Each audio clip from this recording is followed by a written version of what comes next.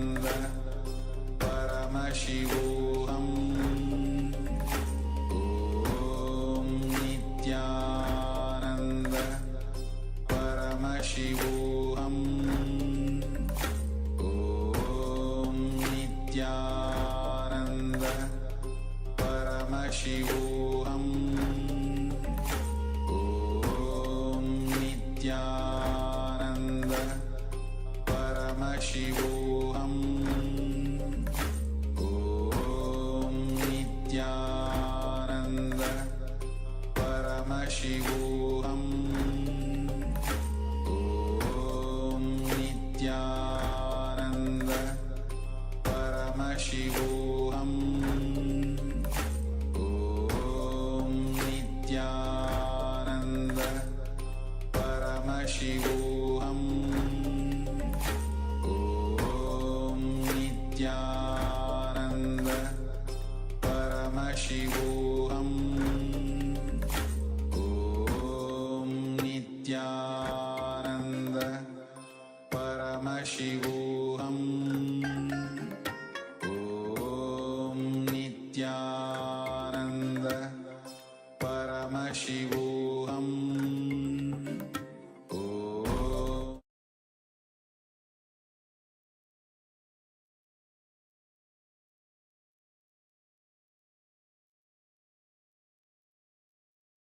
Yes, Nithyananda, all of you.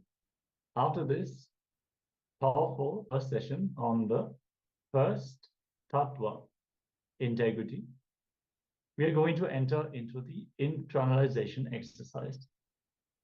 We have learned that there are 4 tattvas: integrity, authenticity, responsibility, and enriching. And integrity is literally honoring the word that you have given to yourself and to others. When you give a word to yourself, you have to honor it. Otherwise, you yourself lose the doubt in your own words. If you give your words to others and you don't honor it, they also lose the trust in your word. And when the worst thing is that once you lost the trust in your own words, you will never even try to make things happen for yourself, because you doubt, am I going to follow through with this? Will I be able to make a change? Will I be able to make a difference? I've been trying so many times, and you fall into depression. So integrity is you fulfilling the word and thought you give to yourself and to others, and experiencing a state of purnatva, completion with yourself and life. When you treat the word that you have given to yourself and others as your very life, you commit your life to fulfill that word. And if you see, even if I give my life, I will not be able to fulfill the word that I have given, you have to complete it. You have to remove the expectation you have put on others or yourself about that, what you declared, and then align to the new word that you are given. Understand that if you are in integrity, power manifestation will automatically happen when you are integrated. Integrity is not just about the big commitments. It could be something as simple as telling yourself, I'm going to wake up early morning and practice yoga, or telling a friend, hey, let's meet at 5 p.m. No matter what the word that you have given to yourself and others, honor it as per your life. That is real integrity. Why non-integrity? Unfortunately, not honoring words you give to yourself and others becomes a habit. In your very early in life, when you're kids, it's become a habit. Why should I have to listen? That is how it gets started. And you completely forget about the integrity.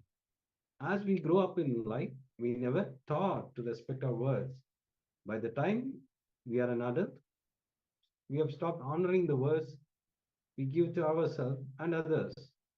Because your muscle memory, it becomes your pattern. It becomes your thinking trend and the very way of your living. At least from today, at least for the next 11 days, experiment being in integrity. Honor every word you give to yourself and to others. If you're not able to honor any word you give, complete that. For an example, if you give a commitment to finish a project, you took up by a particular date, do everything it takes to see that you finish and submit that project on time.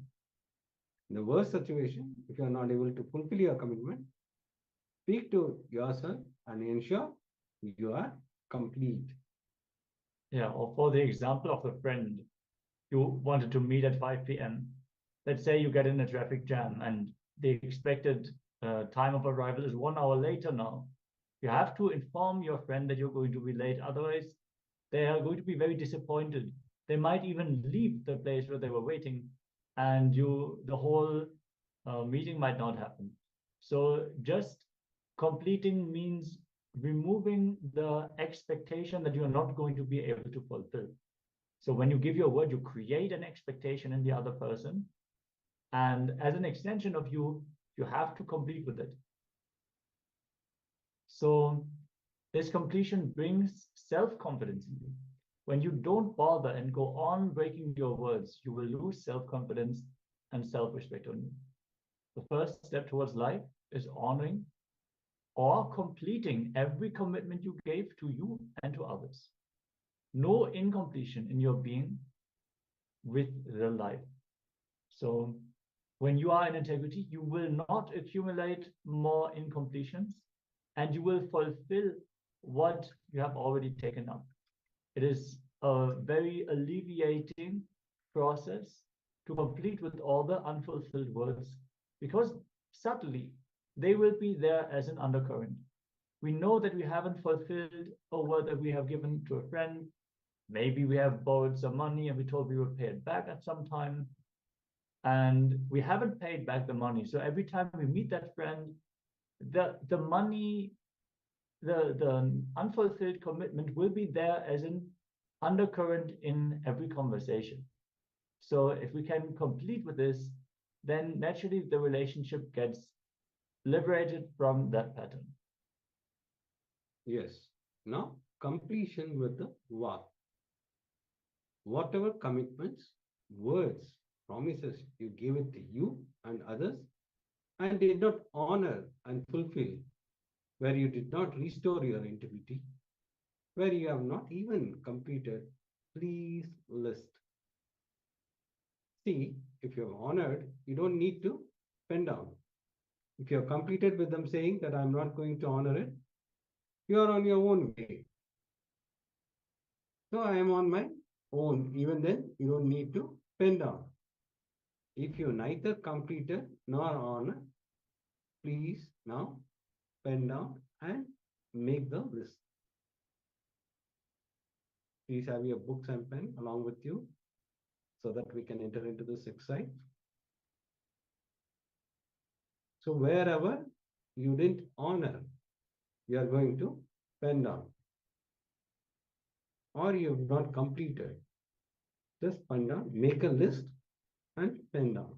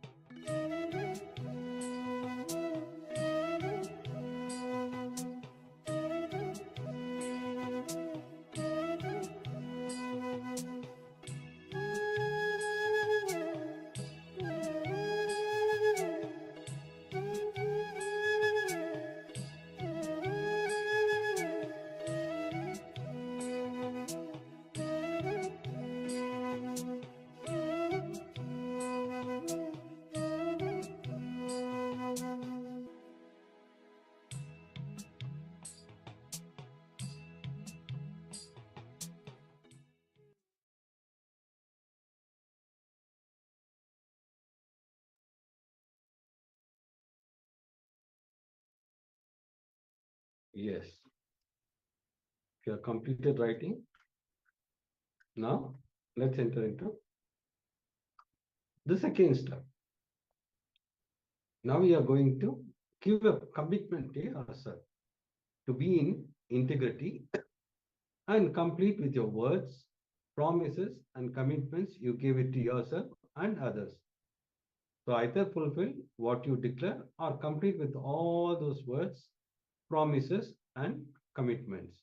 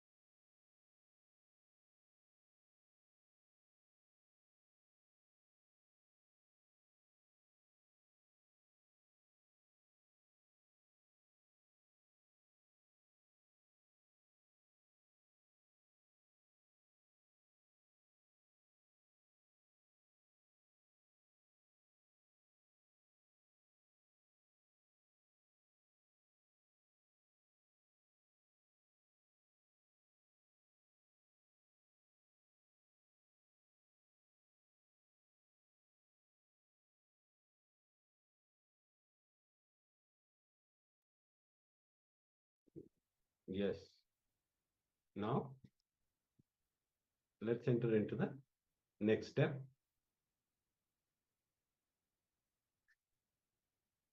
Now you are going to make a call to 3 people and either recommit to honoring the word you gave and fulfilling it, or withdraw your commitment and complete for the word you gave. Sometimes people may not remember, but if you remember, you have to complete with them because it is for you. The completion is for you. So now you're going to call 3 people, at least 3 people, where you didn't full, where you gave the word and you didn't fulfill it. For an example, you call them a coffee for an evening around 5, but you completely forgot and you didn't go for the coffee. So now you're going to call them and complete with them. Or you wanted to go for a movie on the weekend, but you completely forgot and you had some other works. For that, also you have to go and complete, saying that I had called you for the movie, but I couldn't make it up, and you are going to complete with them. So like this, there are many things where many times you gave the word and you didn't complete. So now take and make at least 3 calls and complete with them. Let's enter into the exercise.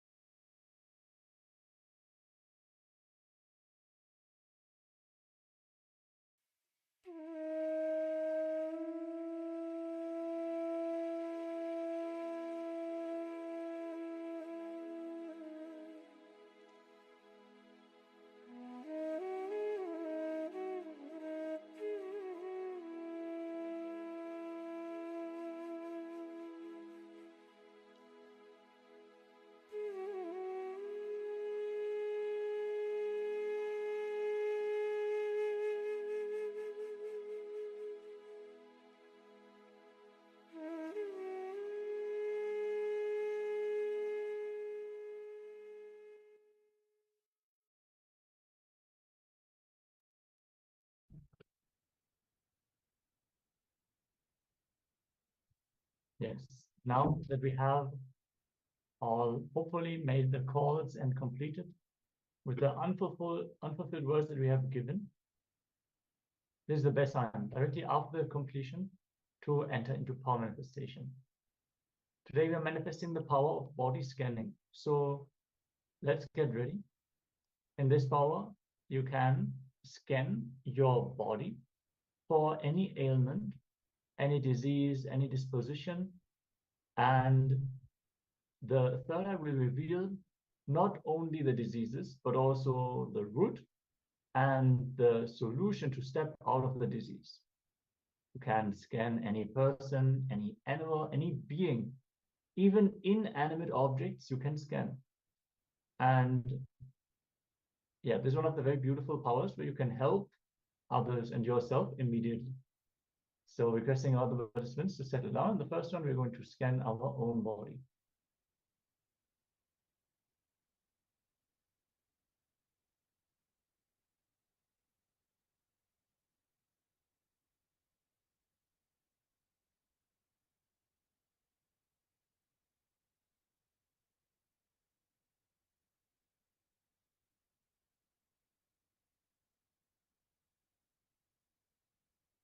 Okay. First, we're going to enter into the Shastra Pramana, the scripture references of the science. The Pramana is from the Vijnana Bhairava Tantra, Sutta 48, Dharana 25, and goes as follows. Dehantare tvak vikbhagam vitibhutam vichintayet nakin chaitantare tasya yayan adyeya bhagavavet. Yes, in Vijnana Bhairava Tantra, Sutra 48, Dharana 25, the translation is: visualize that your body is enclosed, supported by your skin, surface, and there is nothing existing inside the skin. It is empty. You will feel empty inside the body. By such restful awareness, one cognizes and attains the knower of the whole bodily substance, who is the source essence or Krishna, who cannot be known. We are going to feel that empty in the body, just the skin, and there is complete emptiness. That's going to be the visualization. As we connect to Swamiji during this power manifestation, visualize Swamiji in your inner space and chant the Mahavakya. Om Nithyananda Paramashivoham. Om Nithyananda Paramashivoham. Om Nithyananda Paramashivoham. Keep vibrating with the Mahavakya and scan your body. Don't try to see anything. Just surrender to Swamiji. Let him reveal whatever needs to be shown. And trust that anything that is revealed is shown by him and is the solution that you need for your body right now. Let us enter into this round of the power manifestation. Keep chanting the Mahavakya. Let this round of the power manifestation begin. Om Nithyananda Paramashivoham.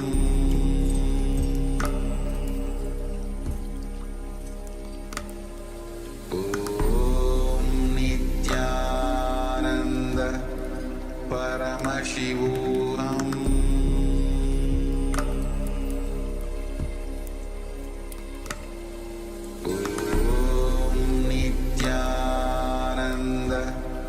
Paramashivoham.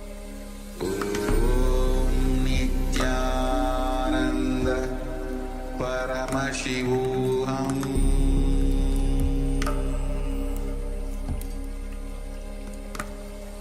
Om Nithyananda Paramashivoham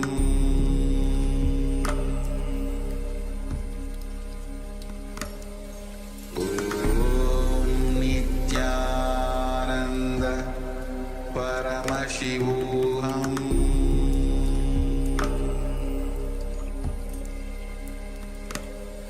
Om Nithyananda Paramashivoham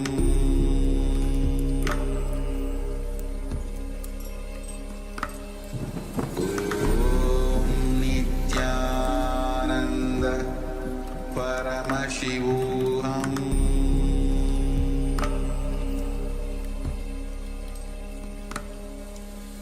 Om Nithyananda Paramashivoham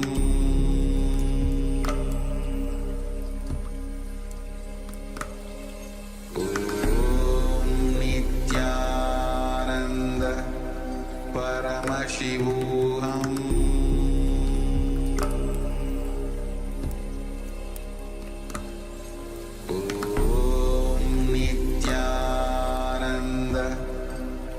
Paramashivoham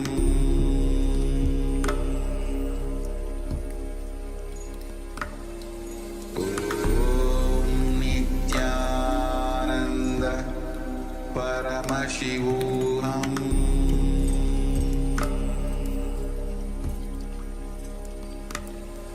Om Nithyananda Paramashivoham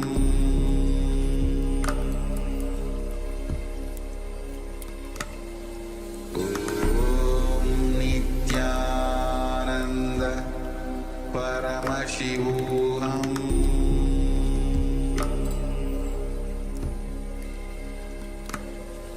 Om Nithyananda Paramashivoham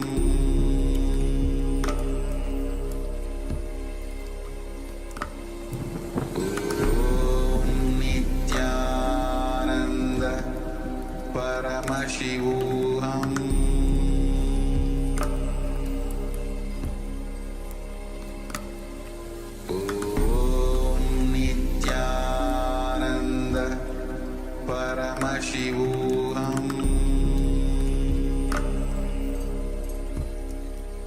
Paramashivoham Om Nithyananda Paramashivoham Om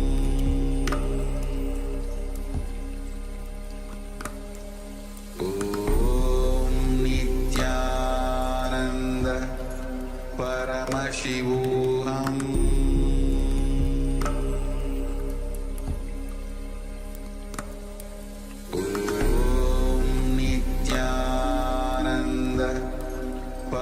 Paramashivoham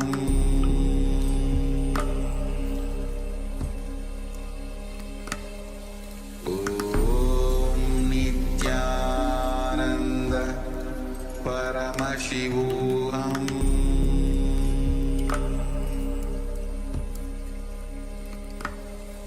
Om Nithyananda Paramashivoham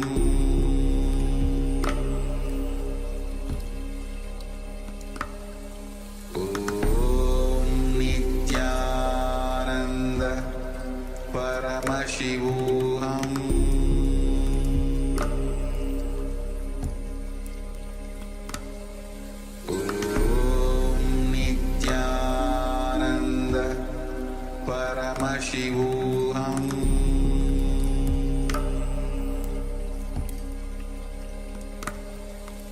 Om Nithyananda Paramashivoham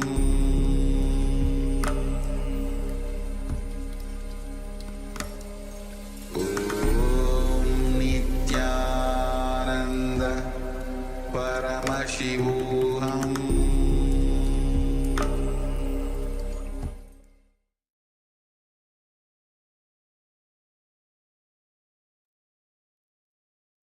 Yes.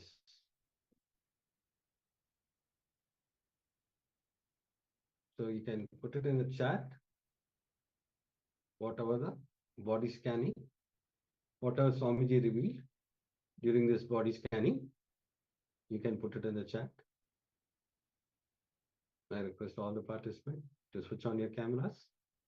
You still, the cameras are off. Please keep your cameras on.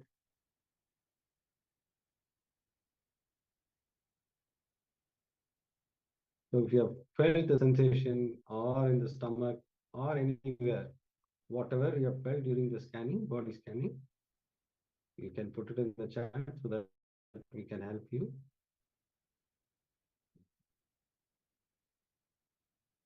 Take a few moments to share your experience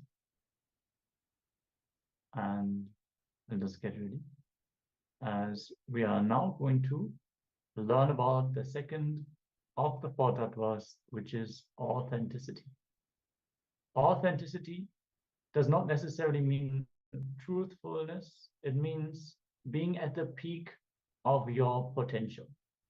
So with everything that you do, there is a certain potential that you have, what you can immediately do. Acting at the peak of your capabilities, with all the resources that you have available, that is authenticity. So bringing authenticity to your very thinking is a power, because if you think authentically, that means that the possibilities that you are having available, they will open up to you. If you do not think authentically, it means that you are planning for something smaller than what you are capable of. You're already planning not to commit fully to something. So let us look in and receive the powerful cognitions on authenticity by Swamiji himself. Requesting all participants to be on camera and in a space of deep listening and restful awareness as we enter into this segment.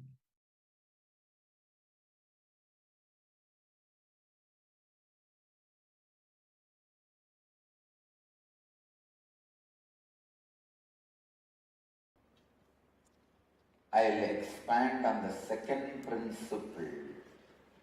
How? Second principle, authenticity, transforms the reality of your life. First line, first tattva you need to know is, whatever you experience as reality is only possibility. Please listen. If you are experiencing your reality as rich, everything good, that is also only a possibility for great which is supposed to come. If you are experiencing your reality as bad, poor, suffering, suffocation, that is also is a possibility for the worst which is going to come. Listen.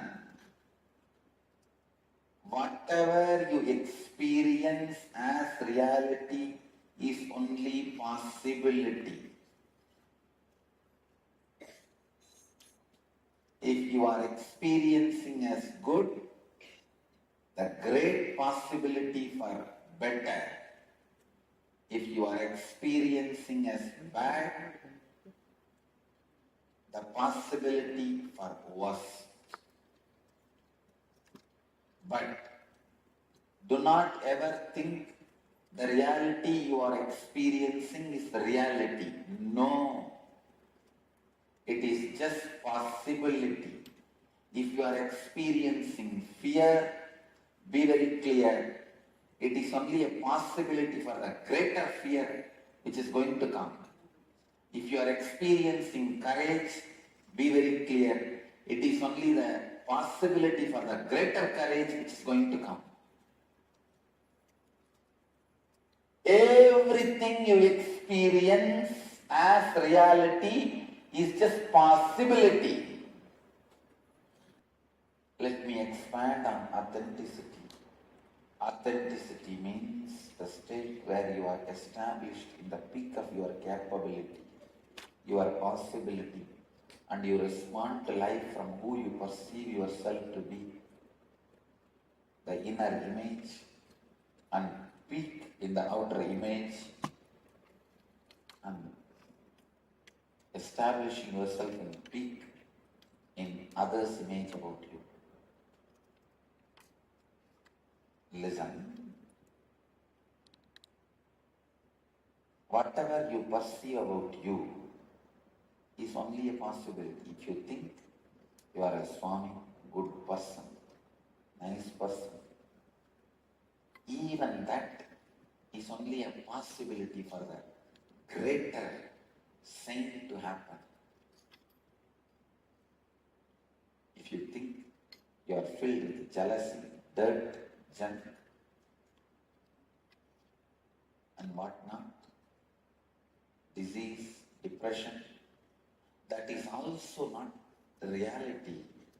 It is a possibility for greater disease, greater depression, greater disorders to happen.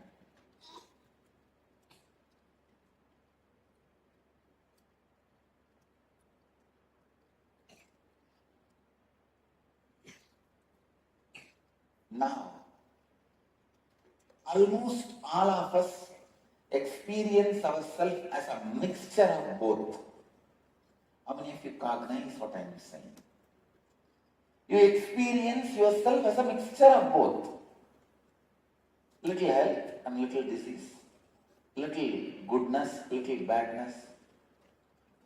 Little joy and little depression. Little reconciliation and little fight. And little wealth and little poverty. So you are a possibility for any extreme. In a way, you are a possibility for any possibility.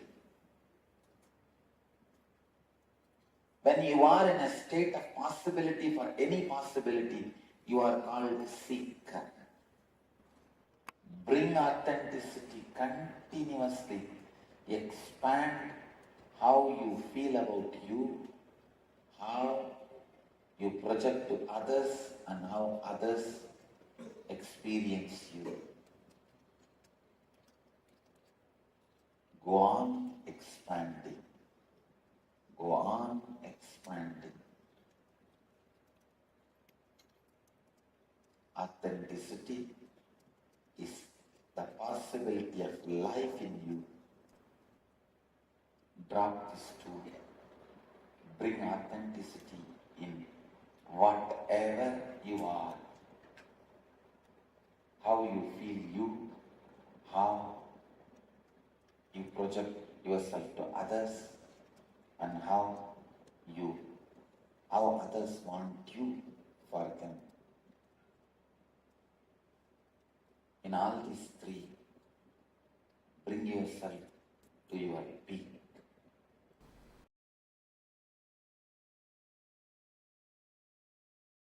When you bring authenticity to your thinking, please understand, bringing authenticity into your thinking and your action not just brings the result how much you expand. It's like there is a water canal. You remove only 2 feet mud which is covering the canal.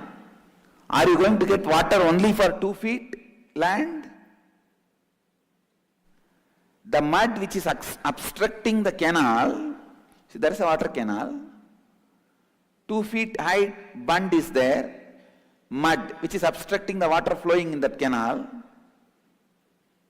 If you remove the 2 feet mud, are you going to get water only for the 2 feet land? No. It is going to be flooded into 200 acre. Same way, when you practice authenticity, for example, morning you do 24 Surya Namaskar. You decide to bring authenticity in your action. Make it as 54. Don't think you are going to have the benefit of only that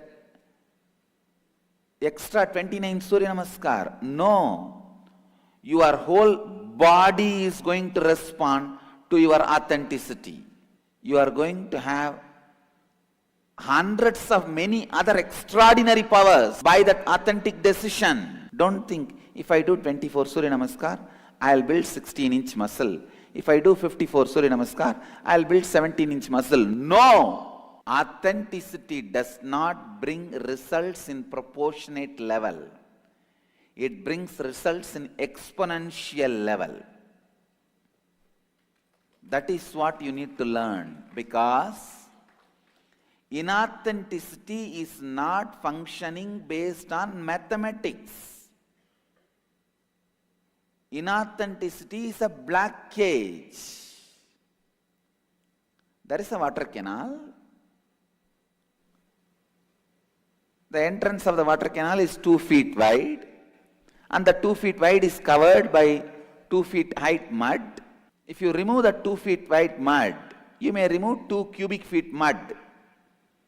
Removing the 2 cubic feet mud is not going to help only to reach water to 2 cubic feet. You can't say, all right, I removed 2 cubic feet mud, so now water will come for 2 cubic feet. No.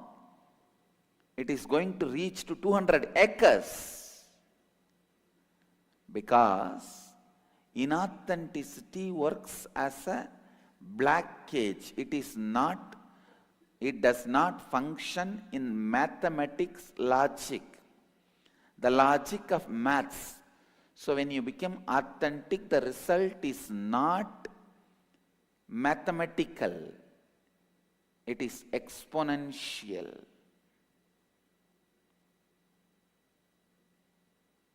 It is not proportionate, it is exponential. All your inauthenticity is a small black cage.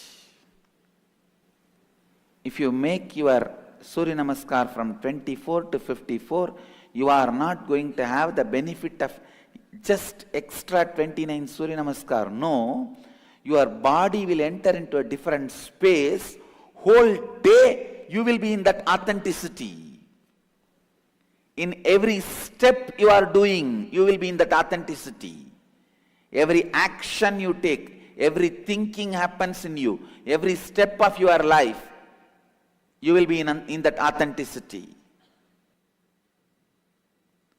The power of authenticity brings unknown energies awakened in you, capabilities awakened in you.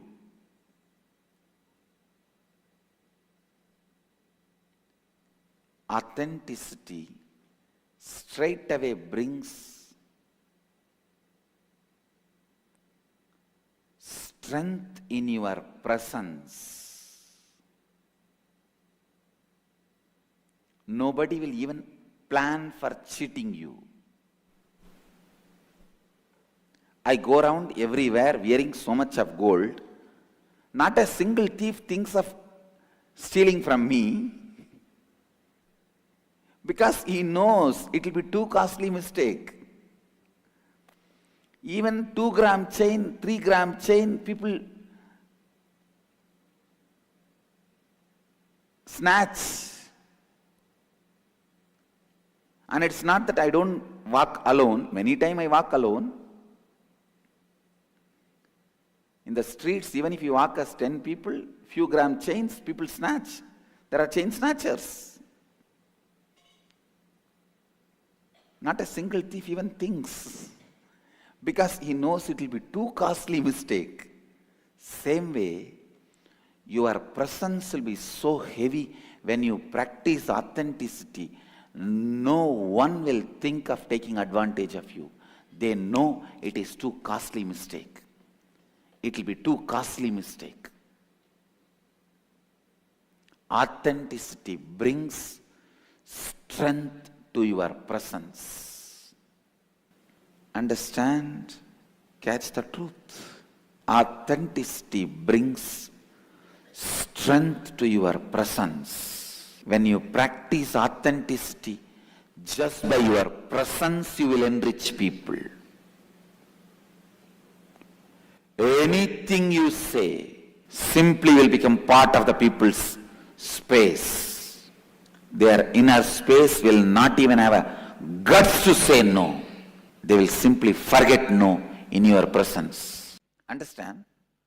Authenticity means being in peak in all the three. Being in peak in all the three. Let me explain. Having best, no books, notebooks. Please drop everything. No, can you drop all the notebooks?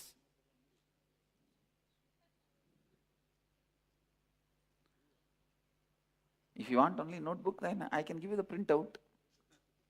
And no need for class, na? Listen, listen. Internalize.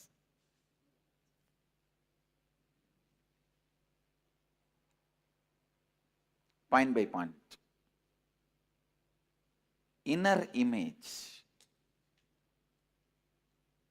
Having consciously built best inner image for yourself. As on now, our inner image is not consciously built. It is happening due to accident. Some old dilapidated bungalow you caught hold and you are living in it. You have not built it. You did not see the vastu. You did not buy the land as you want. You did not plan it and you did not create it. Some old dilapidated house, some accident happened, some ghost possessed, all the fellows in the house ran away, you went and started living there. Your inner image is not consciously built by you. Understand?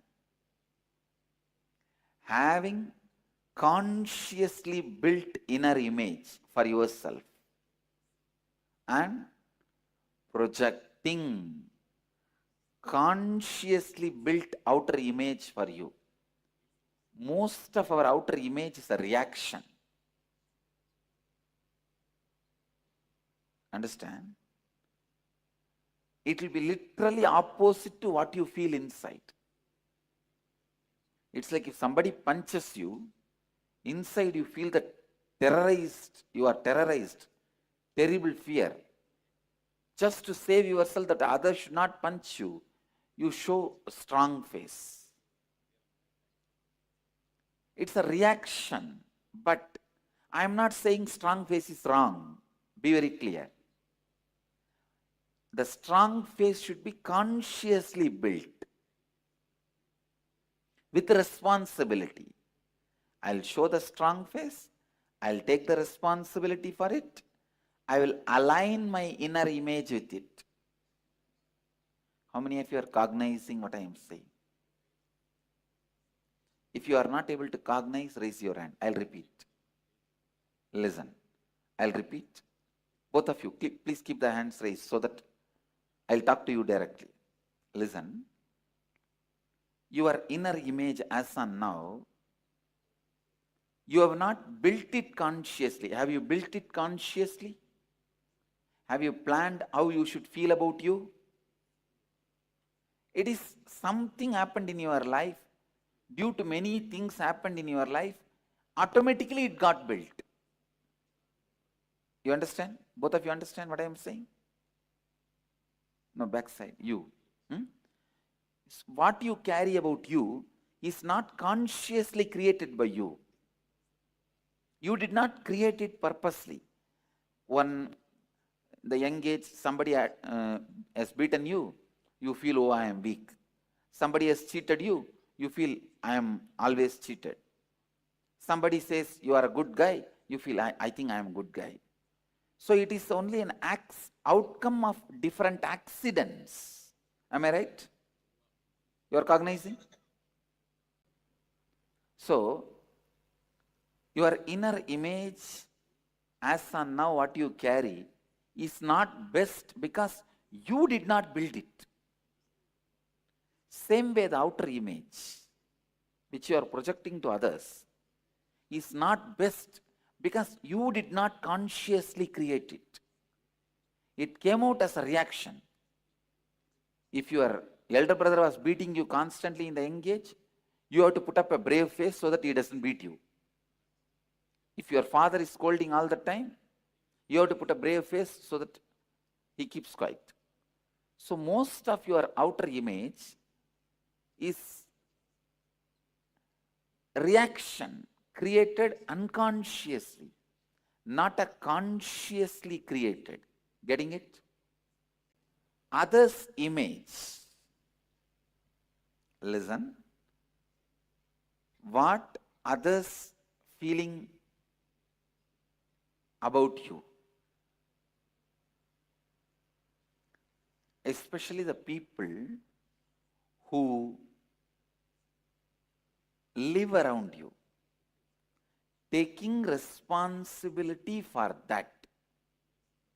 Whatever people expect who live around you, about you, for example, what your mother expects from you, what your father expects from you, it is not that you have to fulfill the expectation of the guy who walks in the street who have nothing to do with your life. No. But with whoever you have committed, with whoever you have commitment, if you have a commitment with a father, with a mother, with a wife, with a son, with a daughter, see, if you are already divorced, you say you are on your own, I am on my own, then no problem. But if you are still committed with a father or mother or a son or a brother or sister or friend or business partner, whoever is involved in your life, if you are a lawyer to your client, if you are a doctor to your patient, if you are an engineer to your customer, with whoever you are committed, taking responsibility for their expectation. Please listen. Now I am giving you the gist. Consciously building the best inner image, consciously building the best outer image, consciously taking responsibility for others' expectation for you. I am not saying fulfilling others' expectation. Getting it? Understand? I am not saying fulfilling others' expectation. I am saying taking responsibility for others' expectation.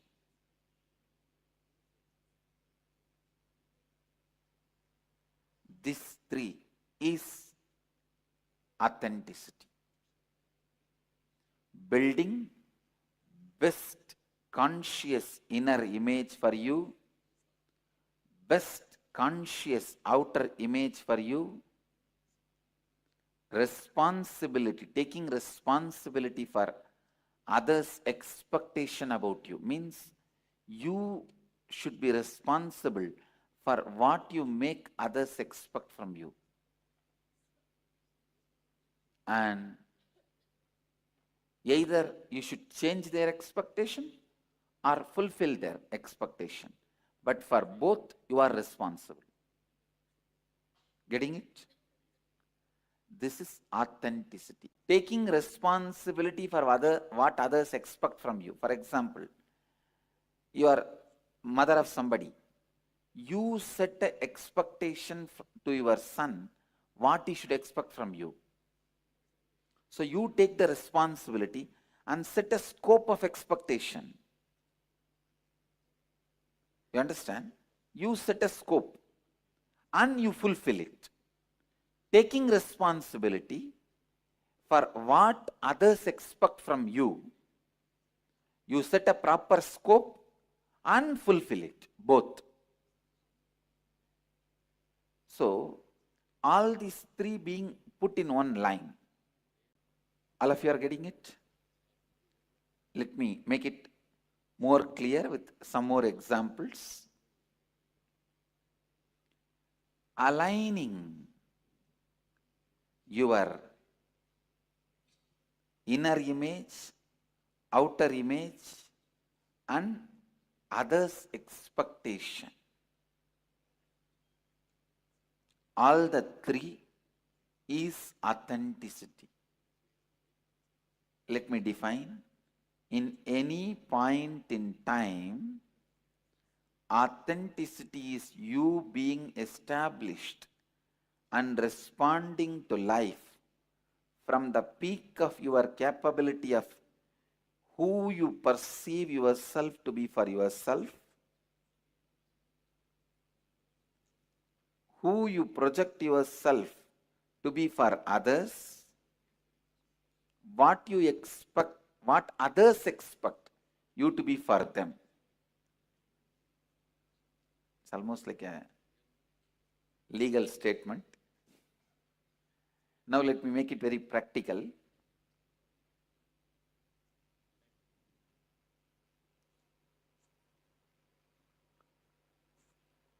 What you think of you is almost like a bored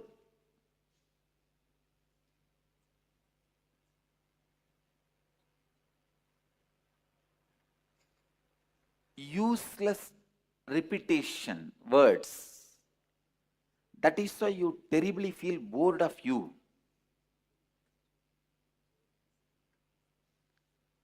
If others are not bored of you, you are a happy person.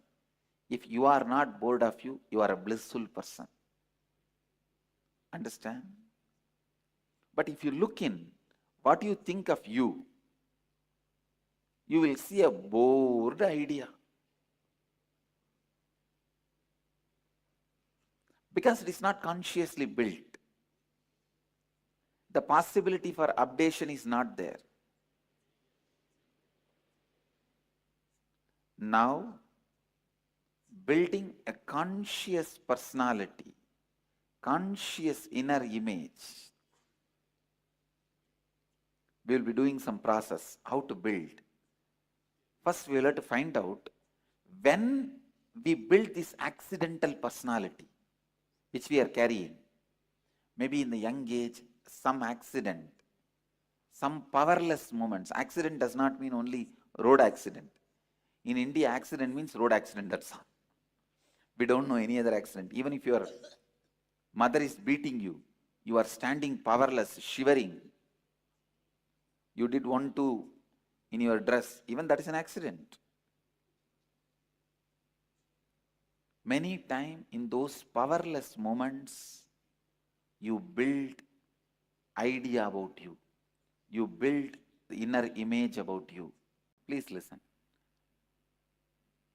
Authenticity at any point in time, authenticity is you being established in the peak of your capability and responding to life from who you perceive yourself to be for yourself or your inner image, who you project yourself to be for others, ahankara or outer image, what others expect you to be for them, anyakara, others' image about you. Being authentic means living to the peak of all the three mentioned above. Now it's a worksheet. Now you have to, from this point you have to answer. Number 1, describe all the qualities you believe as part of your internal image, inner image. Number 2, describe all the qualities you believe as a part of your external image, outer image, how you project you to others. Number 3, describe all the qualities others have shared with you as what they believe as part of the image they carry about you. Means what others expect from you. Now analyze the above and identify which of the qualities are not in alignment with the three images, your inner image, outer image and others' image about you. Those are the aspects you need to work on. You have to now align all these three images of you that exist. This may include stretching your inner and outer image. It means internal and external image to align with others' image of you, or take responsibility to transform others' image and align it with your inner and outer image. Clear? Now please start the work. Start answering the three questions. Then we will do what need to be done. You answer only these three questions.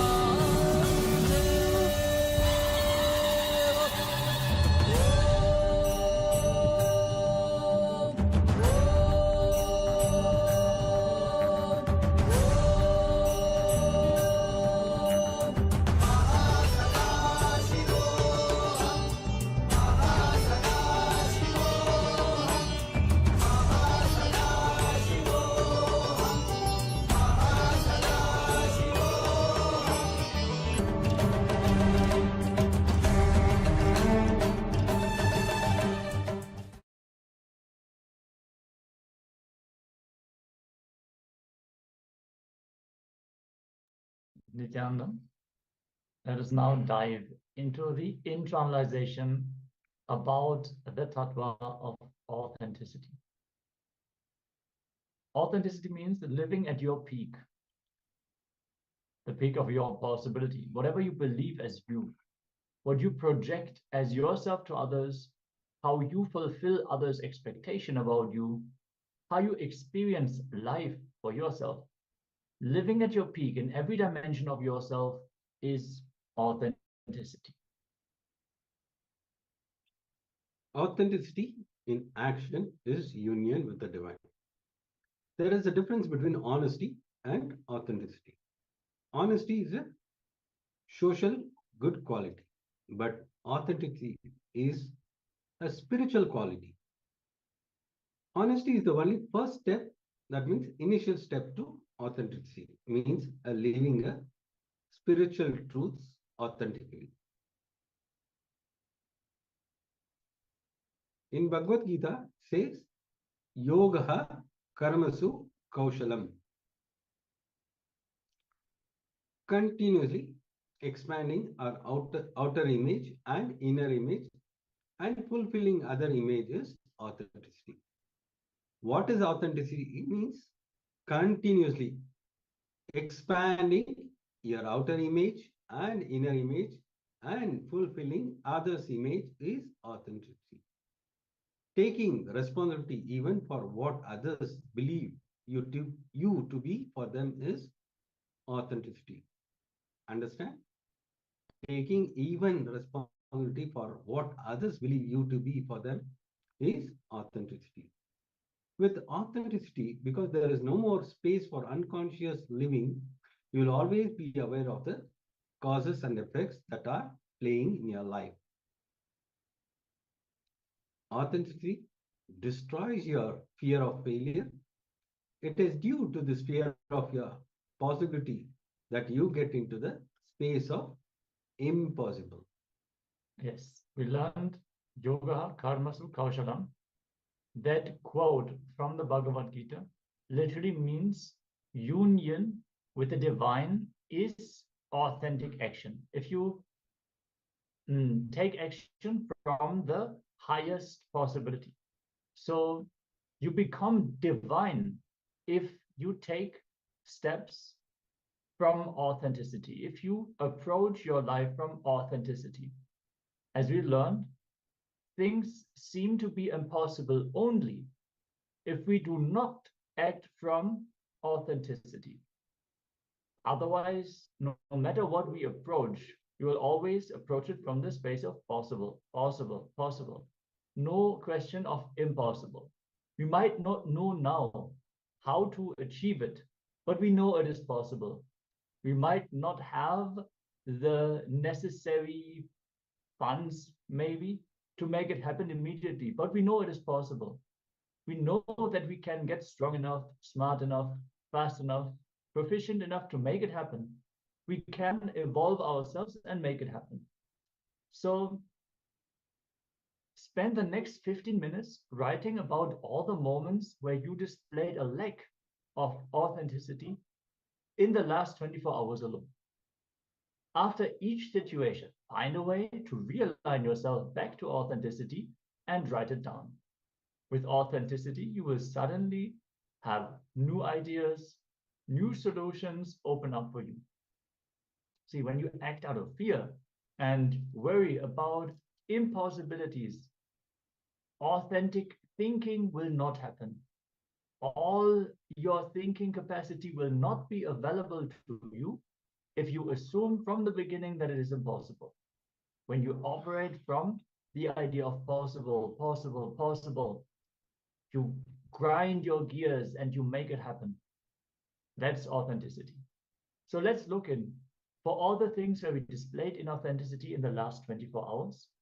Let us actually find the authentic approach to it. Let's look in first where we did not act out of authenticity, and then look in for the solutions. If you have any questions or doubts, please let us know. And let us now enter into this internalization exercise that will bring us back to authenticity.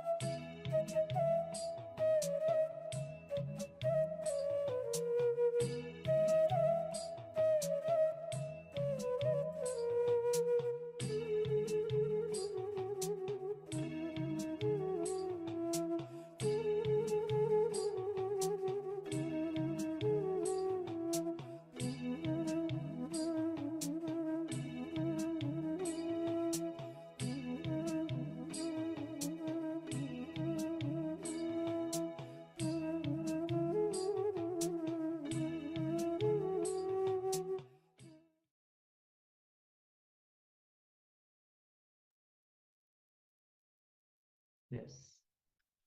So let us decide, just for some days, let us decide to live authenticity.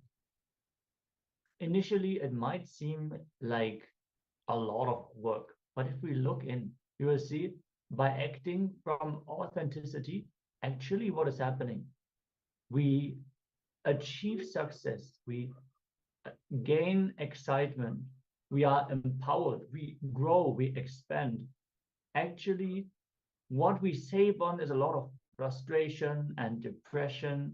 When we actually see that we are moving towards the goals that we have, our sleep will improve, our health will improve, our relationships will improve.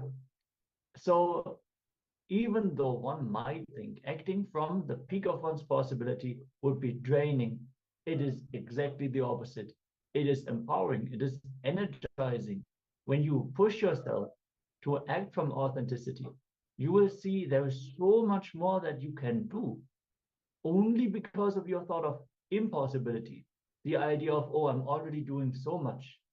If you really start believing that, you will see you will end up depressed, you'll end up sick, and all of a sudden you manifest diseases that actually force you to take a step back, that actually prevent you from being active.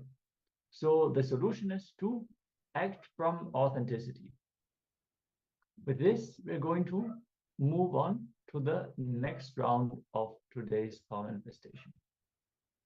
Yes. Now, all we require is just a will to do it. That's it. Nothing matters. If you have a will, you can do it.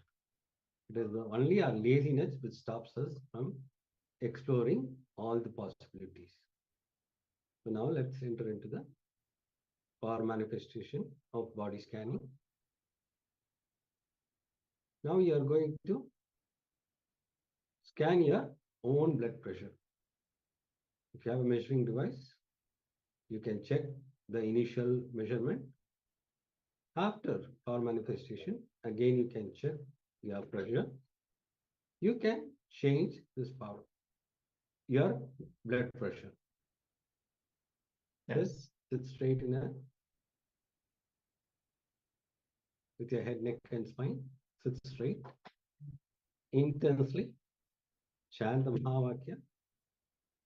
Through the power of third eye, request Swamiji to manifest this power.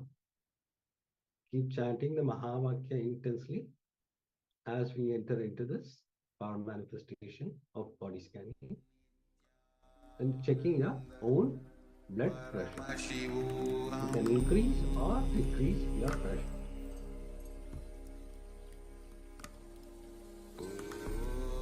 Nithyananda Paramashivoham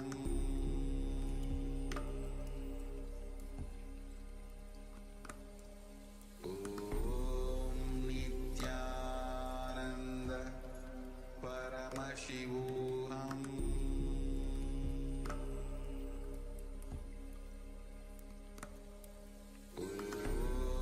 Nithyananda Paramashivoham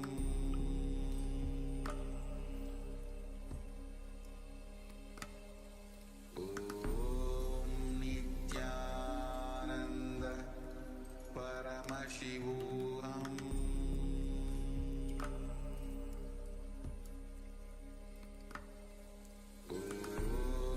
Nithyananda Paramashivoham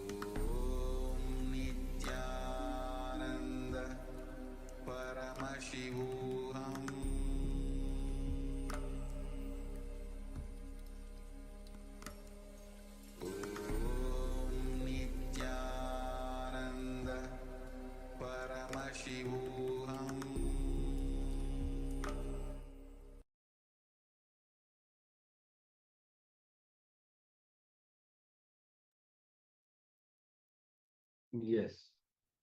Now, I request all the participants to check the measurement and put it in the chat. If it is increase or decrease, you can put it in the chat so that we know that you are manifesting this power. All you need is deep gratitude and bhakti towards Swamiji. That's all matters.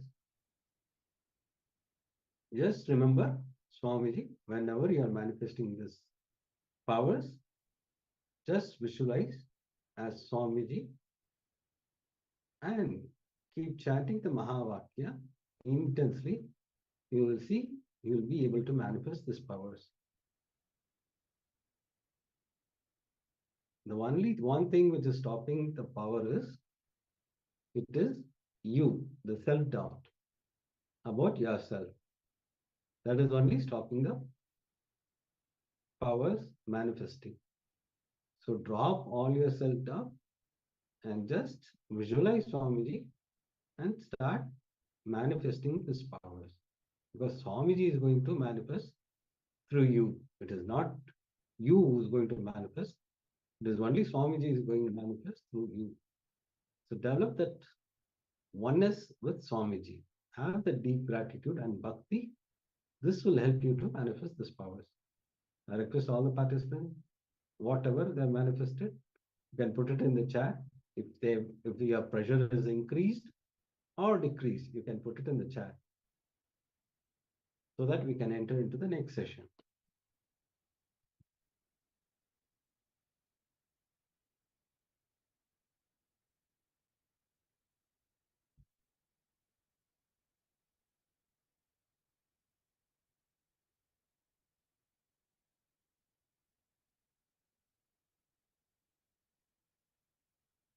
Yes.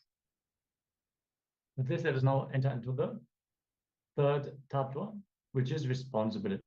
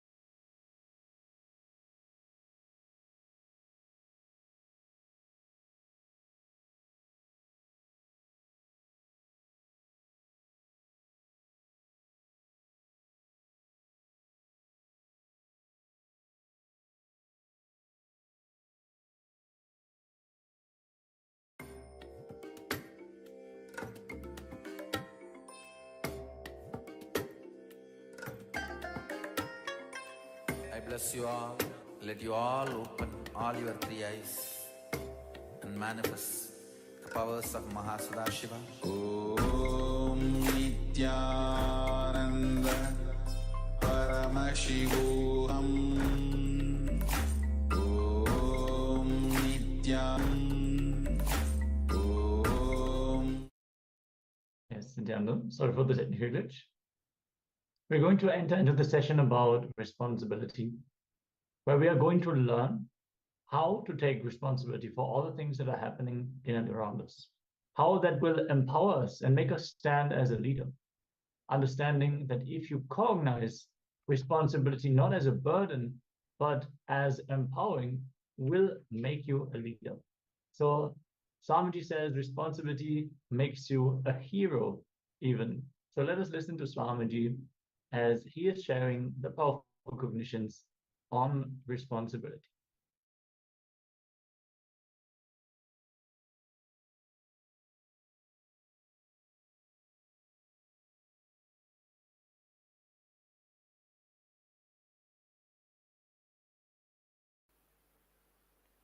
Responsibility in your being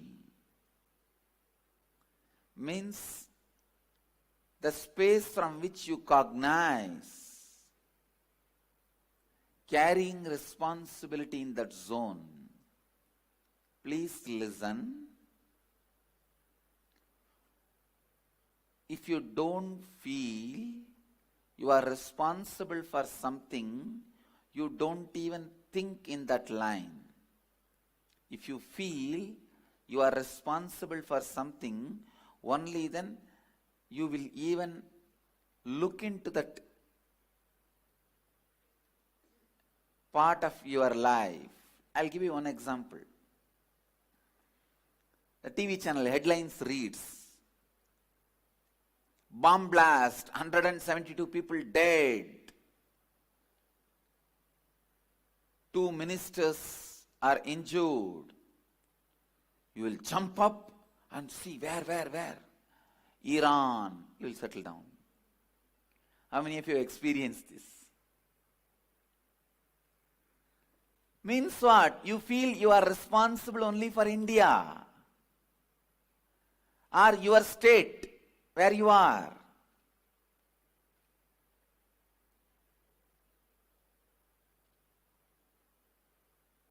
You don't feel responsible for the whole world. Restricting your being feeling responsible is what I call conditioning. Every guy preaches patriotism, tries to condition your responsibility to that country. Every man tries to teach religion, conditions you, restricts your responsibility to that religion. Every person tries to teach you a language or the language-based affiliations.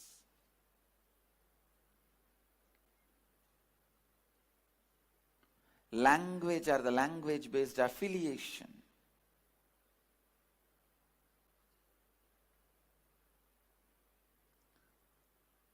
Tries to restrict your responsibility to that language speaking people. Please listen. I am not against love for a country, love for a religion, love for a language, but I am against restricting yourself only to that. Restricting yourself only to that. I am against reducing your responsibility only towards that. Understand?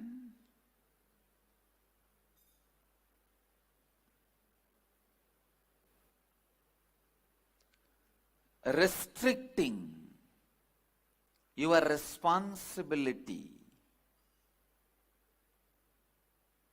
should never be allowed. You are a human being. You are responsible for the whole cosmos, not just planet Earth. If you have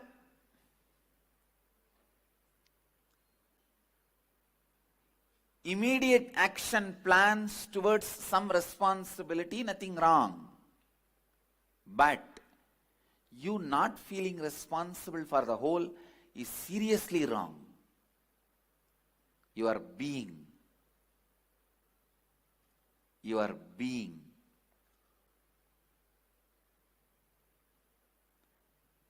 should be completely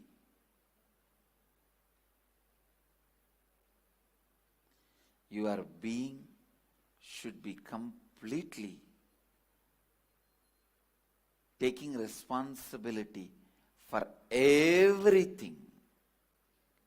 Listen. When you carry responsibility in your being, please listen. That very carrying responsibility in your being will raise you to a totally different level.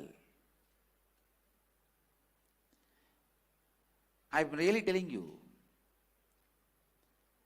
feeling responsible makes you hero. Not feeling responsible makes you a comedian. It is feeling responsible that decides whether you are a hero or comedian in the life. A being without feeling responsible is a useless being. Filled with responsibility is the most powerful energy. Being feeling responsible is an energy center. Listen. Even when you go near that being, you will catch that responsibility. You will catch that feeling. Understand?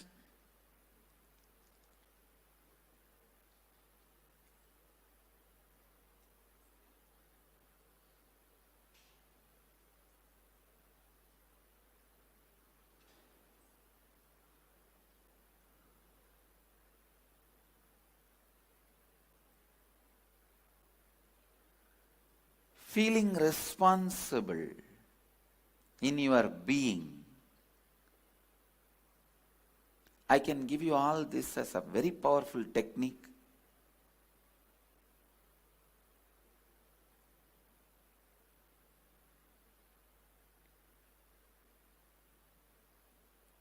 You don't need to do any action.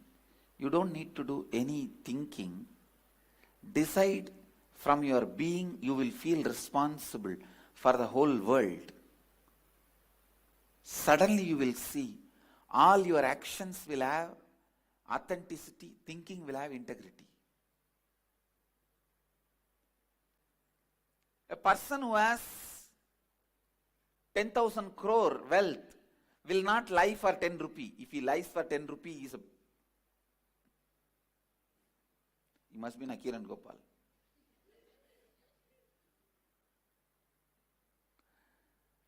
No, a person who is having 10,000 crore wealth surely will not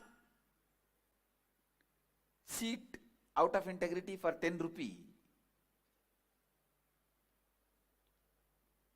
It's a rule.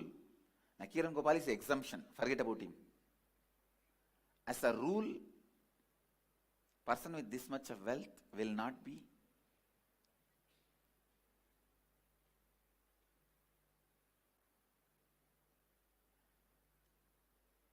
without integrity.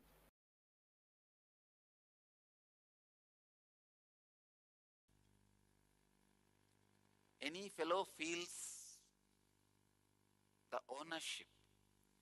Let me describe. Ownership is formed without any bone structure by continuous action.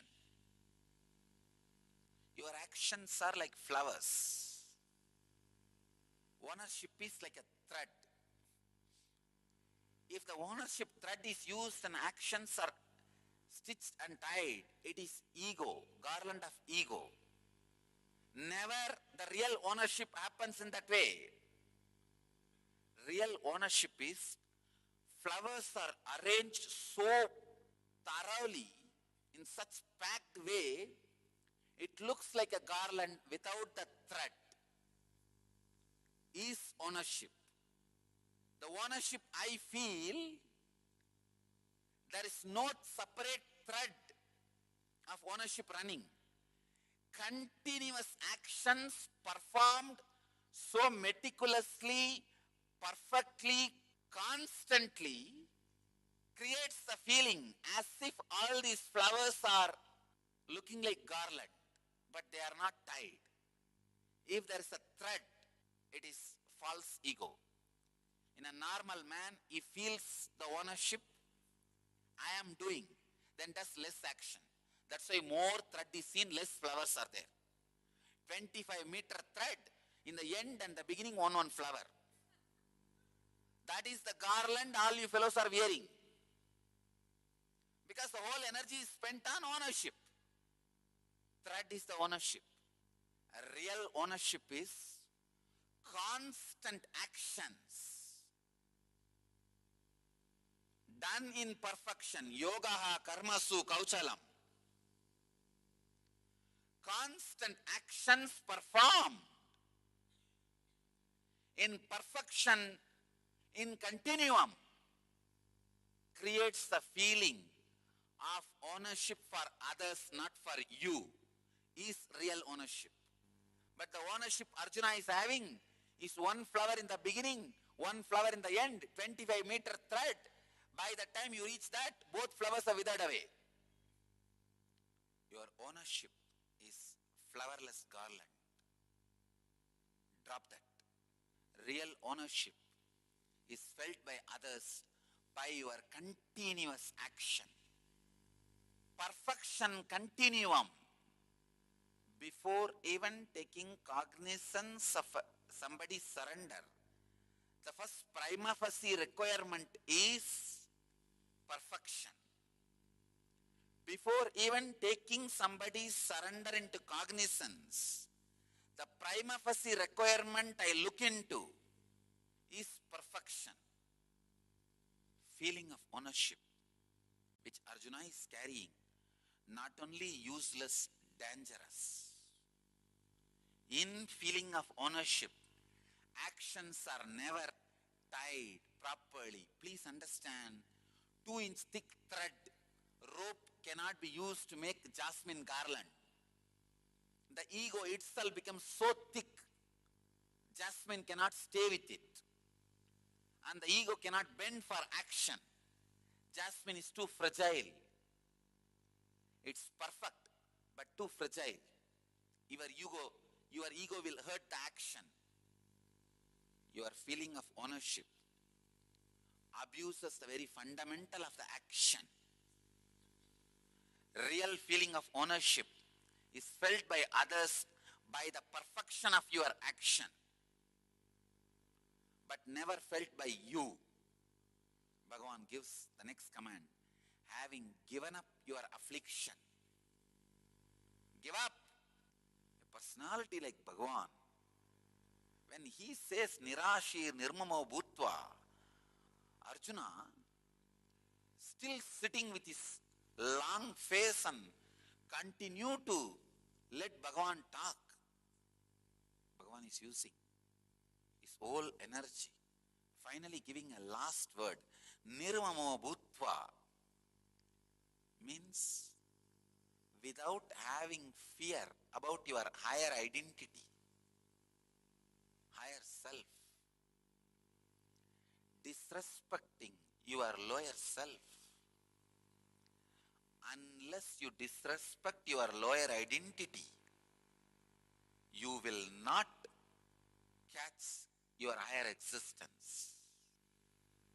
If a child or a pet urinates on you, that you want to just get rid of it, clean yourself. Exactly.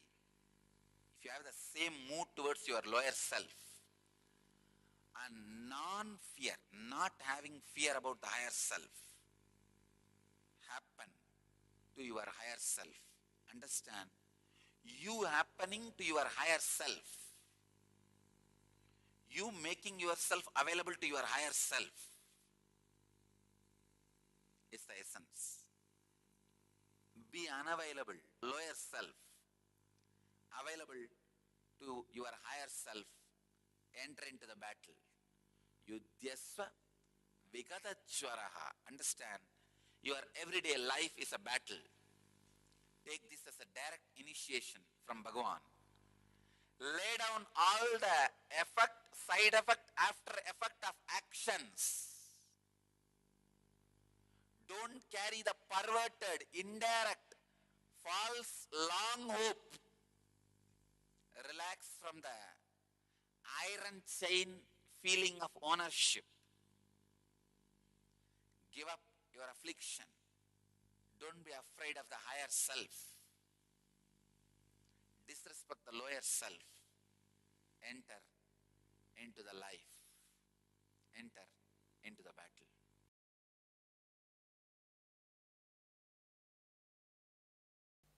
Responsibility is living and operating from the understanding that you are the source of, and therefore you are responsible for all happenings in and around you in your life. Let me repeat once more. Responsibility means living and operating from the understanding that you are the source of, and therefore you are responsible for all the happenings. Because you are the source of all the happenings in and around you in your life, you are responsible for all the happenings in and around you in your life. I feel like I am taking the inner awakening next level. In and around you. So you are responsible for all the happenings in and around you. Now clear? No, it's so beautiful to drill this tattva into your bone marrow.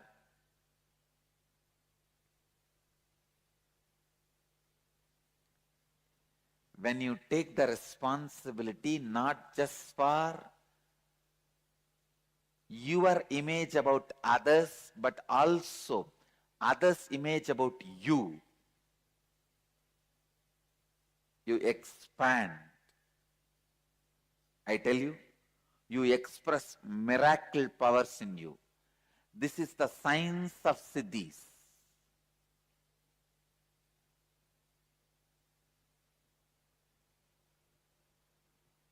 I'll give you one example. If you want the miracle power of floating on the water, first do one thing. Collect few people with whom your anyakara, your image about them is complete and their image about you is complete. Means either you fulfill what they expect from you or you complete what they expect from you. The complete alignment is there. So sit as a group and declare to them authentically with integrity, I am going to float on the water. Please understand. Keeping Kala Bhairava as witness, I am teaching you the science of miracles. Have few people with whom you are complete and they are complete with you, and declare, I am going to float on the water. Authentically decide you are going to do it. I promise that power will start expressing from you. Because all miracle powers start expressing when your image about others and others' image about you is complete in your life.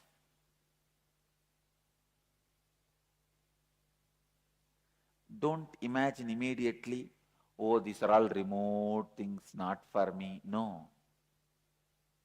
I am talking about possibility. Straight possibility, not impossibility. There is nothing impossible. When I am possible, there is no impossible.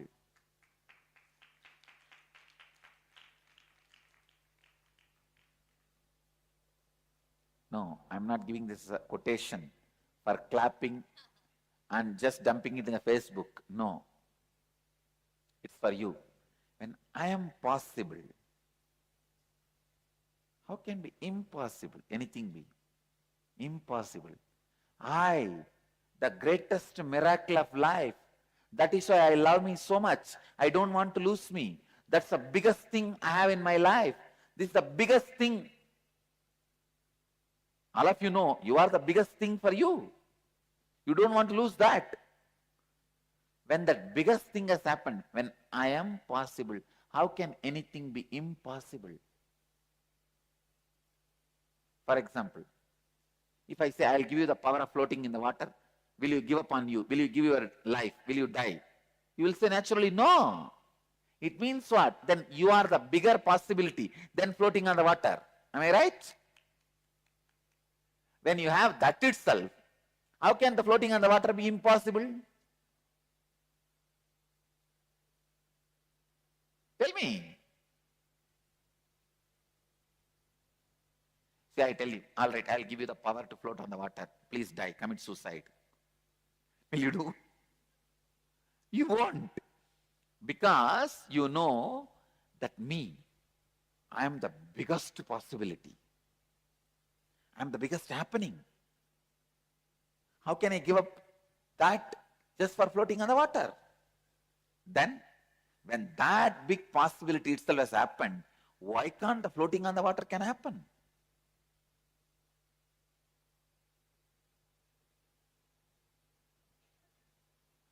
This is a science of miracles, understand? When I have, please understand, whenever I have the disciples who are complete with me and I am complete with them,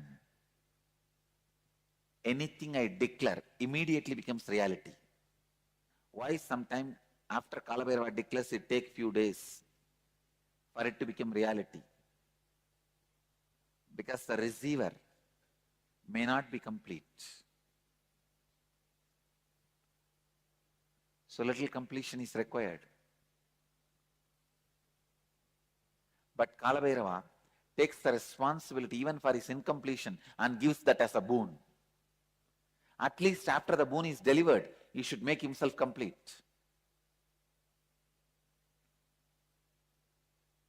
Understand?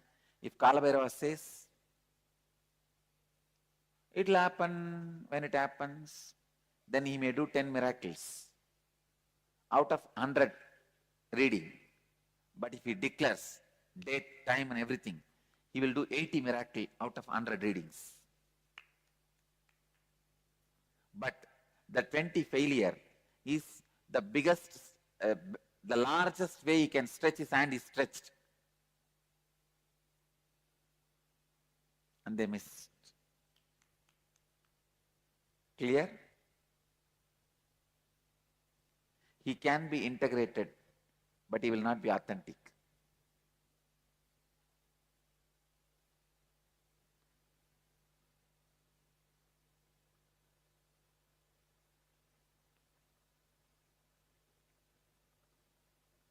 Anybody has a doubt? Sometime Kalabhairava blessed, and that day exactly it has not happened. It's still getting delayed. Understand, this is the tattva, truth.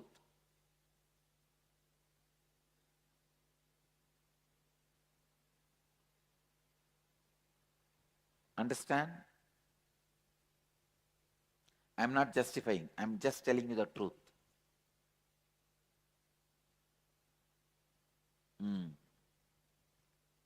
I am not justifying, I am just justing.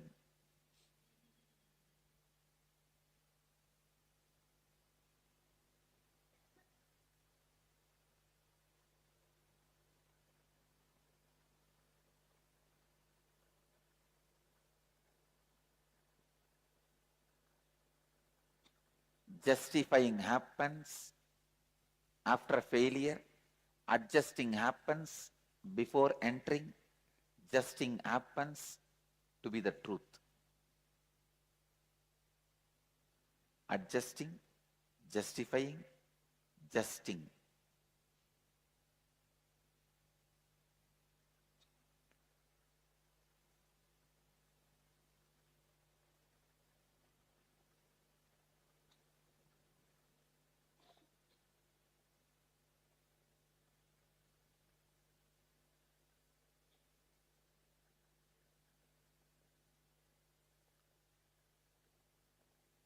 Usually, you take responsibility based on your understanding of the peak of your energy.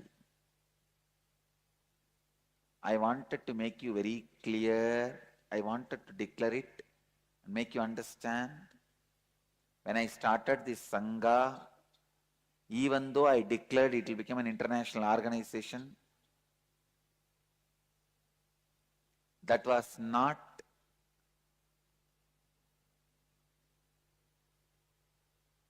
the peak of my energy at that time. But I declared authentically and decided to stretch me to that.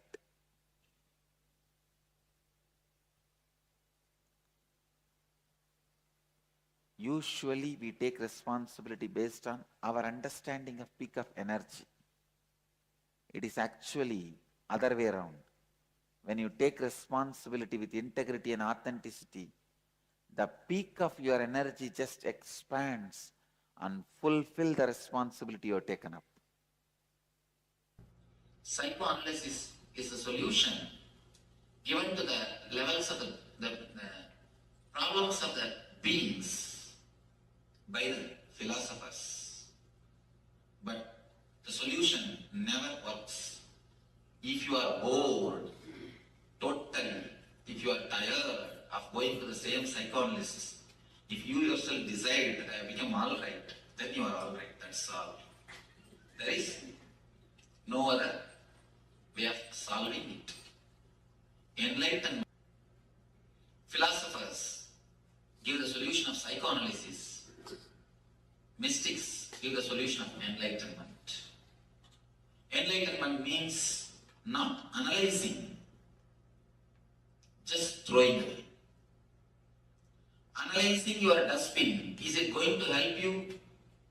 Analyzing your dustbin, is it going to clear you?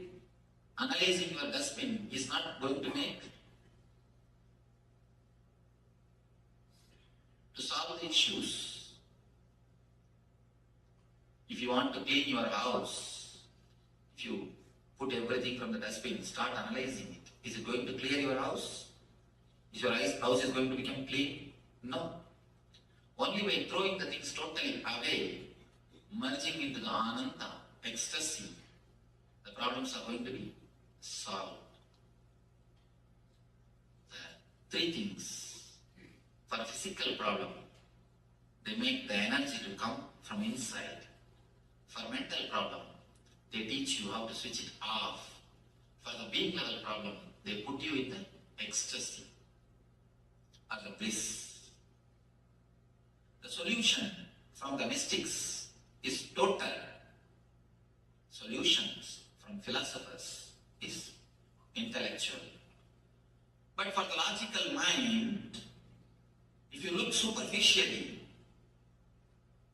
the healing system born out of logical things feels like good. The education system born out of logical mind feels like good. The solution for the being level problems, psychoanalysis, feels very good because they are the established systems. Mediocre things always flourish because mass is always mediocre. The mystical things are never for mass, it is only for very few intelligent people. For mystical things, you need to have any patience. You need to go through it. You need to allow the process to happen. You cannot just jump. But mind is monkey. Mind is totally restless. It wants instant. A small story. 3 monkeys. They got 1 mango. All the 3 wants to share the mango. How can 1 mango be shared by 3 monkeys? They went to a master for solution. Master said, all right, all the 3 of you, plant this mango. Once the mango tree comes, you will have a lot of mangoes. You can satisfy your whole life by eating the mangoes. These 3 monkeys thought, all right. They planted. 1 monkey took the responsibility of pouring water. The other monkey putting the manure. 3rd monkey, security. 6 months, they did their job religiously. But unfortunately, the seed has never sprouted. The tree has never happened. They went to the master to complain. What did you teach? What has happened? We have lost even that one mango. Why did he give such an idea for us? The master called all the three of them, started inquiry. What has happened? First monkey said, every day religiously I poured water morning 6 o'clock. I stopped even going for a morning walk, but I poured water religiously. Second monkey, every day evening 4 o'clock I put the manure. I stopped even going to the gym. Doing this religiously I did. I do not know what has happened. Third monkey, 24 hours I was standing there as a security. I never even went for my dating. I was there as a security. Not only I was standing there as a security, every day at least once I digged out and saw whether it is sprouted or not. You need to give little space for a mango to sprout. Not only water or the manure, a little bit of space for the mango to sprout. Your very urgency, your very restlessness will not let the mango to sprout. With mystics, you need to give a little bit of space, little bit of time to let the meditation work in you, to let their presence work in you. If you want the plastic rose, it will be available ready-made. But if you want the original rose, you need to wait for a few days so that it can flower. If you get from the market cut rose, don't think it's original rose. When I say original rose, I say the rose with the plant. You need to wait for a few days. So you need to wait. But mind is such, we are not ready to wait. The restlessness, that is why we take the solutions given by philosophers. We take the solutions given by logic mind. When you take the solutions of the logic mind, the philosophy, you solve it only superficially. When you take the solutions given by the mystics, not only you solve it, you dissolve it. Your very personality transforms. Your very being undergoes a new alchemy. Man becomes divine. Man just reaches the ultimate flowering. Just you become enlightened. Your consciousness takes a new dimension. You reach a different space. With philosophy, you will be solving your problems every day. With mysticism, you will be dissolving your problems once for all. So, it is up to us to desire philosophy or mysticism. Let you understand this. Let this understanding lead you to be in, become one with the eternal bliss. Let your being be in, one with the eternal bliss. Nithyananda. Thank you.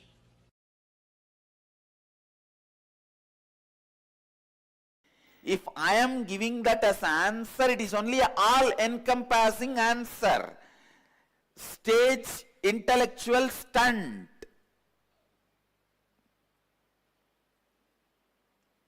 This 4-word, integrity, authenticity, responsibility, and enriching,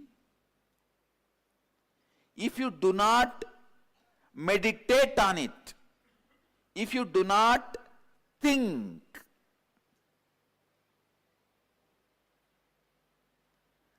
these 4 words can be just like Buddha's answer. Desire is the root cause of suffering. What will you do with that answer? Tell me, can you give up all the desires?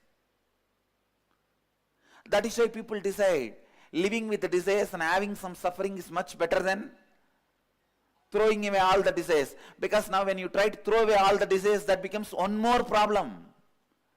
You get into one more impracticality.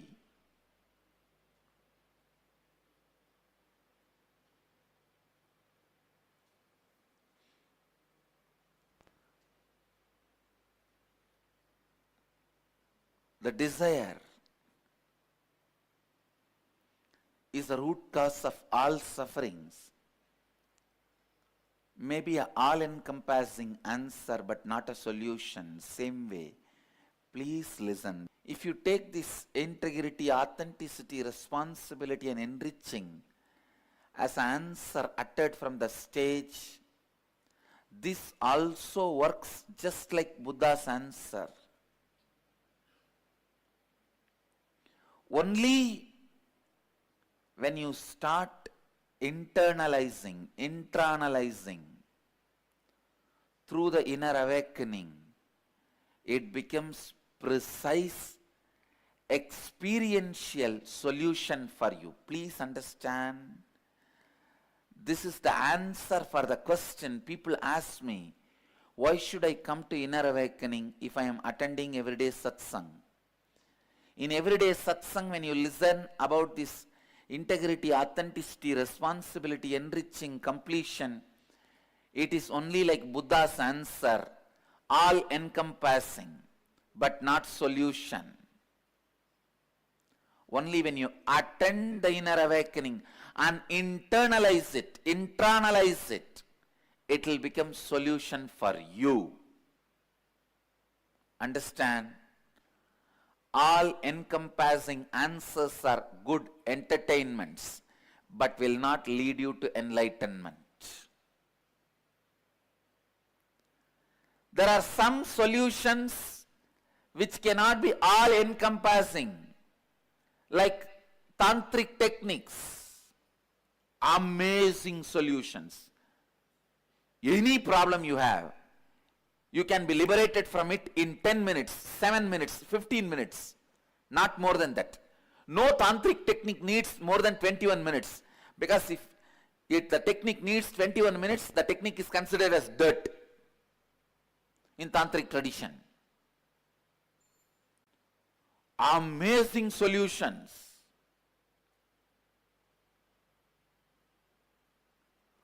Such easy solutions. But the philosophy itself does not have all-encompassing answers. So it cannot be accepted by mass. It cannot be accepted by society. Society cannot live it. Society cannot have it. Society cannot understand it.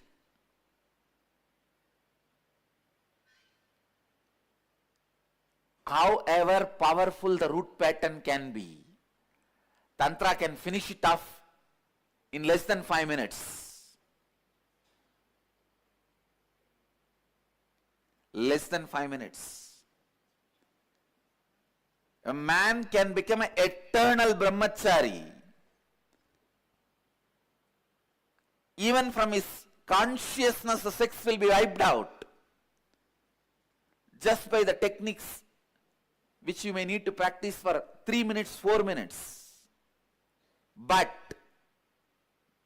it has no all-encompassing answers. It only has a precise solution.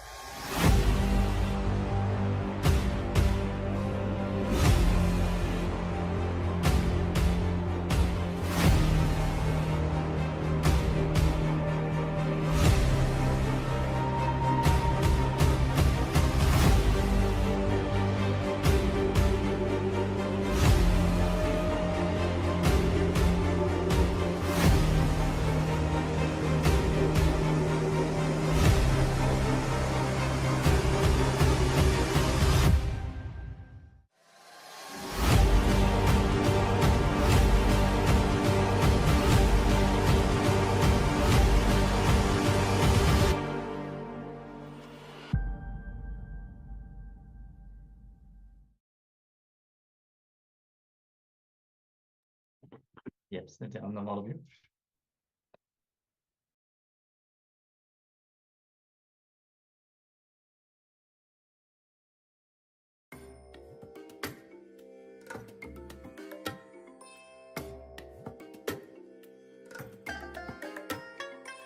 I bless you all.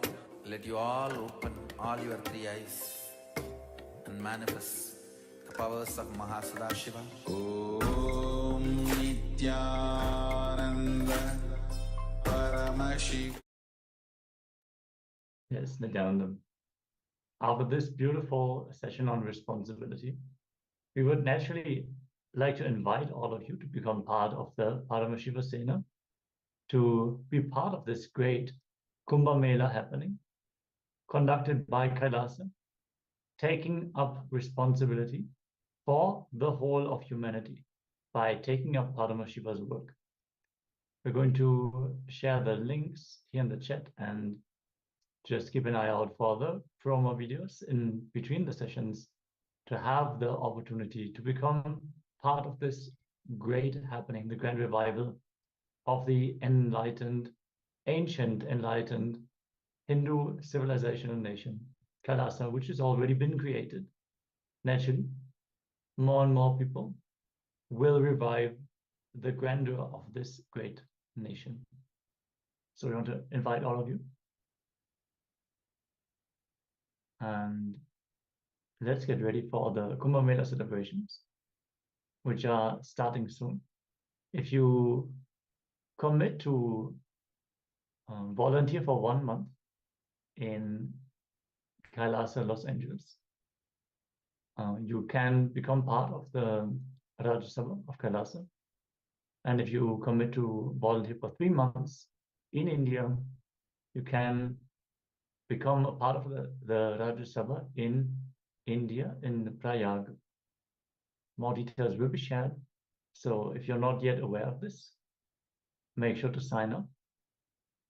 And yes, let's continue with today's Paramashivoham session on responsibility. We're going to enter into the internalization exercise on responsibility.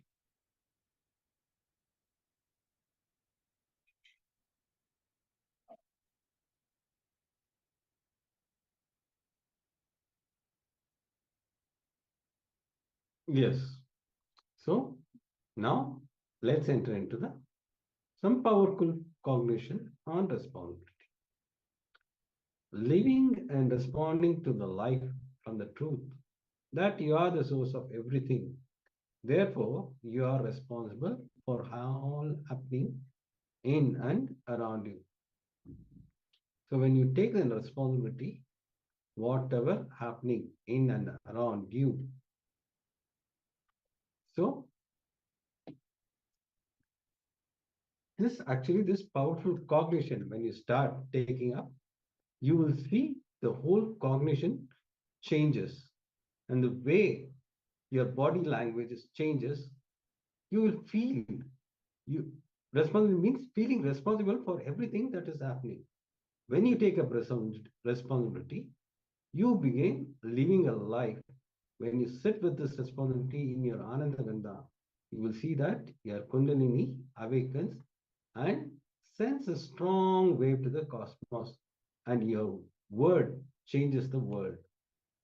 When you utter something, it actually changes and it manifests as the reality. The moment you take the responsibility, whatever is happening around you, you are responsible. You will see the whole shift happening in and around you. Now, let's enter into the exercise. Start writing whatever is happening in you, in your life, whatever you feel you are responsible for, whatever you feel you are not responsible for all the happening you think you are not responsible for. Visualize, and you will write down what will happen in those areas if you actually take the responsibility with power and completion. So you are going to pen now. what for all the happenings you think you are not responsible for. Visualize and write down what will happen in those areas if you actually take the responsibility with power and completion. This is the thing required. With power and completion, you will going to take the responsibility. For all the situations in your life where you experience conflict, visualizing taking responsibility and write down what will be the thoughts, words, and action you will now have in same situation.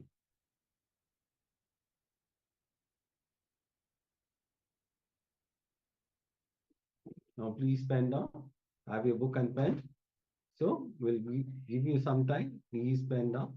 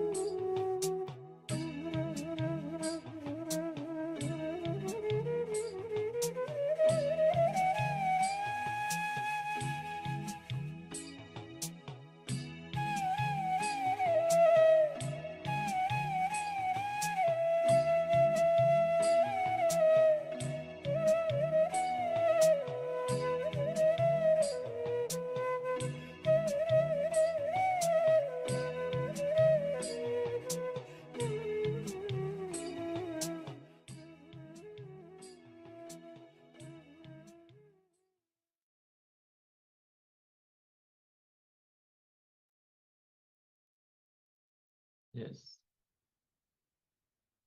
So we hope that all of you got to complete this exercise. And if you would like to share the takeaways from this session, the powerful insights that you have received, feel free to share them here in the chat. And let us take up our homework. For the next 21 days, experiment with this truth by taking responsibility for everything that is happening around you. That is a declaration for yourself. Bring awareness to all the points where you're deciding not to take responsibility and just take it up. Cognize that you are the source of everything happening around you and take the appropriate actions. Be aware of the thoughts, words, and actions you will have when you stand in the space of responsibility as defined in this session.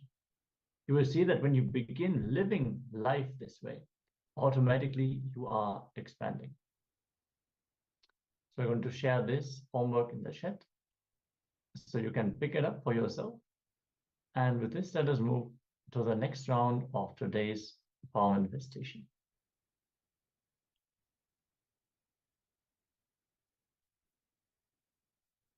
So here you will be scanning the pulse of the other person.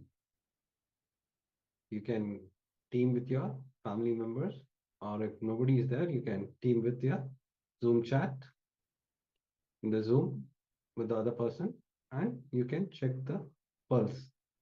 Oh, it would be easy if you are with your family, because you need to check the pulse of the other person. Otherwise, you are going to scan your own pulse. If nobody is there, you can scan your own pulse. So if you have a blood pressure meter, that will also tell you the pulse rate. And in this round of the power manifestation, you're also going to change the pulse rate. So you take an initial measurement and you tell your family members not to tell you what is the pulse rate. So we're going to have scanning for the pulse and then changing it. So they're not going to reveal the pulse that you had. If you want to do this on your own and you do not have, you do have a blood pressure meter, you can just, without looking at the screen, you can take a picture with your phone. And then as you sit and chant the Mahavakya, change your pulse rate and then just compare the before and after. So you can both scan for your own pulse and change it as well. Let us now connect to Swamiji in the space of oneness. Let's chant the Mahavakya. Om Nithyananda Paramashivoham. Om Nithyananda Paramashivoham. Om Nithyananda Paramashivoham. Let us begin this round of the power manifestation.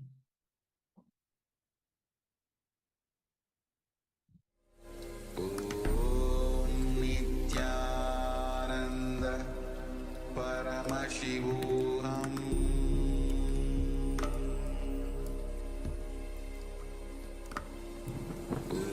Om Nithyananda Paramashivoham.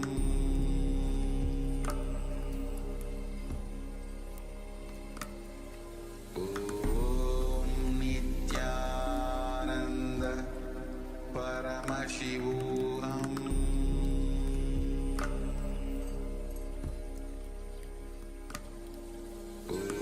Om Nithyananda Paramashivoham. Om Nithyananda Paramashivoham.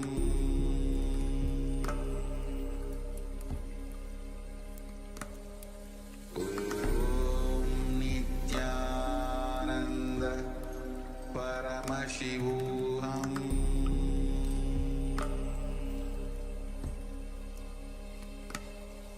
Om Nithyananda Paramashivoham.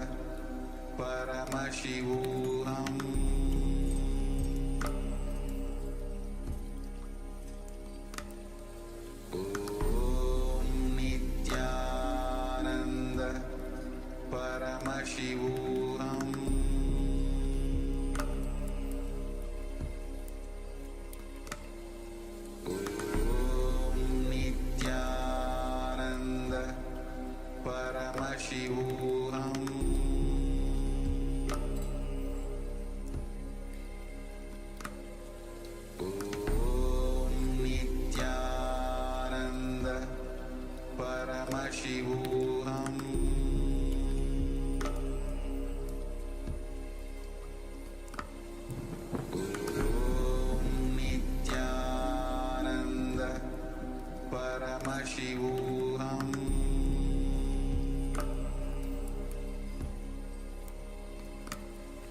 Om Nithyananda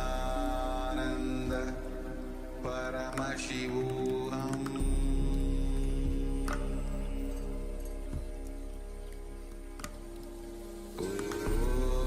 Nithyananda Paramashivoham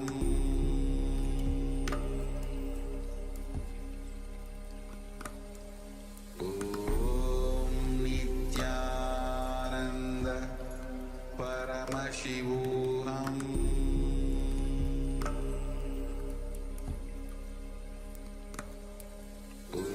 Om Nithyananda Paramashivoham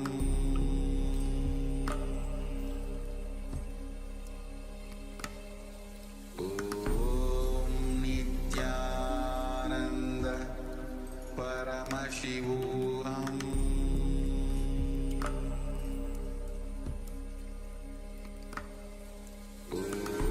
Om Nithyananda Paramashivoham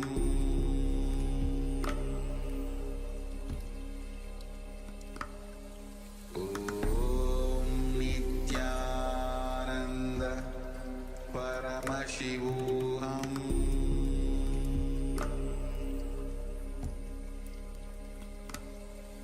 Om Nithyananda Paramashivoham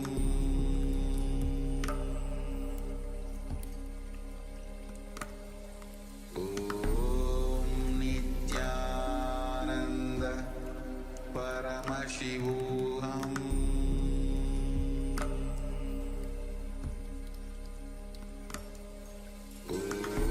Om Nithyananda Paramashivoham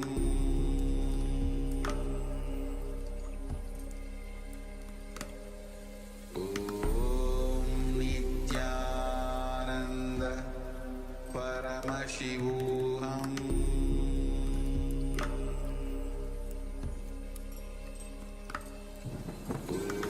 Om Nithyananda Paramashivoham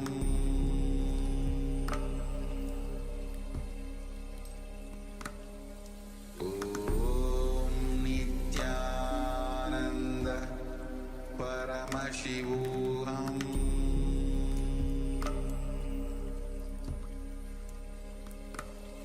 Om Nithyananda Paramashivoham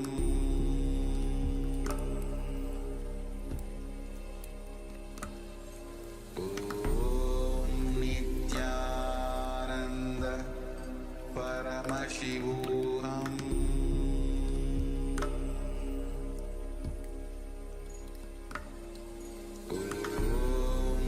Nithyananda Paramashivoham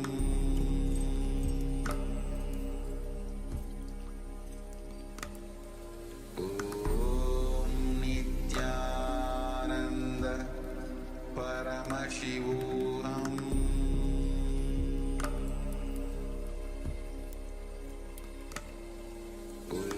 Om Nithyananda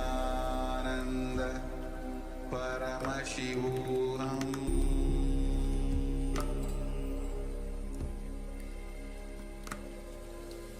Om Nithyananda Paramashivoham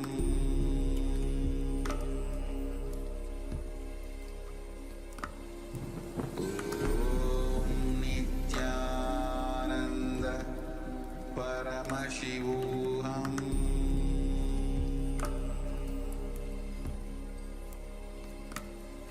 Om Nithyananda.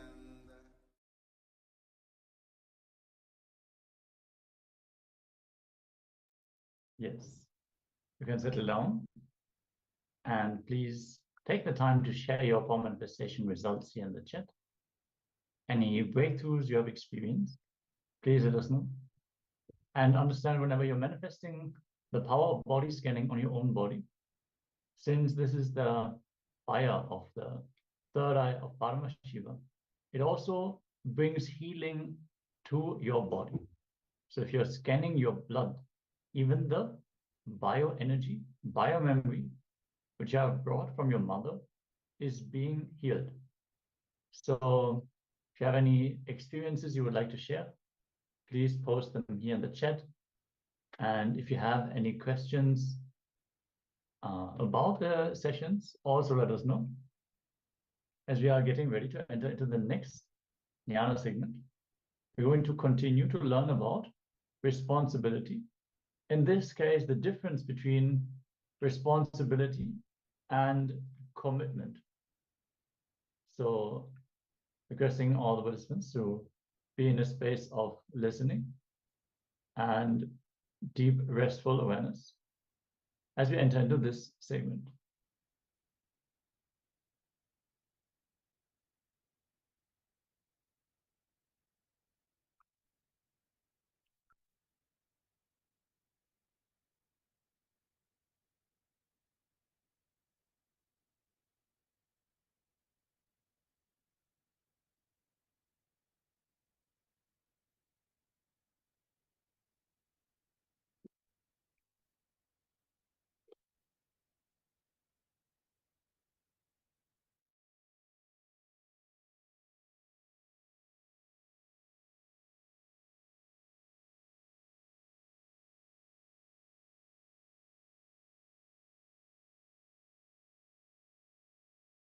Listen. I am defining these two words. Responsibility is not commitment. Commitment is not responsibility. You can be responsible, totally non-committed.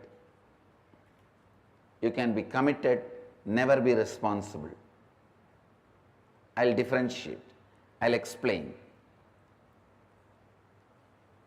If you are constantly thinking about your future from powerlessness and go on thinking what all can go wrong, your involvement is called commitment. If you are constantly looking at your future from the space of completion and go on looking at what all can go right, your involvement is called responsibility. Listen,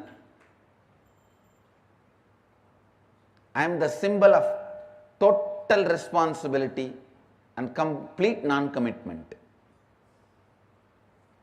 I am totally responsible, but completely non-committal.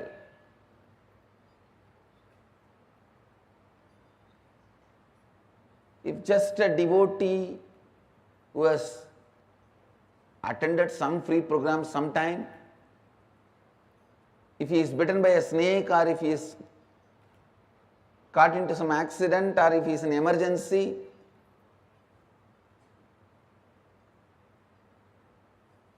one phone call, I'll personally attend and talk to my secretaries or whoever and see to it that constantly is attended and I get the response back, whether healing or whatever, I can help.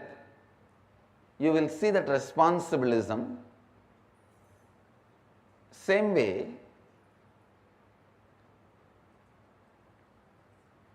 if you live around me, you can very clearly smell I am completely non-committed to the whole thing. Listen.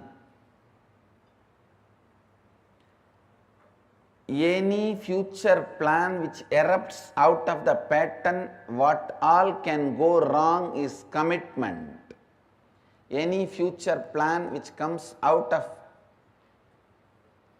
the completion, what all can go right is responsibilism. Responsibility. He asked me again, then what is accountability, Swamiji? I said, if you are constantly thinking from what all can go wrong, even if you are committed, you may be accountable, but you will not be accountable. You may be accountable, you will not be accountable. You will just stand and say, yes, this is what I am, what can I do? This is where I am.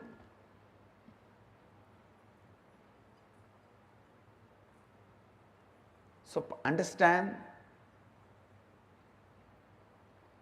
this subject is very, very, very confusing, and people feel no.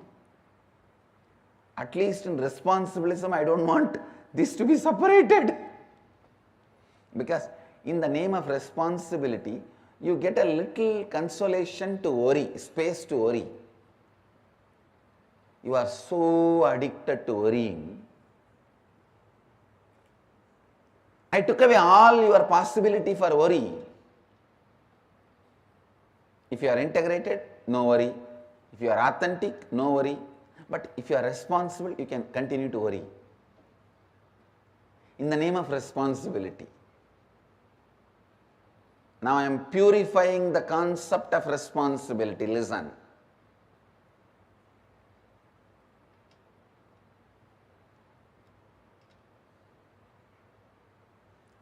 If you can move based on what all can go right, I am not saying don't look at what all can go wrong. You may not need to look at what all can go wrong if you look at what all can go right intensely. Looking at what all can go right,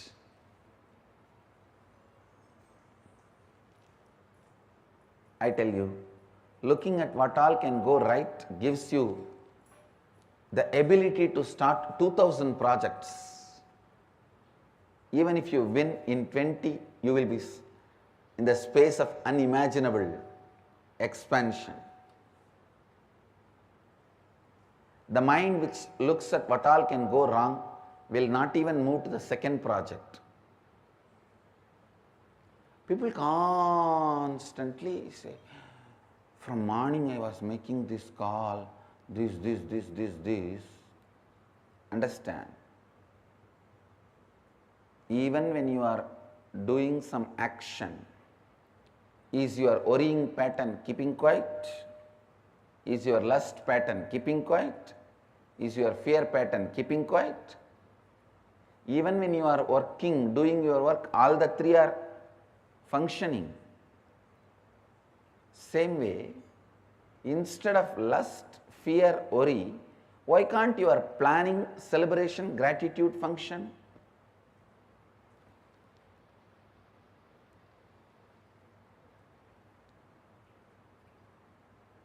It is just simple training. Whether you function from fear, lust, worry, or function from planning,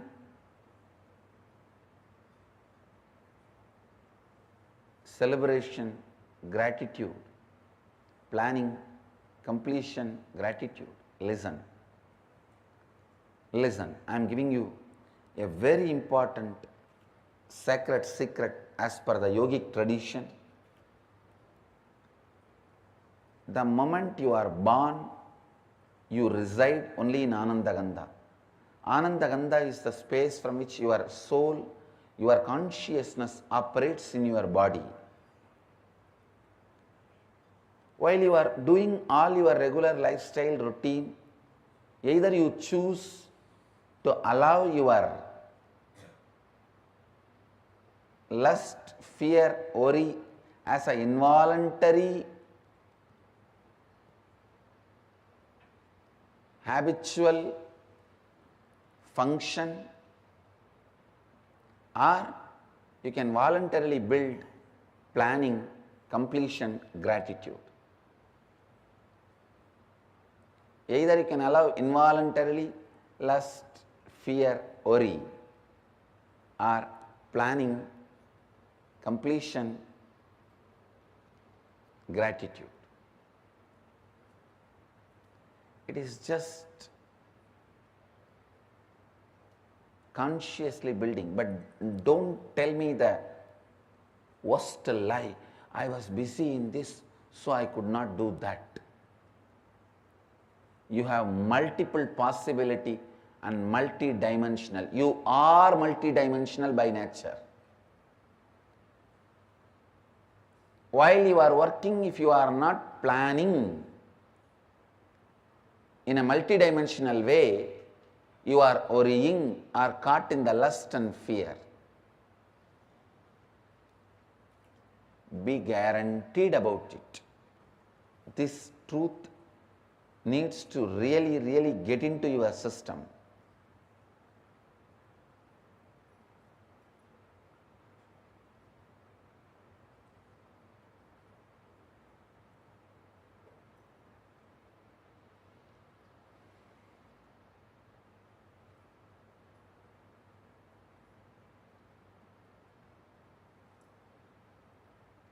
This truth need to really get into your system. Listen.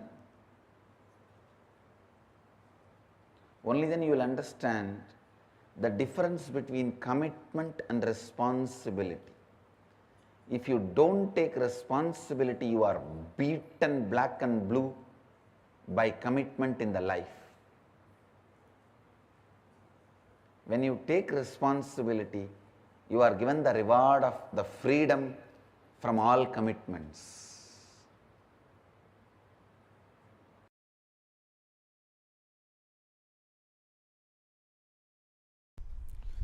Cosmos works neither on communism nor on capitalism. It works on responsibilism. What is the responsibility you take in life? What is the context you set for yourself in the life? Based on that, he manifests. That's all. He manifests based on that. So the whole Sadashivatva is manifesting for the people who decided to do his work as not just first priority, only priority. See, first priority is different, only priority is different. Because they decided it as only priority, the manifestation becomes totally different, altogether in a different scale. Understand, my initiations are same, I am same for everyone. It is based on their context they receive and they manifest.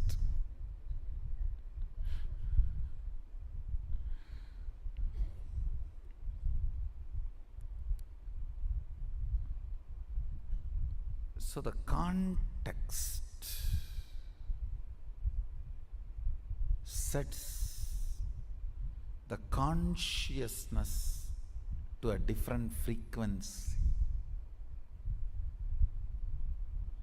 So what you are, surely I am available for you as much as you can receive.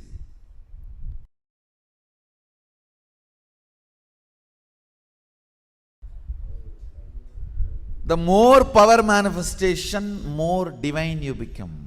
Understand? Shakti comes with buddhi. Only siddhi comes without buddhi. Shakti is mother, siddhi is stepmother.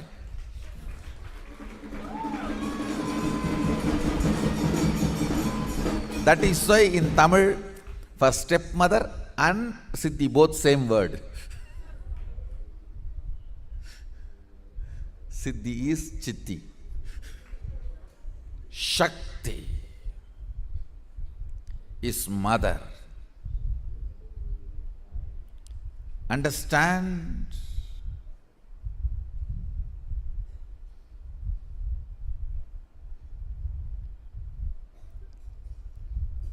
First principle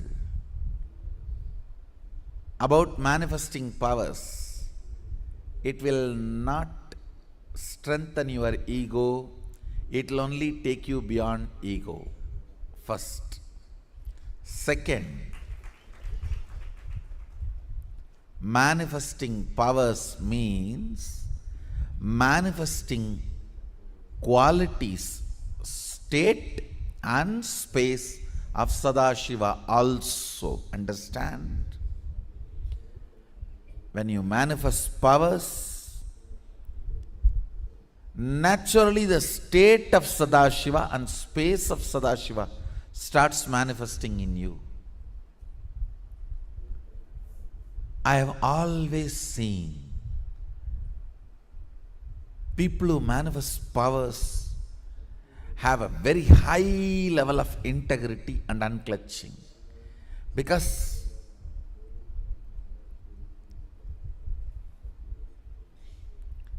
if they do not maintain that too, the power manifestation will stop. Understand?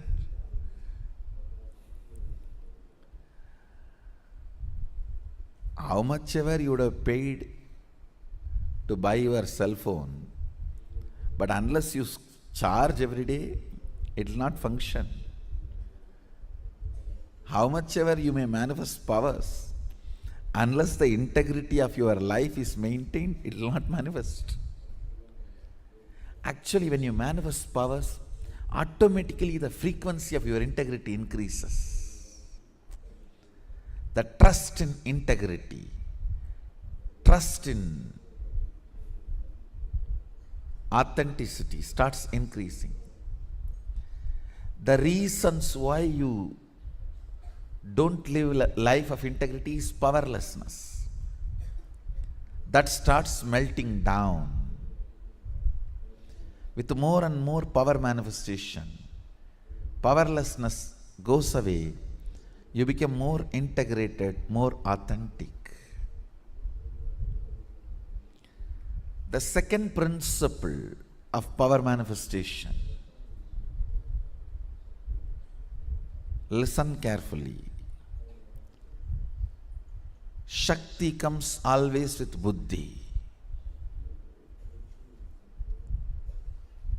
Means more power manifestation, more integrity.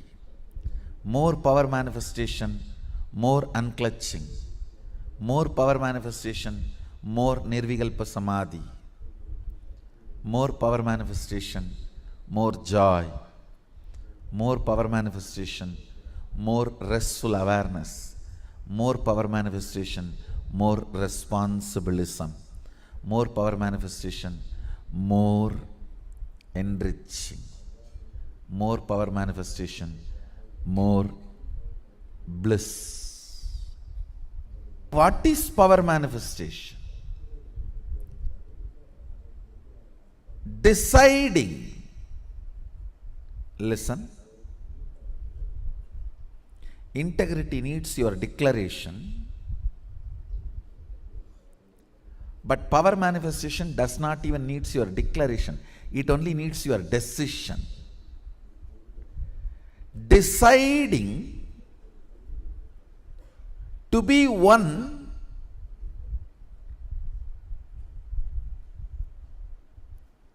with the original source, Sadashiva, which is you, even when you don't understand.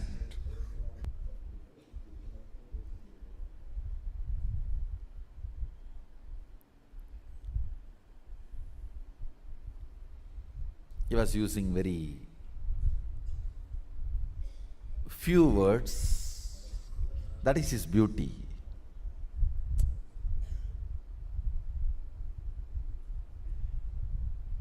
Just with few words, he will make that click happen. You know. First he was trying to tell that everything is one.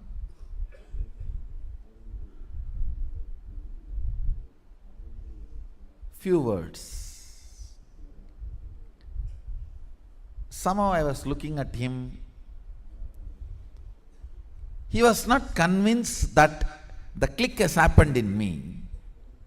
And many times both my gurus, Kuppammal and Vibudanandapuri, and Yogananda Puri. Both have tried to explain Advaita to me. Annamalai Swamigal even used to read out Ribu Gita. Annamalai Swamigal was one of the enlightened disciple of Ramana Maharshi. Used to read Ribu Gita in Tamil. But somehow the click never happened.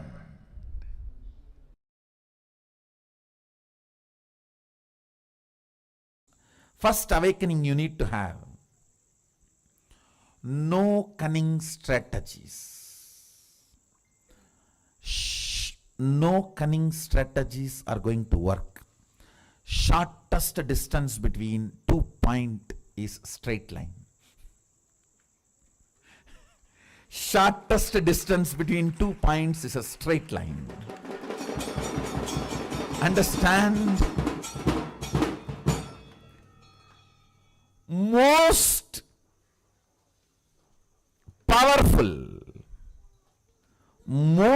powerful strategy for manifesting wealth is integrity. Most powerful strategy. If you want 2-digit, 3-digit level money, maybe 1 or 2 lakhs or 1 or 2 crores, then cheating, stealing, all that may work. Robbing the bank, all that may work. But if you are really interested in living with wealth forever, living with wealth forever, the most easiest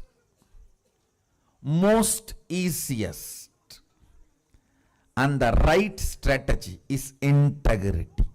Decide with responsibility. You will start contributing to the humanity. Understand?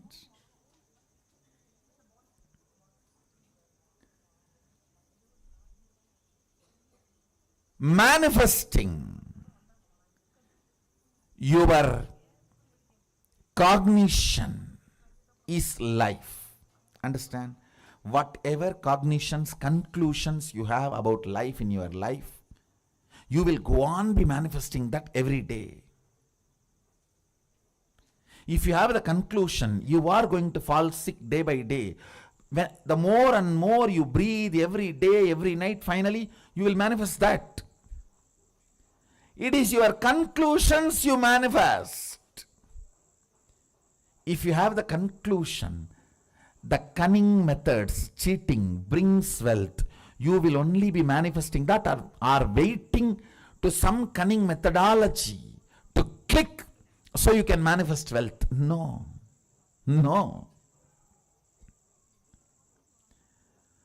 All waiting for cunning strategies to manifest wealth ends in frustration. And then you have a deep negative cognition about wealth. That is not going to happen for me. No. That is not for me. You end up there. In utter frustration. Then even if Sadashiva comes and gives the poetry, hey, go. You will be afraid. No. Who knows whether I am going to get the praise?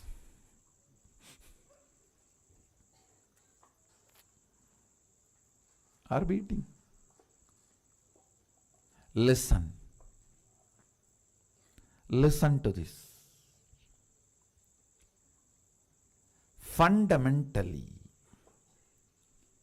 the first truth of awakening wealth consciousness, I am not giving you this as a teaching, I am giving you this as a software programming.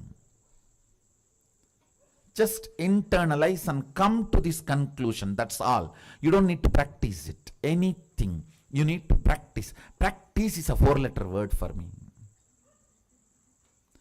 Coming to conclusion is all I ask from you. No belief, no faith, no.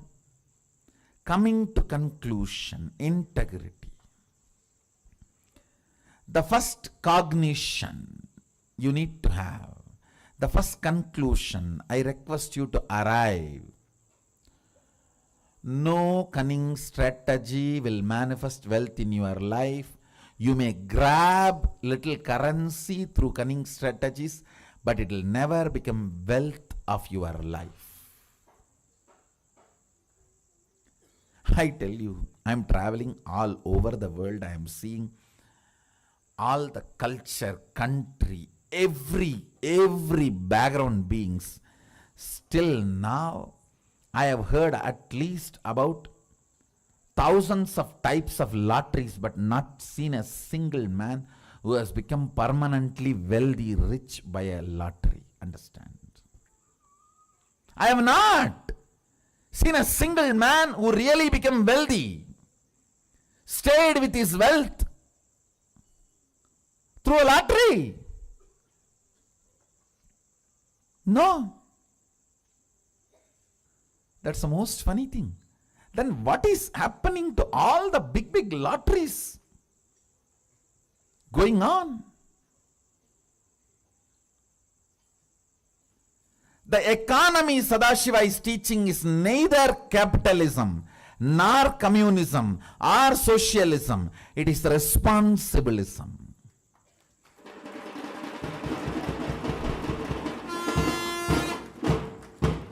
The responsibility you take, that decides the kind of the wealth going to be around you. That's it. That's it. The first understanding, conclusion you need to arrive. Integrity is the best strategy for manifesting wealth. Second conclusion, listen. Second conclusion you need to arrive. Whatever I am talking is not teaching. The moment it is teaching, you will push it into a moral dustbin. All of you have a moral dustbin. Oh, everybody talks. What is there? You know how to dump that. For ages, that moral dustbin is what keeps you as you want, without transformation. You start, my mother all the times tells me to do yoga in the morning, but she doesn't do. Now from that moral dustbin starts growing in you. Anything you call it as teaching, you dump it in the dustbin and never do it. I am not giving you any moral teachings. Be very clear, don't push me into moral dustbin, no. I am talking to you. If you come to all these conclusions, you will live wealthy forever. And if you are not able to come to this conclusion, I will support you, help you by awakening your Kundalini Shakti to see these conclusions as reality. That's all.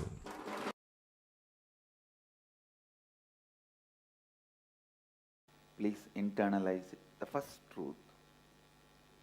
Anything which is truth strengthens you. Anything which is overlapped on the truth, believed, whether it creates greed in you or fear in you, weakens you even while you are believing.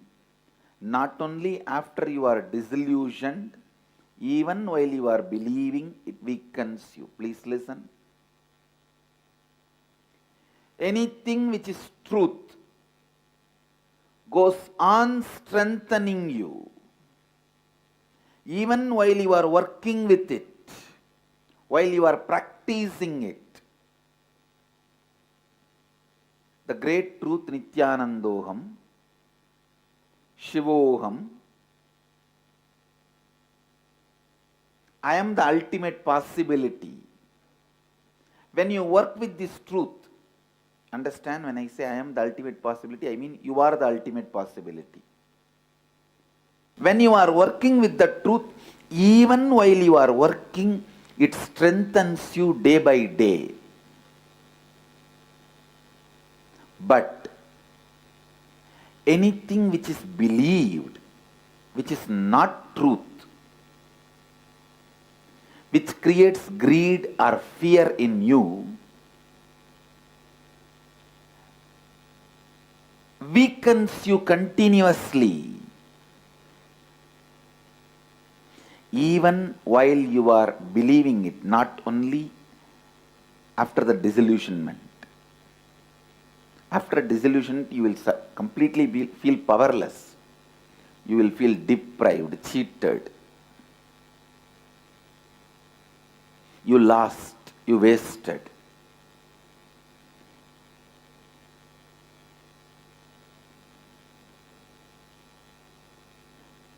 Not that only after you get disillusioned, you will feel cheated and deprived.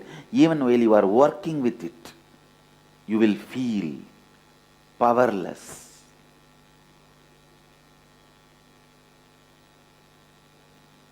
Shivoham,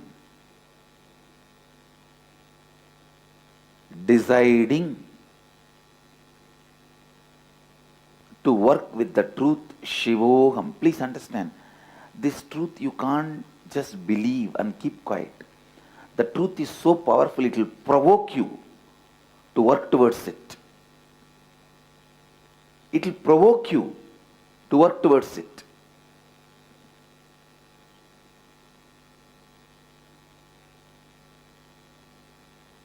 Truth uttered by the right person, listened by the right being, provokes you to work towards it.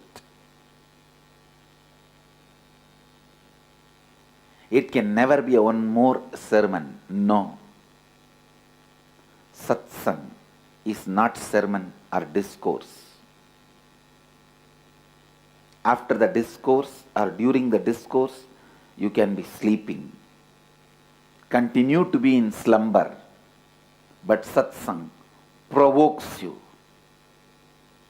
Neither during nor after you can be in slumber or sleeping.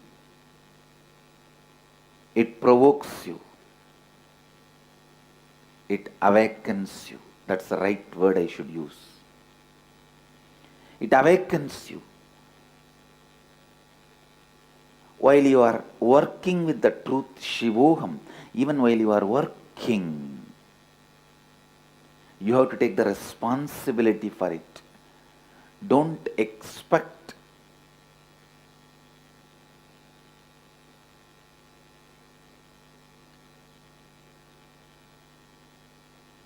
somebody else can take the responsibility for your reality. If somebody else takes the responsibility for your reality, it will never be your reality.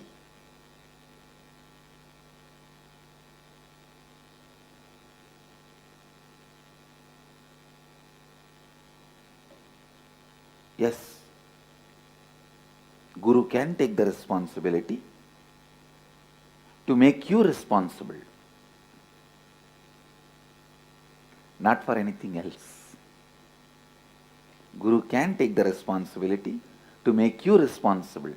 That is why his love is never appreciated.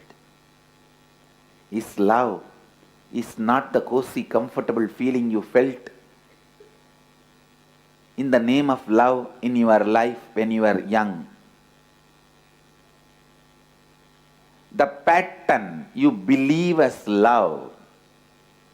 You cry and your mom rushes you and gives you food or candy. Your dad rushes to you and gives you some sweet and toys, whatnot. Your aunt brings you clothes. Your uncle brings you gift. What you believed as a love, the pattern of action, reactions which you believed as love, you will not experience from Master, from an enlightened being. The love he radiates makes you like him. That is why you constantly feel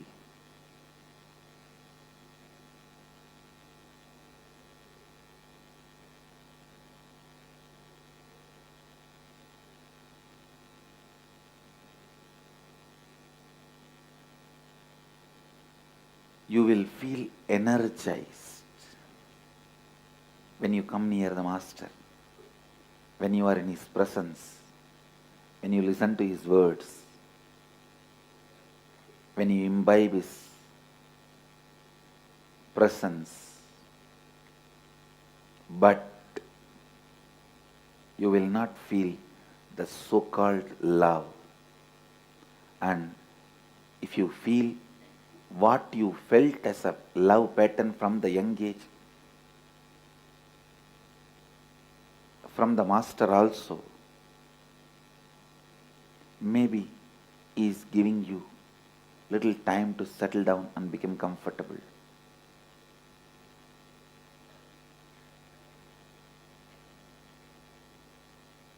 I do play the role of a father, mother, aunt, uncle for a few days till the transition happens for you.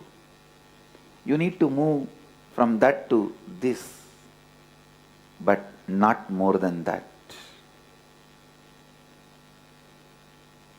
My love will make you responsible for the great truth of Shivoham.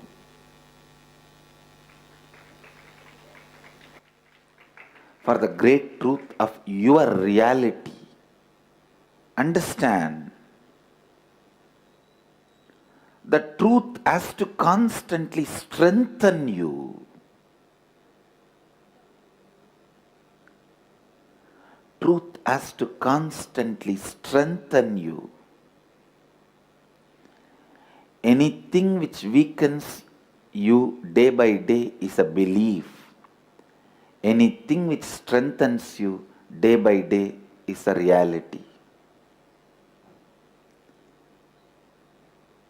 Sit and open your whole being and see what all is in you which is strengthening you day by day.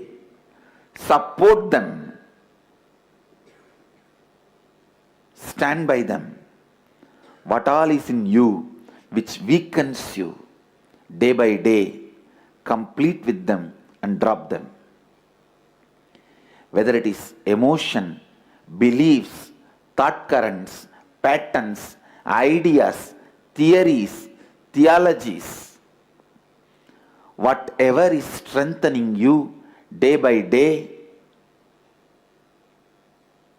it is reality. Work with it. Work more and more with it. Whatever is weakening you, whatever is weakening you, be very clear. It is beliefs. It is belief system. Beliefs weaken you while you are with it, after it leaves you. Both. Even after disillusionment, you will repent for wasting your time in those stupid beliefs. The first truth I want you to internalize today. Anything which strengthens you is reality. Cherish it. Meditate on it. Encourage it. Contemplate on it. Awaken it in you more and more and more. Take responsibility for it more and more and more.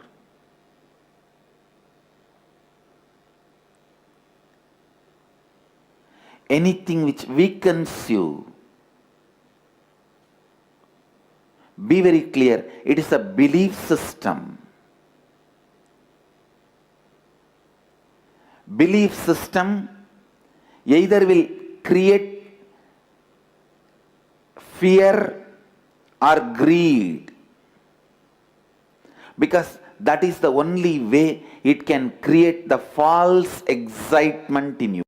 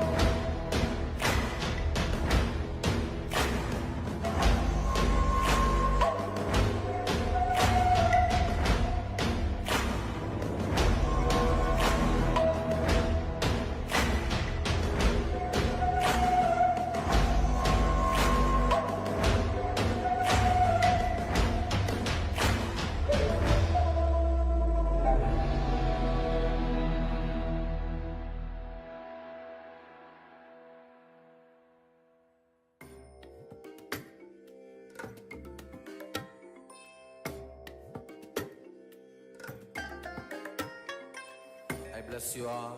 Let you all open all your three eyes and manifest the powers of Mahasadashiva. Om Nithyananda Paramashivoham. Om Nithyananda Paramashivoham. Om Nithyananda Paramashivoham. Om Nithyananda Paramashivoham. Om Nithyananda. Yes, Nithyananda. Just now we learned about responsibility and commitment. What is the difference? You can be completely committed, but never take any responsibility. And you can be completely responsible. You can act out of the space of responsibility, but never be committed.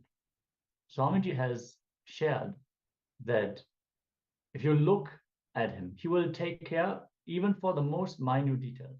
Even a person who has maybe attended some free weekend programs, if they call and they inform that they have maybe some snake bite or some disease, some problem, Swamiji will do everything to take care, make sure that they are being taken care of. But he will never be committed, never stuck in any of the thought currents, any of the patterns. So the difference is that if you plan your future based on all the things that can go wrong, many people do this, they strategize, they go through all the possible things that can go wrong. And based on that, you come to some conclusion, what is the right action? That is like a statistical idea. I have this chance that this can go right, this can go wrong. So you calculate what is the most likely result of your future. And then you take your decision with a lot of binary logic. Then you are committed to that future, to that possibility. But if you take responsibility, you just act out of all the things that can go right. Just looking at all the things that can go right in your life. So let us expand our perception. Let us expand our space of responsibility. So now, let us enter into this exercise, the unlocking the power of healing. Any future plan which erupts out of the pattern, what's all can go wrong is commitment. Understand? Any future plan which erupts out of the pattern, what all can go wrong is commitment. Any future which comes out of completion, what all can go right is responsibility. Understand? Any future plan which comes out of completion, what all can go right is responsibility. Step one, you're going to reflect on this powerful cognition and pen down where in your life you function out of commitment. So understand, you are going to reflect on this powerful cognition and pen down where in your life you function out of commitment. So the second step will be complete with all those incidents, decide to feel responsible and function out of completion going forward. This is a very important thing. Function out of completion going through forward. So complete with all those incidents, decide to feel responsible and function out of completion going forward. Now let us enter into this internalization exercise. Have your pen and paper. Start penning down the incident one by one as detailed as possible. Let's enter into the session.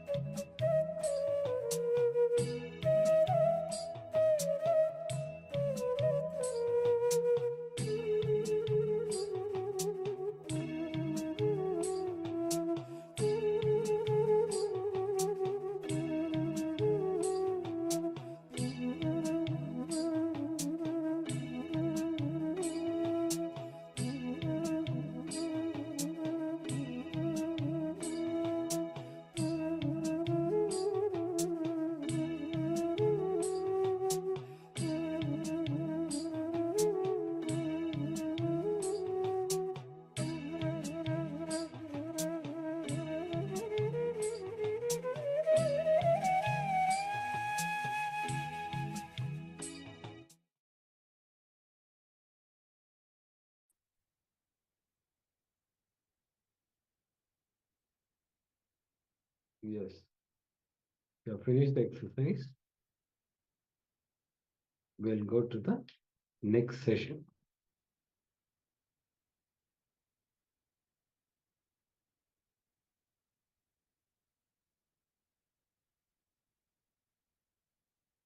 Yes, we're now going to enter into a Nitya Kriya. We're going to have the Nitya Kriya, which is a care for hypertension. Hypertension is one of the societal diseases that is actually responsible for the most death of men above 60. So hypertension is a condition that reduces your lifespan by clogging up your arteries and making it difficult for your body to transport the blood, transport the important nutrients, and it can end in heart failure, stroke, brain damage, and many different other chronic conditions, and potentially end up lethal. So to increase your lifespan, it's possible for you to clean your arteries and keep your blood flowing freely. That's the best. So Swamiji has created a Kriya, which is a care for hypertension. So even if you do not have high blood pressure and all that, you don't have clogged up arteries, you can still do this Kriya to prevent your body from forming these dispositions in the first place. So you can simply increase your lifespan by practicing this Kriya. So let us all get ready. Have your yoga mats ready and make sure there's enough space around you, since we're going to perform certain yoga asanas and pranayamas as part of this Kriya. Let's all get ready and settle down as we begin with the Kriya care for hypertension.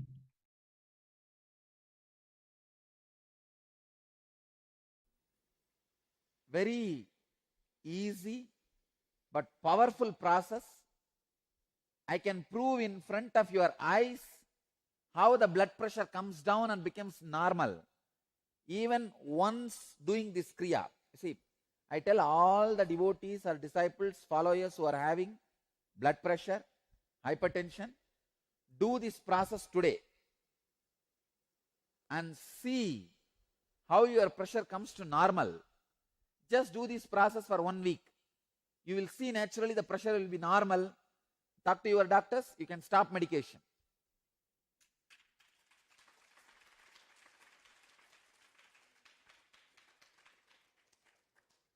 Before stopping the medication, better have one sitting with doctor, talk to the doctor. But I can tell you, within a week, your hypertension will become normal. Very simple Kriya.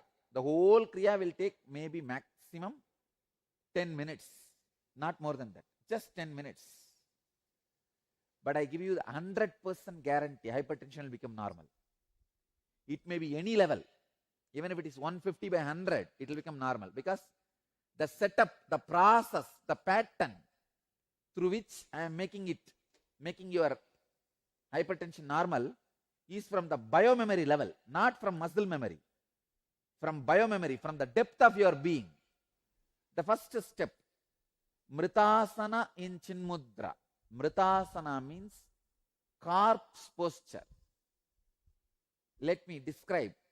Uddanam Shashwat Bhumau Shayanantu Savasanam Shavasanam Sramaharam Chitta Vishranti Karakam. Garanda Samhita's second Upatesha, 19th verse. Lying flat on the ground like a corpse is called the Mritasana. This posture destroys fatigue and quiets the agitation of the mind. Please lie down. No pillow, nothing should be for the head. You can use mat. Mat or mattress is okay. Better use mat or mattress, because otherwise you will feel cold and you will not do the technique properly. You may not do the Kriya properly. please use mat or mattress.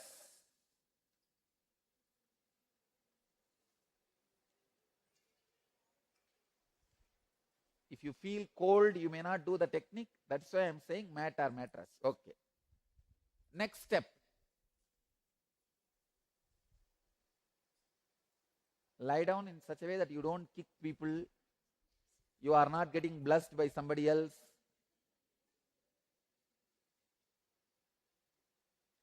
Second step. Please understand. In Mridasana, Chinmudra.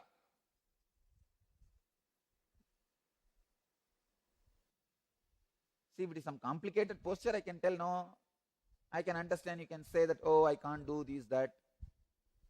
Mritasana and Chinmudra. Chinmudra is bring your index finger to your thumb. This is Chinmudra. Understand? Next instruction. Uddiyana Bandha. All of you know Uddiyana Bandha.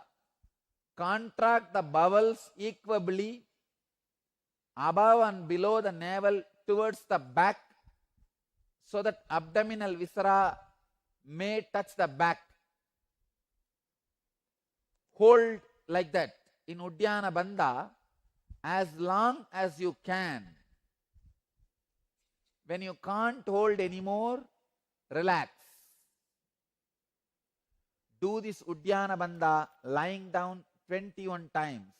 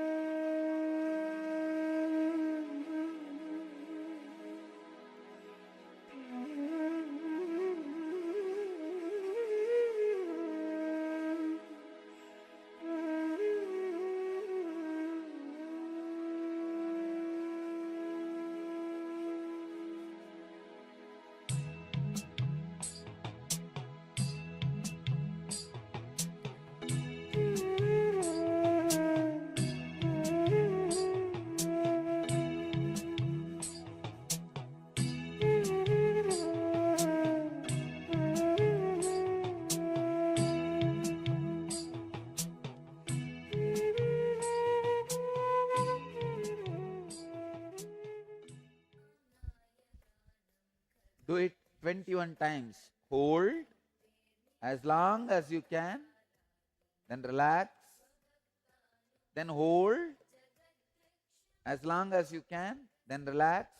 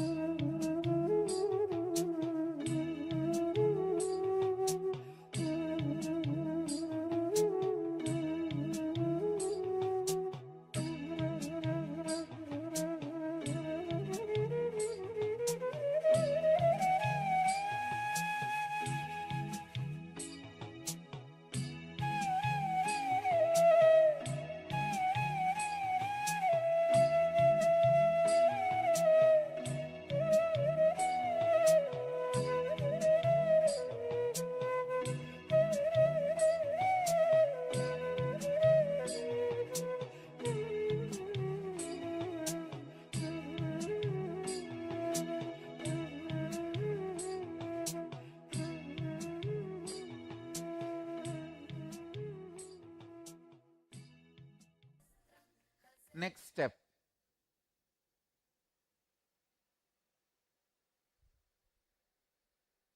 Jalantara bandha. Listen. Contracting the throat, place the chin on the chest. Means lock the throat.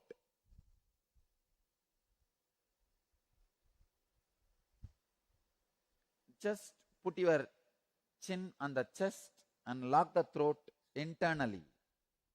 Hold as long as you can. And exhale slowly when you feel you can't hold anymore. Do this again 21 times.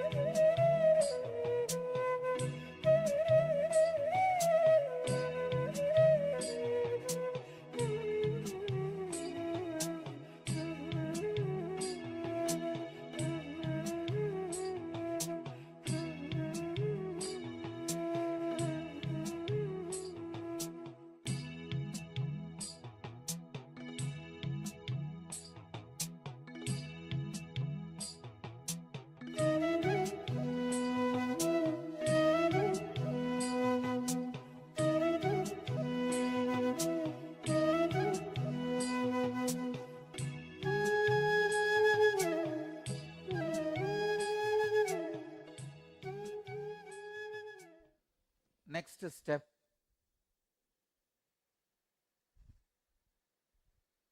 Muktasana.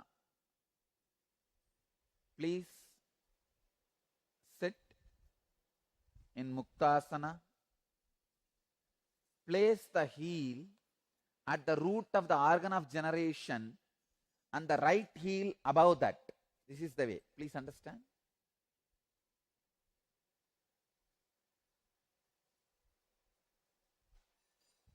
This is called Muktasana. Sit in the Muktasana. Payumule Vamagulpam Dakshagulpam Tatopari Samakaya Shirogrivam Muktasanam tu Siddhitam. This is Muktasana. Next step. Do Bastrika in this Muktasana 21 times. Understand? Bastrika is the powerful balancer of hypertension. Bastrika, let me describe the sutras. Bastraiva lokakarananam yatakramena sampramet tatavayuncha nasabhyam upabhyanchalayet shanaihi evam vimshati varancha krutva kuryavacha kumbhagam tatante chalayet vayum purvoktancha yatavidihi trivaram sadayetyenam bastrika kumbhagam sudhihi nacharogocha nachaklesha arogyancha dine dine. Let me describe the technique. As the bellows of the ironsmith constantly dilate and contract, similarly, let him slowly draw in the air by both nostrils and expand the stomach.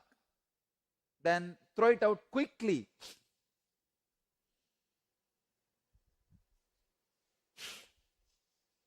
Inhaling should be very, very slow. Exhaling should be fast and quick. Do this 21 times.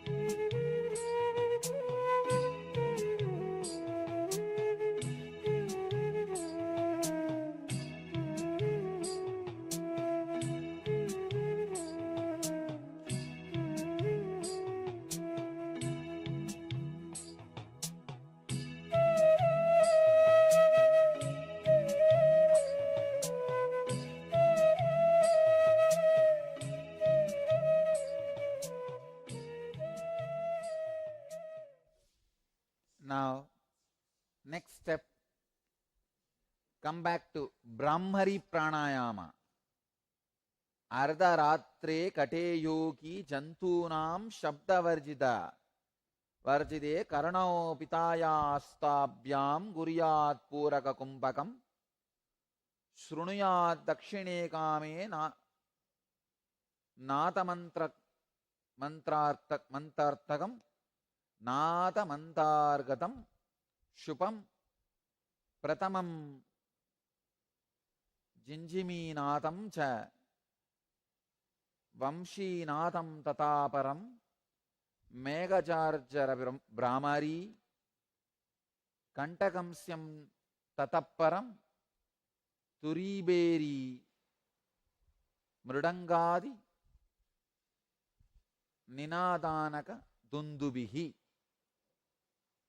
Translation says, at the past midnight in a place where there are no sounds of any animal, etc., to be heard, let the yogi practice Puraka and Kumbhaka, closing ears by the hands. He will hear then various internal sounds in his right ear. The first sound will be like that of crickets, then that of a lute, then that of a thunder, then that of a drum. These are some of the descriptions. Let me give you the exact technique. Put your thumbs in the ears and hum intensely, as deeply as possible, as loudly as possible, as intensely as possible. Start.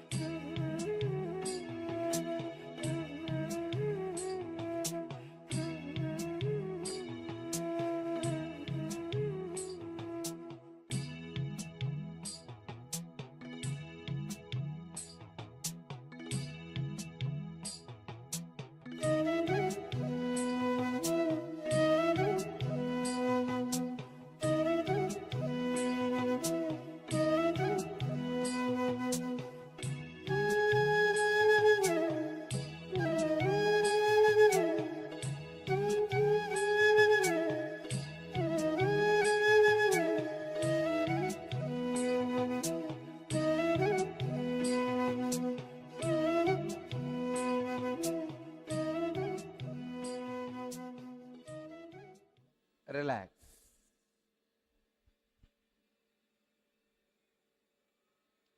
You can now relax.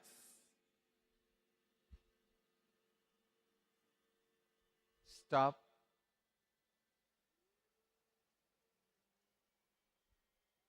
Relax. Do this Kriya every day.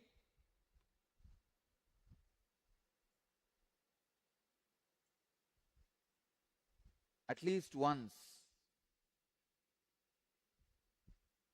If your hypertension is the border level, do once for next 21 days.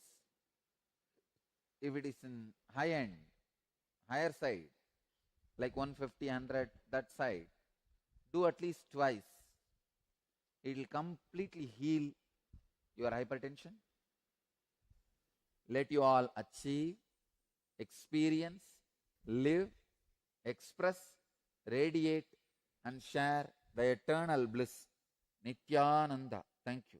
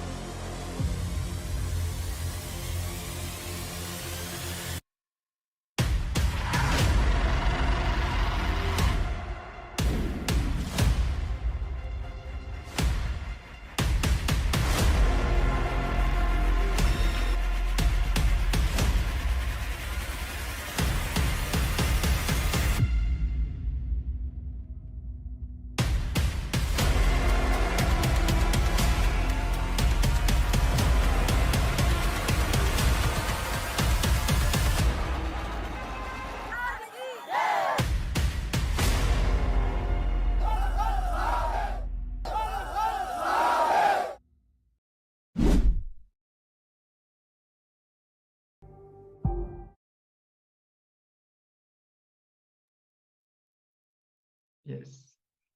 Nithyananda, all of you. After this powerful Kriya, care for hypertension, we're now going to get ready. I hope all of you are present and available for the session, as we are going to learn about the last of the 4 tattvas, including a short meditation. We're going to learn about the tattva of enriching. Enriching is operating from the cognition that others are a direct extension of you. So when you are contributing to yourself and others, enriching yourself and others, then you are establishing yourself in the highest truth, which is Paramadvaita. As long as you cognize yourself as someone separate, something separate from the rest of the world, you'll not be able to enrich completely. But enriching itself is the direct pathway to manifest Paramashiva, to manifest the ultimate realization. So let us all get ready to receive this truth from Swamiji and enter into this meditation as well. If you have any questions or doubts about any of the previous processes, you can always let us know. We are more than happy to answer any questions that you might have.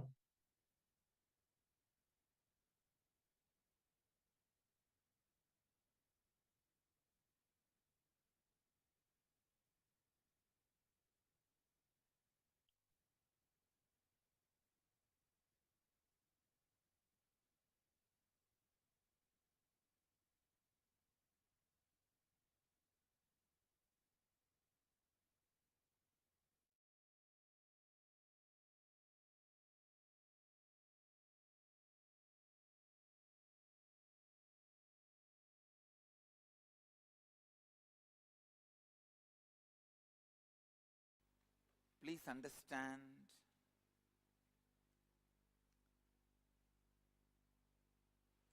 only when you reproduce the intense experience of you in others, the enriching happens. And I tell you, Only when you enrich the dark corners of your mind, unconscious parts of your mind gets solidified. Listen.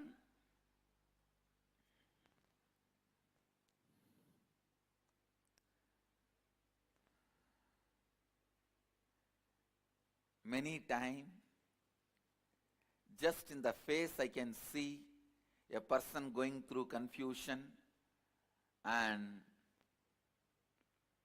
suffering. Unfortunately,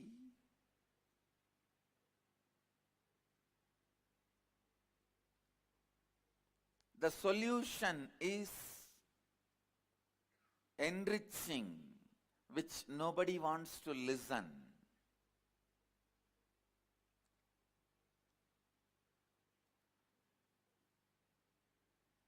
When you enrich other human beings, all the struggle you face in them is all the struggle your own unconsciousness carries.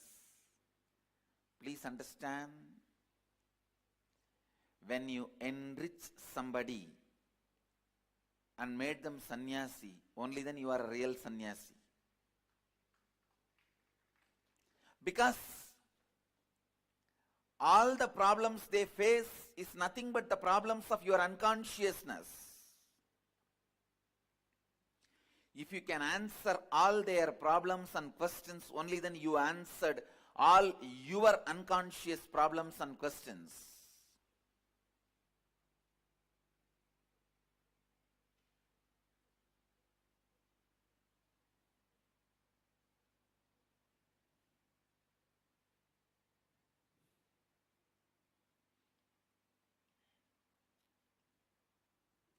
Understand?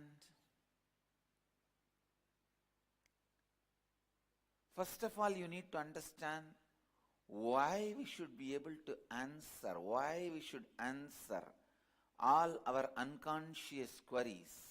Please understand, unconsciousness is the enemy you carry in your backpack. Enriching is the friend you carry in your backpack.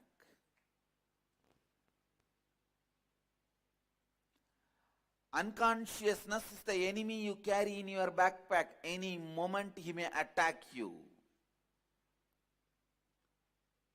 Any moment he may put you in depression. Any moment he may destabilize you. Unless you kill your unconsciousness. Unless you destroy your unconsciousness.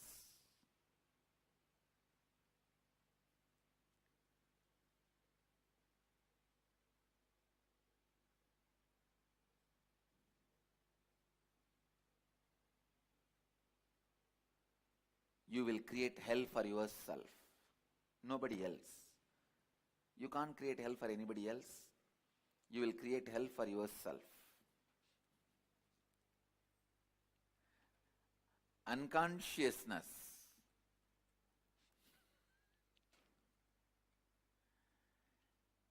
understand attacks you when you least expect.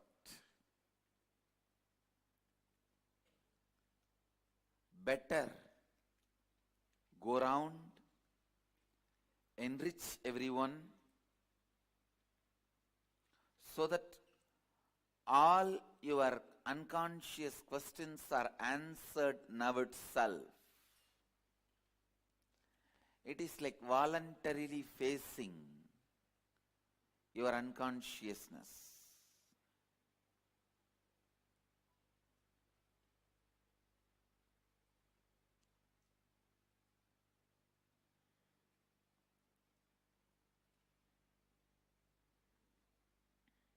When you face your unconsciousness voluntarily, you go with enough of equipments, power, and handle it.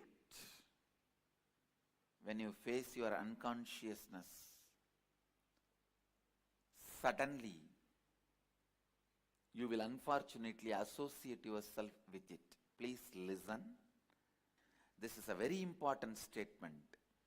when your unconsciousness erupts out on its own, unfortunately you associate yourself with it, then you are gone. You lost the game.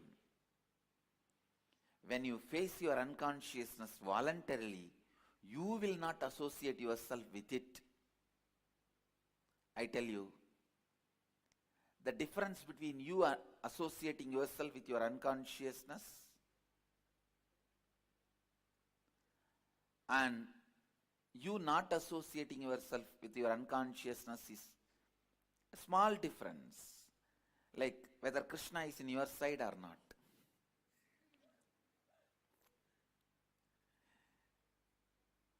See, there was a situation, Krishna has to decide whether he should be in the side of the Pandavas or Kauravas in Mahabharata.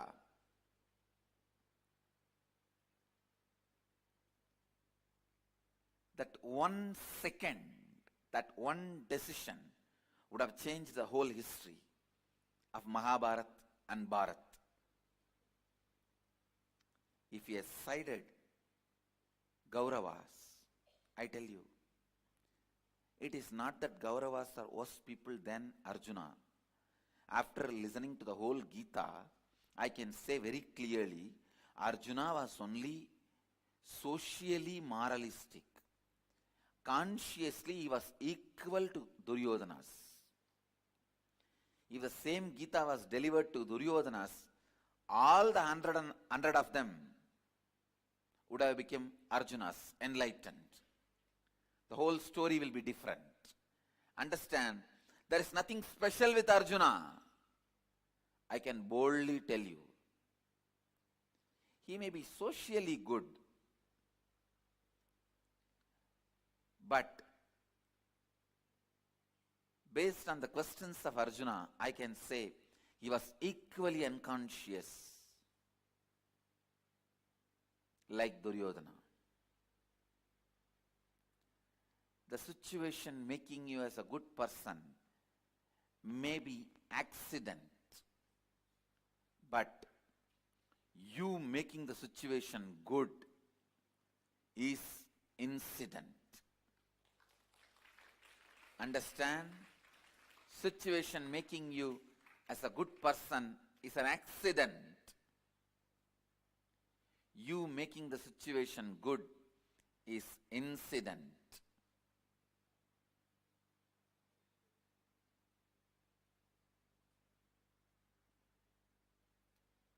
The one decision whether Arjuna is going to have Krishna or not, whether Krishna is going to side Arjuna or Duryodhana, that one decision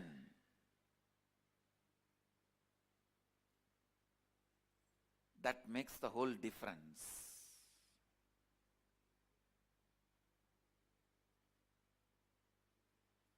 Understand? Your whole life is nothing but Mahabharata. In your life of Mahabharata, the victory or failure is going to be decided. Who is going to win? Whether you or your unconsciousness is going to be decided only based on which side you are going to side. Listen. Whichever side Krishna sided would have won the game. If he sides Duryodhana's, he would have won the game. He knows what to do.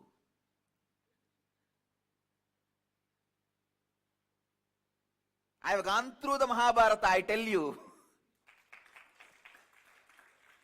and won the game. And I tell you,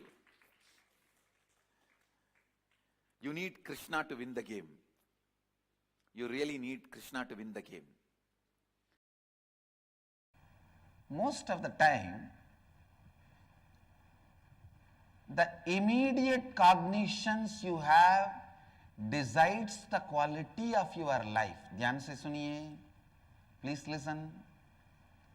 The immediate cognition you have decides your life. Whether falling in love or getting married or taking sannyas, accepting a job or rejecting a job or leaving a job, the immediate cognition that plays a major role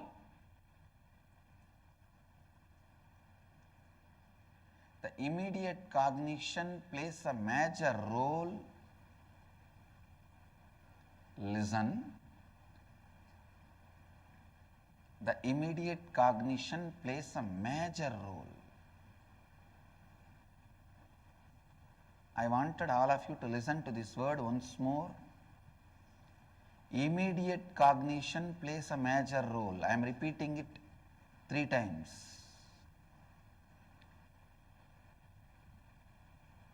When you face a situation, what you cognize immediately?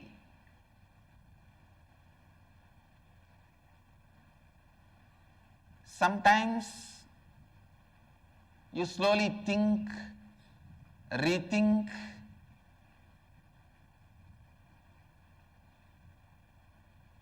meditate, contemplate, complete. You do all of that and then come to certain cognition. But please understand, your decision is going to be done only by immediate cognition. Your contemplation, thinking, everything may influence your decision, but that itself will not be decisively decision making. Please listen. Your thinking, contemplation, analyzing, intra-analyzing, all these at the most can only influence the decision.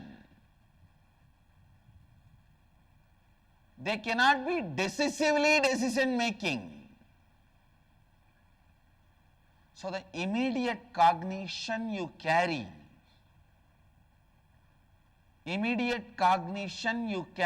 plays a major role. Please understand, in the inner awakening, I am giving you the right immediate cognition.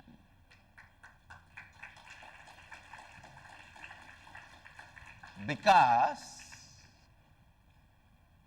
the immediate cognition goes on functioning in one way in your life, and your intra-analyzing intellectual understanding goes on functioning in other direction. The gap between these two is called vasana.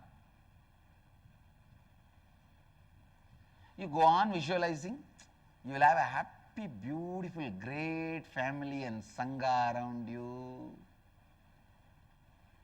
joyful employees, employers around you. But the moment your wife or husband calls, the moment you pick up the phone, tell me, and you justify yourself. Slowly I will change myself. Later on I will become friendly, loving, and then they will become friendly, loving, and then we will become a happy family. You go on keeping your fantasy alive and go on working in a completely opposite direction. If I expose you to you, you jump on me, try to bite me.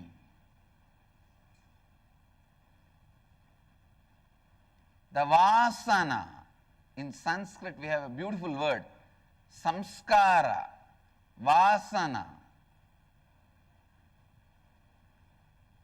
Vasana means having the unconscious life patterns which is completely against the reality you want to cause in your life. Having and working in an unconscious way which is completely opposite to the reality you want to cause for yourself and others. See, why this is happening? What do you want to do? And what is the way you are doing? You go on pushing your hopes, saying, tomorrow I'll change. After a few days I'll change. I'll change. Don't push me too much. Otherwise I may give up. If you give up, who cares? Actually, we blackmail even ourselves. I'll give up.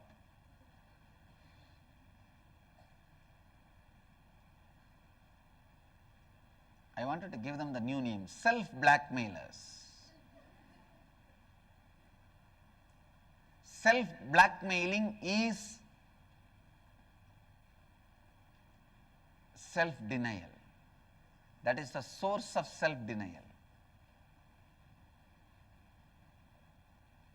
SD, HD, BM. Self-doubt, self-hatred, self-denial, self-blackmailer. Listen. Self-blackmailing is the source of all the invited diseases. Like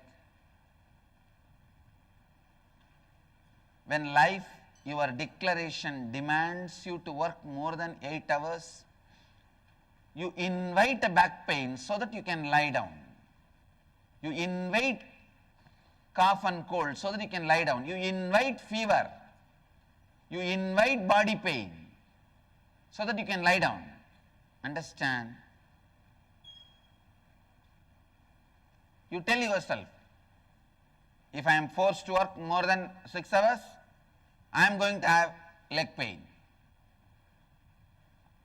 I am going to have stomach pain.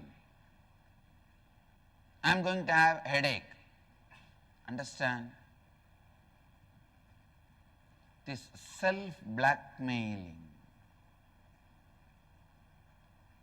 is the invitation for self-invited diseases. There are some diseases you inherit. There are many diseases you invite.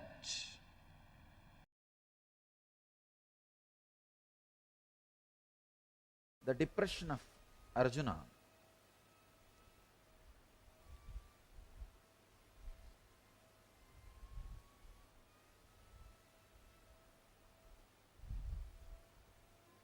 I can say is almost screaming.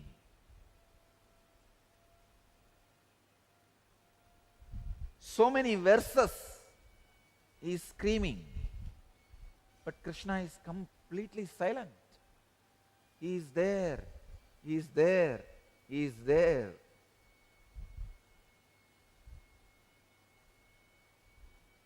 The first year of the marriage, the man speaks and the woman listens. The second year, the woman speaks and the man listens. The third year, they both speak and the neighbors listen.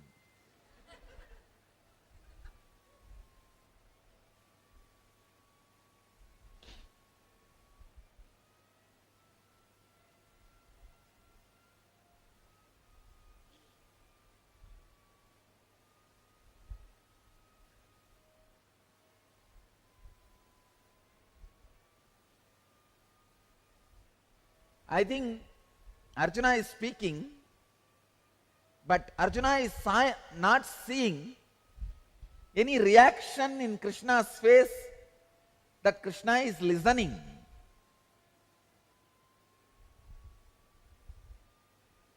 I strongly believe Krishna is not listening to the words of Arjuna. He is only looking into the depths of Arjuna with deep sympathy, to understand the root of the problem. Please understand, when you are agitated, confused, your words do not express your real problem. That is why when people come and tell me their problems, when they give me a long letters, More than reading their letter, I will be looking into their eyes. I will read their problems by looking into their eyes, not looking into their letter. Because you are habitual liars.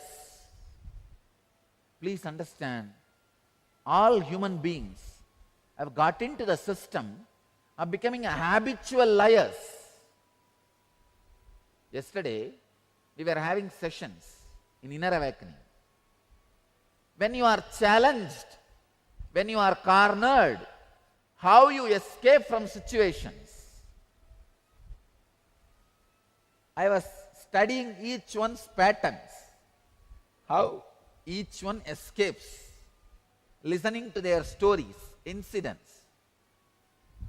I discovered one thing: 99% of the people tell lies and manipulate the situation and escape when they are challenged. And the remaining 1% told lies even to me when I asked them.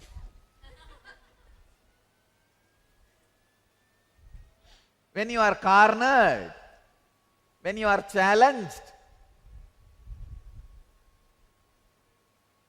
you immediately get into the mode of telling lies to manipulate the situation, to exploit the situation and escape from the situation.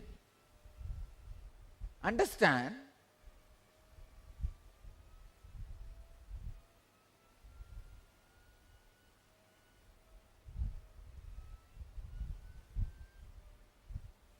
more than the words of Arjuna, the eyes of the Arjuna can reveal the real problem to Krishna. More than the letters you bring, what you bring in your eyes will show your real problem to me. That's the reason usually I look into the eyes. But people feel I am not attending to them if I read their eyes and not read their letters. So I just glance the letters also once in a while. But I tell you, I don't believe your letters. Because you have become habitual liar. Not only you start lying to others, even you don't realize you are lying. You have become such habitual liar, it becomes part of you. We hear that those who have lost family traditions dwell in hell for an indefinite period of time. Arjuna is crying. But he is not crying with the right logic. He is just using all broken logics, all broken ideas to justify his thoughts, justify his ideas. See, it is too late. You should have thought about all these things and had a group discussion, round table meeting, dinner, brainstorming, everything at least 2 days before. Too late.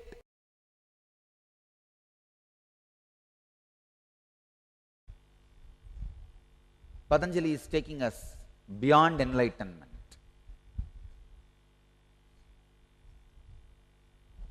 See, the spot where your mind explodes into a non-assemblable manner to pieces in such it can never be again assembled in the same old way. That moment, that spot, that experience is what I call enlightenment. But Patanjali takes us a step deeper,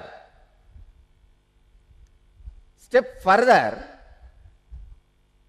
Beyond that moment, this sutra is throwing light beyond what we call enlightenment. Patanjali says, even when the enlightenment, explosion of the instrument called mind happens in a way you can never assemble it back again as it was. Please understand. The conscious explosion happened in me. Explosion happened in me at the age of 12. The mind has gone to that pieces, that number of pieces. I can never bring all the spare parts and assemble it back. It got dismantled in a way it can never be assembled back.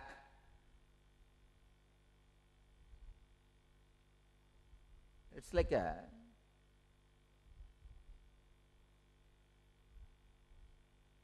somebody's body is burnt and the ashes have been taken to different oceans and put in the ocean, and whatever is put in the ocean is eaten by some sharks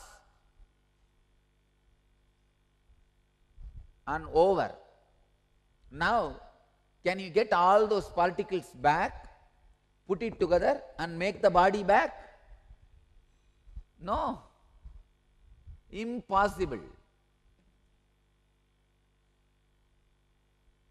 Same way, the explosion happened in me at the age of 12 was such a strong experience. Never I can collect the mind back and assemble it and create the same old structure. Or I can say any structure. Forget about old structure, any structure. It's not possible. It has become impossible.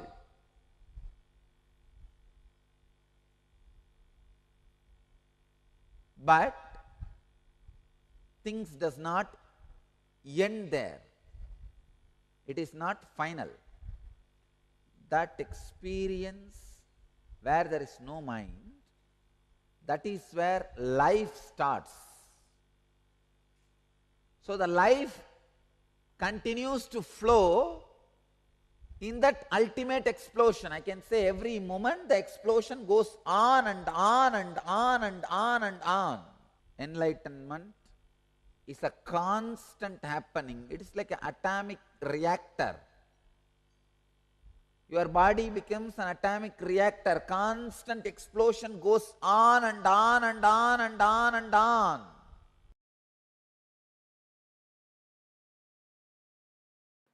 An unconscious person does not think through.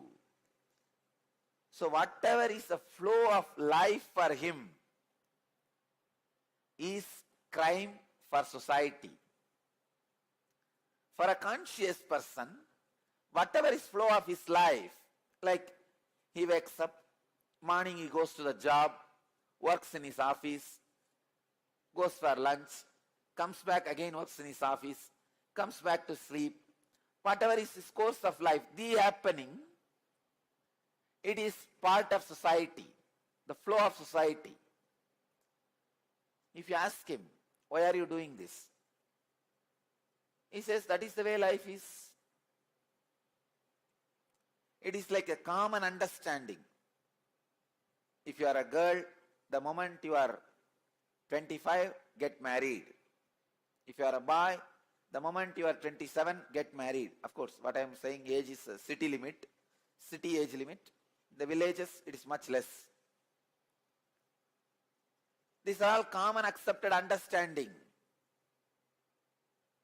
When thousands of miracles are happening around me, I tell you, I promise you, I don't do anything. It is the happening for me.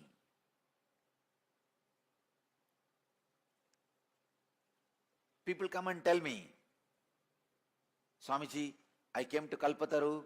I did not have kids for 20 years. I asked your blessings. In 1 year I am having the child. I am so happy. When I see the surprise in their face, I understand. So you fellow, you came without any trust or faith.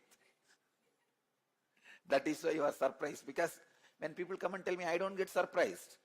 Arey, when you come to Kalpataru, when I am in that samadhi, whatever I say naturally comes true. It is the happening for me. What is there in that to be surprised? But when these guys are surprised, they think I'll be very happy. See, I don't take myself for granted. I enjoy the devotion component of you reporting. When you come back and report to me, I did not have a child for 20 years and you blessed me in the Kalpataru, now I have a child. Your gratitude component I enjoy. There is a gratitude part in that. That I enjoy. But the surprise part I don't enjoy. Understand? I never enjoy the surprise part. It means what? See, if there is a gratitude component, you have a devotion. Yes, I did not have, I asked you, you gave me, I am grateful to you. But if there is a surprise component, I'll just turn my face and walk to the next person. Because I don't feel surprised. But when you come back and report, when I see gratitude, I'm very happy. I don't take myself for granted. I see the gratitude part. I do enjoy the gratitude part. But if there is a surprise part, then you did not comprehend or have deep trust. That is okay. All I wanted you to understand, just the happening, ordinary happening for me becomes miracle for you because of the consciousness established in the superconsciousness. Because it remains in the superconsciousness, in the highest intelligence, the supreme being, even the happenings are celebrated as the miracles. Bhagavan is very clear, Krishna is very clear, he uses the word ihaiva taihi chitavas sargaha esham samye stitam manaha nirudosham hi samam brahma tasumat brahmani te stitaha.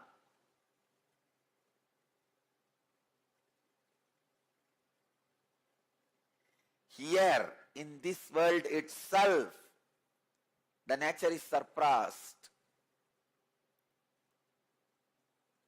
by them whose intelligence remains established in Supreme Being. See about Trinyana Sambandhar, 292nd Guru Maha Sannidhanam asked me a question in Akashic reading. He put a question to me in the Akashic reading for Kalabhairava. What all miracles Jnana Sambandha Swami did?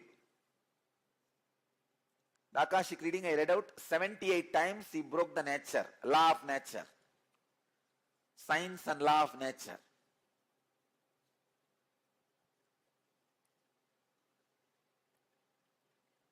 I tell you that 78 incidents are miracle for us, but for Jnana Sambandha Swami, Tirjnana Sambandhar, it is the happening. It is just the flow. Because he is established in the superconsciousness,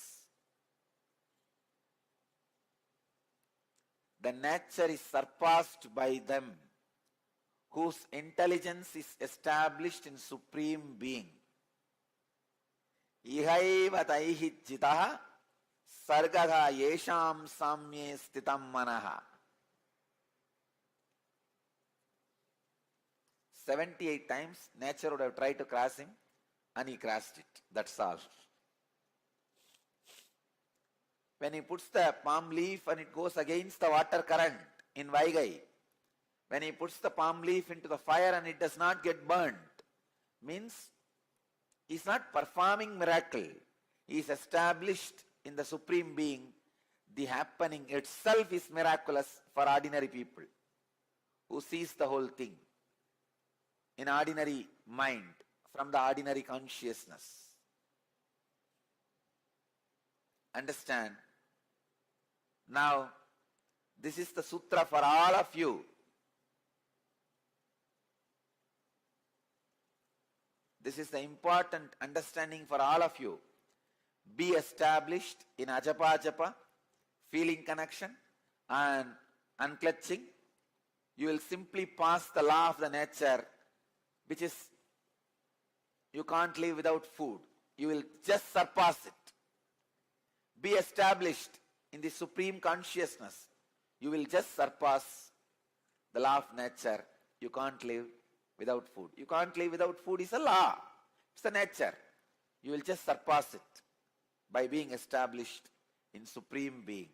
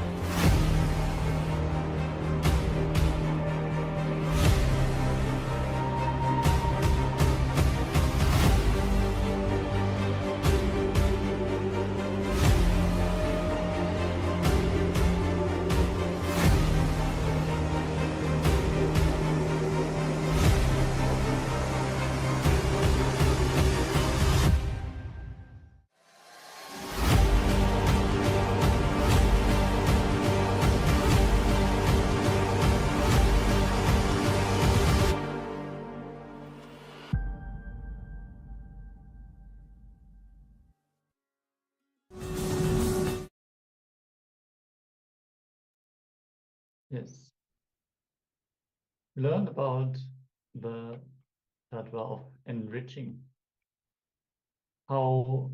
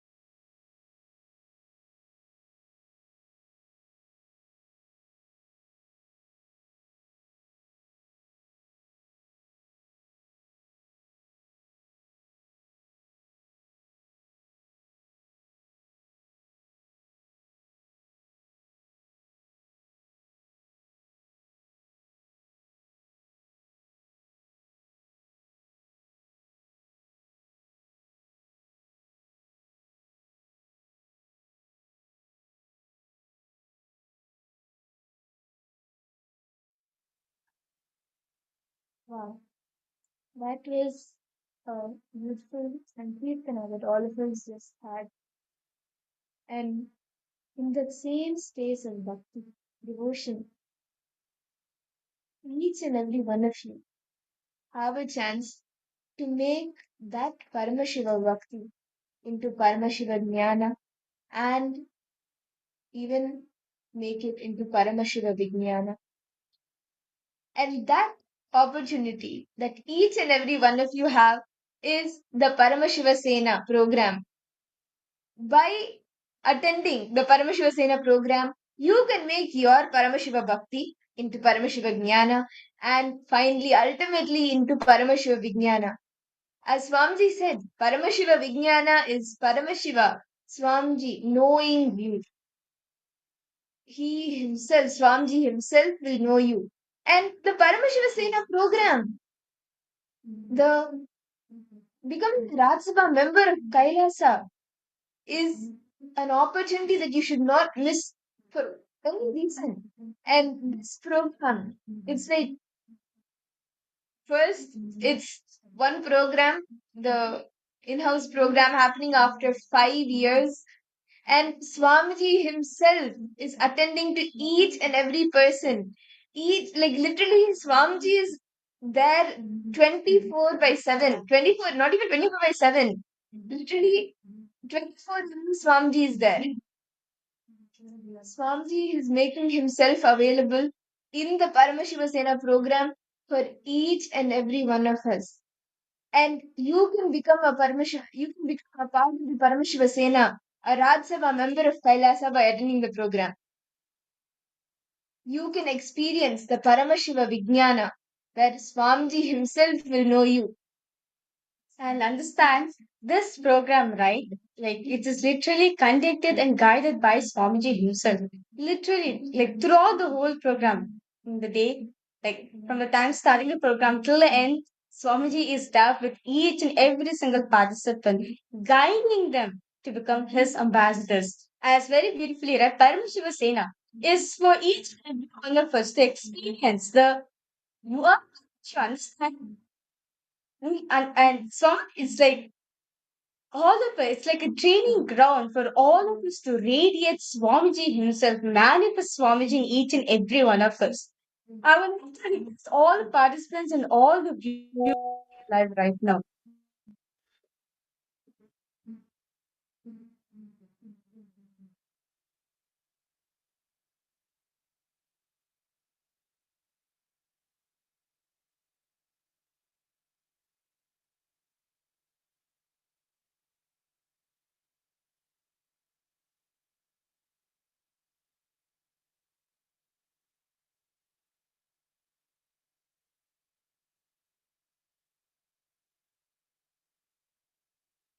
See, understand by becoming a part of the Paramashiva Sena, becoming Paramashiva's ambassador, you get to experience the Paramashiva Vijnana, the space of Paramashiva Vijnana, Swami himself knowing you. And it's such a sight to see how, for each and every participant of the Paramashiva Sena program, each and every question, Swami comes, like he is making himself available. He attends to each and every participant, whether it is the smallest of smallest questions or even questions related to how something, how like the science of how to connect what is Paramashiva Vijnana, how to connect one from another, all of these, any questions. As Mavrija was sharing, this is the training ground for you to become an ambassador, Kailasa, an ambassador of Paramashiva himself. And if you have not signed up for the Paramashiva Sena yet, you should, because this is an opportunity that you should not miss for whatever reason. And Swamiji, out of his utmost compassion, has opened like it's over. It's over. It's going to see the next 2 seasons. The next season started on January 13th to February 14th, and then immediately on to March 15th. It's like back to back. And Swamiji is attending to each and every one of us. Ma Virupaksha, a person participant like to know when the sessions on the chakras will take place. Okay. Actually, ma detail about this chakras will be happening in the Paramashivoham Level 1 program actually. Detailing it will be happening in the Paramashivoham Level 1 as Swamiji revealed this whole science of the chakra thing. Um, this is the first thing Swamiji revealed, right? So detailing the participant will be learning the Paramashivoham Level 1 program. Yes. All the advanced sciences only will be learning in the Paramashivoham Level 3. Yes. Okay. Thank you so much. Ma Virupaksha, are you joining the Paramashivasena program? Yes. Okay. Ma Swamiji wants the next 2 seasons for you. Take steps. Not all the obstacles are there. Just step. Jump. How about for you, Ma Gracina?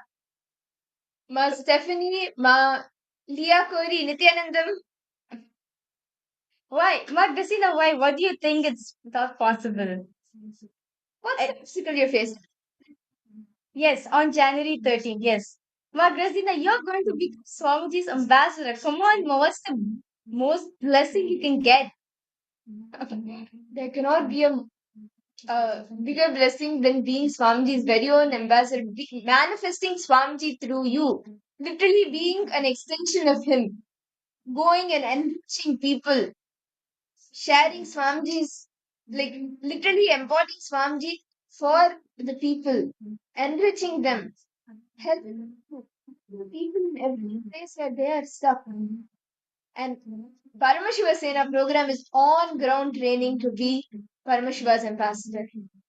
As very beautifully Swamiji said, right, in Paramashiva program, literally Swamiji will be knowing understand all the manifest and the unmanifest part of you. Literally Swamiji will know your whole. Literally, if you want Swamiji to know you personally, Paramashivasena is for you. As literally like today is like this the 11th day, like the 12th day of or the 12th day of the Paramashivasena program. And literally like all the participants are getting trained on ground to represent Swamiji wherever they go. And end of the day, they are going to be they are going to be part of they are going to be part of the Raj Sabha of Kailasa. And this is a big opportunity Swamiji is giving up for each and every one of us. Become a Raj Sabha member of Kailasa. Please head to ecitizen.info/PSS and please and understand like it's just too amazing. Literally Swamiji himself will be training each and every one of us from the minor detail to how to present yourself, how to talk. As or something the AI, you will be trained in like from basic body language, speaking skills, leadership skills, AI skills, everything on ground training to be Swamiji's ambassador. And the best part is Swamiji is making himself available. Swamiji is there for you. He will get to know you. He will know you end to end, internally, externally, everything. And any question that you have, anything that you are facing, Swamiji himself attends to each and every participant of the Paramashivasena. So if you just want to experience Swamiji, like that dimension of Swamiji, you have the opportunity now by signing up for the Paramashivasena, becoming a Rajya member of Kailasa, and just go on enriching both yourself and others as an ambassador of Swamiji, as an ambassador of Paramashiva. I see several participants logged in. Ma Komati Kalai Chelvan, Nithyananda Ma, welcome.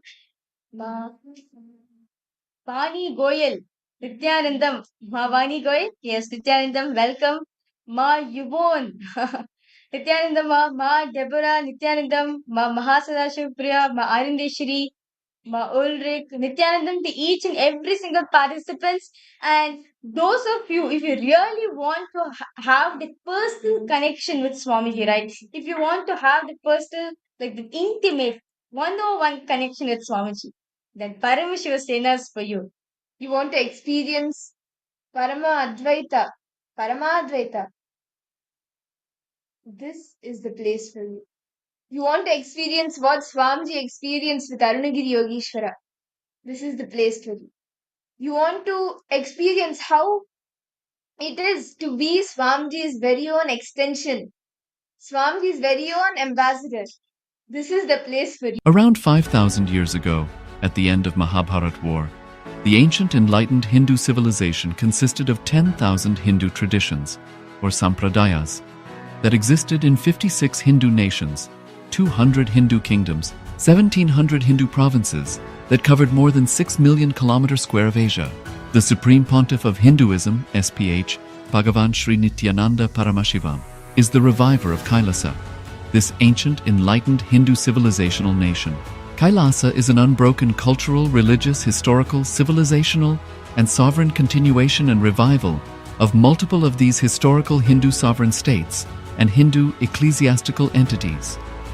The unbroken continuity of these ancient Hindu nations through KAILASA results in the legal recognition of KAILASA as per the international customary law, particularly the doctrine of continuity. The international law, the doctrine of continuity, implies that upheavals and revolutions within a country, changes in government, territorial adjustments, measures taken during military occupation, or other internal transformations do not negate the existence of the country, do not affect the legal personality and international obligations of the country or state. The Vienna Convention on Succession of States in respect of treaties, 1978, addresses these principles of the doctrine of continuity as it outlines international law during situation of state succession or continuation. International law recognizes a state's legal personality by recognizing its identity. This perspective extends even during the period when the given state or country is annexed or occupied by a foreign power. Even in such cases, the legal personality of the state is considered to persist, enabling its subsequent re-establishment. Historical examples dating back to the 18th century include cases like Portugal and Genoa that were re-established after the Vienna Congress of 1815. More recent examples include countries such as Poland, Ethiopia, Czechoslovakia, Albania, and Austria that were re-established after World War II. Even when a nation is deprived of its territory, the nation continues to exist. Its sovereignty and international legal personality continues to persist. The Dalai Lama, as the spiritual and temporal leader of Tibet, exemplifies this principle. In 1959, the Dalai Lama was exiled and forced to flee. Despite the challenges faced, the Dalai Lama continues to advocate for the preservation of Tibetan culture and garners worldwide support for Tibetan autonomy on the global stage. Similarly, from 1309 to 1376, the Pope of Catholicism had been in exile in Avignon. Despite this, he was recognized as the head of state as well as head of the church and given full privileges of the position after their return to Rome. Even in 1861, much of the papal territories had been lost, leaving the Pope with no sovereign territory other than the papal residence and related buildings. Yet his temporal powers were still acknowledged. He was recognized as a head of state, and later, the Lateran Treaty of 1929 formally re-established papal sovereignty over the Vatican City. The Sovereign Order of Malta further exemplifies this principle, retaining international recognition as a sovereign entity despite the permanent loss of their territory upon Napoleon's invasion in June 1798. Despite such permanent loss of territory, the sovereignty and the international legal personality of the Sovereign Order of Malta continued to persist. Much later in 1894, the order settled in Rome and acquired two properties, the Magistral Palace and the Magistral Villa that received extraterritorial status. Today, the order maintains diplomatic relations with 112 countries, issues its own diplomatic passports, currency stamps, and vehicle registration plates, and has been granted observer status in the United Nations. All these examples of state re-establishment illustrate the principle of continuity of states, as per international law, that a state's legal personality persists over time. A nation continues to exist even after a complete loss of territory. A far more striking example is of the oceanic countries, which are under the threat of their entire nation being drowned and submerged due to rising sea levels owing to global warming. In response to such existential threat of climate change, Pacific Island nations, including Tuvalu, have enacted constitutional amendments and made international declarations affirming that their nation and their sovereign rights will continue to persist, despite their entire territory being lost to the sea. This proactive stance is highlighted in the Constitution of Tuvalu Act 2023 and the Pacific Islands Forum Declaration of 2021. The Supreme Pontiff of Hinduism, Bhagavan Sri Nithyananda Paramashivoham, through the line of succession is the present 203rd Emperor of the Hindu Sovereign Kingdom of Surangi Samrajya. He was crowned on the 31st of December 2004 at the age of 26. Thus, by very same principles of the doctrine of continuity, through which the international legal personality of Portugal, Genoa, Poland, Ethiopia, Czechoslovakia, Albania, Austria, Vatican, Tibet, Sovereign Order of Malta, and several other nations has been recognized despite having undergone a period of exile, annexation, occupation by a foreign power, or despite loss of territory. The SPH Nithyananda Paramashivoham, through well-established legal and historical facts about the Hindu sovereign state of the Surangi Samrajyam, derives all sovereign rights and powers of the royal lineage of the Surangi Samrajyam as its 203rd sovereign emperor, from his inheritance and continuation of the unbroken succession of the kingdom of Surya Vamsa Surangi Samrajyam Sarvanapitha. Surya Vamsa Surangi Samrajyam, through unification with 20 other sovereign Hindu states and sovereign ecclesiastical, historical entities, became part of the United States of KAILASA, which thus became a sovereign, independent juridical state, with the SPH Nithyananda Paramashivoham as the sovereign.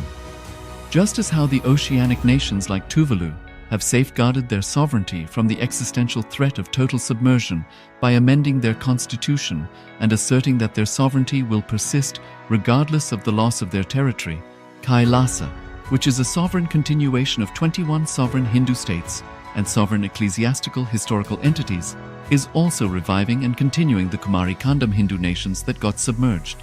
As per the doctrine of continuity, these facts imply that the Kailasa's statehood is recognized by international law and manifests as a natural outcome of well-established historical legal facts. Share your time, talent, and treasure. Become part of Kailasa. Sign up as an e-citizen https://kailasa.ecitizen.info.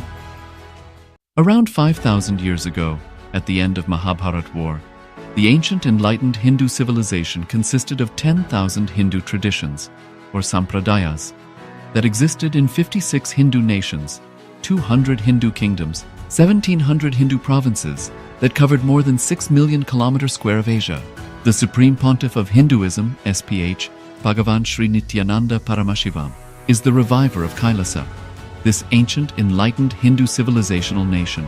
Kailasa is an unbroken cultural, religious, historical, civilizational, and sovereign continuation and revival of multiple of these historical Hindu sovereign states and Hindu ecclesiastical entities.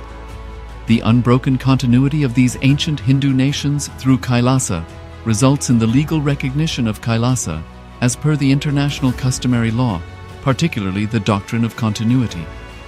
The international law, the doctrine of continuity, implies that upheavals and revolutions within a country, changes in government, territorial adjustments, measures taken during military occupation, or other internal transformations do not negate the existence of the country, do not affect the legal personality and international obligations of the country or state. The Vienna Convention on Succession of States in respect of treaties, 1978, addresses these principles of the doctrine of continuity as it outlines international law during situation of state succession or continuation. International law recognizes a state's legal personality by recognizing its identity. This perspective extends even during the period when the given state or country is annexed or occupied by a foreign power. Even in such cases, the legal personality of the state is considered to persist, enabling its subsequent re-establishment. Historical examples dating back to the 18th century include cases like Portugal and Genoa that were re-established after the Vienna Congress of 1815. More recent examples include countries such as Poland, Ethiopia, Czechoslovakia, Albania, and Austria. that were re-established after World War II. Even when a nation is deprived of its territory, the nation continues to exist. Its sovereignty and international legal personality continues to persist. The Dalai Lama, as the spiritual and temporal leader of Tibet, exemplifies this principle. In 1959, the Dalai Lama was exiled and forced to flee. Despite the challenges faced, the Dalai Lama continues to advocate for the preservation of Tibetan culture and garners worldwide support for Tibetan autonomy on the global stage. Similarly, from 1309 to 1376, the Pope of Catholicism had been in exile in Avignon. Despite this, he was recognized as the head of state as well as head of the church and given full privileges of the position after their return to Rome. Even in 1861, much of the papal territories had been lost, leaving the Pope with no sovereign territory other than the papal residence and related buildings. Yet his temporal powers were still acknowledged. He was recognized as a head of state, and later, the Lateran Treaty of 1929 formally re-established papal sovereignty over the Vatican City. The Sovereign Order of Malta further exemplifies this principle, retaining international recognition as a sovereign entity despite the permanent loss of their territory upon Napoleon's invasion in June 1798. Despite such permanent loss of territory, the sovereignty and the international legal personality of the Sovereign Order of Malta continue to persist. Much later in 1894, the order settled in Rome and acquired two properties, the Magistral Palace and the Magistral Villa that received extraterritorial status. Today, the order maintains diplomatic relations with 112 countries, issues its own diplomatic passports, currency stamps, and vehicle registration plates, and has been granted observer status in the United Nations. All these examples of state re-establishment illustrate the principle of continuity of states, as per international law, that a state's legal personality persists over time. A nation continues to exist even after a complete loss of territory. A far more striking example is of the oceanic countries, which are under the threat of their entire nation being drowned and submerged due to rising sea levels owing to global warming. In response to such existential threat of climate change, Pacific Island nations, including Tuvalu, have enacted constitutional amendments and made international declarations affirming that their nation and their sovereign rights will continue to persist, despite their entire territory being lost to the sea. This proactive stance is highlighted in the Constitution of Tuvalu Act 2023 and the Pacific Islands Forum Declaration of 2021. The Supreme Pontiff of Hinduism, Bhagavan Sri Nithyananda Paramashivoham, through the line of succession is the present 203rd Emperor of the Hindu Sovereign Kingdom of Surangi Samrajya. He was crowned on the 31st of December 2004 at the age of 26. Thus, by very same principles of the doctrine of continuity, through which the international legal personality of Portugal, Genoa, Poland, Ethiopia, Czechoslovakia, Albania, Austria, Vatican, Tibet, Sovereign Order of Malta, and several other nations has been recognized despite having undergone a period of exile, annexation, occupation by a foreign power, or despite loss of territory. The SPH Nithyananda Paramashivoham, through well-established legal and historical facts about the Hindu sovereign state of the Surangi Samrajyam, derives all sovereign rights and powers of the royal lineage of the Surangi Samrajyam as its 203rd sovereign emperor from his inheritance and continuation of the unbroken succession of the kingdom of Surya Vamsa Surangi Samrajyam Sarvanapitha. Surya Vamsa Surangi Samrajyam, through unification with 20 other sovereign Hindu states and sovereign ecclesiastical, historical entities, became part of the United States of KAILASA, which thus became a sovereign, independent juridical state, with the SPH Nithyananda Paramashivoham as the sovereign. Just as how the oceanic nations like Tuvalu have safeguarded their sovereignty from the existential threat of total submersion by amending their constitution and asserting that their sovereignty will persist regardless of the loss of their territory, KAILASA, which is a sovereign continuation of 21 sovereign Hindu states and sovereign ecclesiastical historical entities, is also reviving and continuing the Kumari Kandam Hindu nations that got submerged. As per the doctrine of continuity, these facts imply that the Kailasa's statehood is recognized by international law and manifests as a natural outcome of well-established historical legal facts. Share your time, talent, and treasure. Become part of KAILASA. Sign up as an eCitizen https://kailasa.ecitizen.info. Around 5,000 years ago, at the end of Mahabharat War, the ancient enlightened Hindu civilization consisted of 10,000 Hindu traditions, or sampradayas, that existed in 56 Hindu nations, 200 Hindu kingdoms, 1,700 Hindu provinces that covered more than 6 million kilometers square of Asia. The Supreme Pontiff of Hinduism, SPH, Bhagavan Sri Nithyananda Paramashivoham, is the reviver of KAILASA, this ancient enlightened Hindu civilizational nation. KAILASA is an unbroken cultural, religious, historical, civilizational, and sovereign continuation and revival of multiple of these historical Hindu sovereign states and Hindu ecclesiastical entities. The unbroken continuity of these ancient Hindu nations through KAILASA results in the legal recognition of KAILASA as per the international customary law, particularly the doctrine of continuity. The international law, the doctrine of continuity, implies that upheavals and revolutions within a country, changes in government, territorial adjustments, measures taken during military occupation, or other internal transformations do not negate the existence of the country, do not affect the legal personality and international obligations of the country or state. The Vienna Convention on Succession of States in Respect of Treaties, 1978, addresses these principles of the doctrine of continuity as it outlines international law during situation of state succession or continuation. International law recognizes a state's legal personality by recognizing its identity. This perspective extends even during the period when the given state or country is annexed or occupied by a foreign power. Even in such cases, the legal personality of the state is considered to persist, enabling its subsequent re-establishment. Historical examples dating back to the 18th century include cases like Portugal and Genoa that were re-established after the Vienna Congress of 1815. More recent examples include countries such as Poland, Ethiopia, Czechoslovakia, Albania, and Austria that were re-established after World War II. Even when a nation is deprived of its territory, the nation continues to exist. Its sovereignty and international legal personality continues to persist. The Dalai Lama, as the spiritual and temporal leader of Tibet, exemplifies this principle. In 1959, the Dalai Lama was exiled and forced to flee. Despite the challenges faced, the Dalai Lama continues to advocate for the preservation of Tibetan culture and garners worldwide support for Tibetan autonomy on the global stage.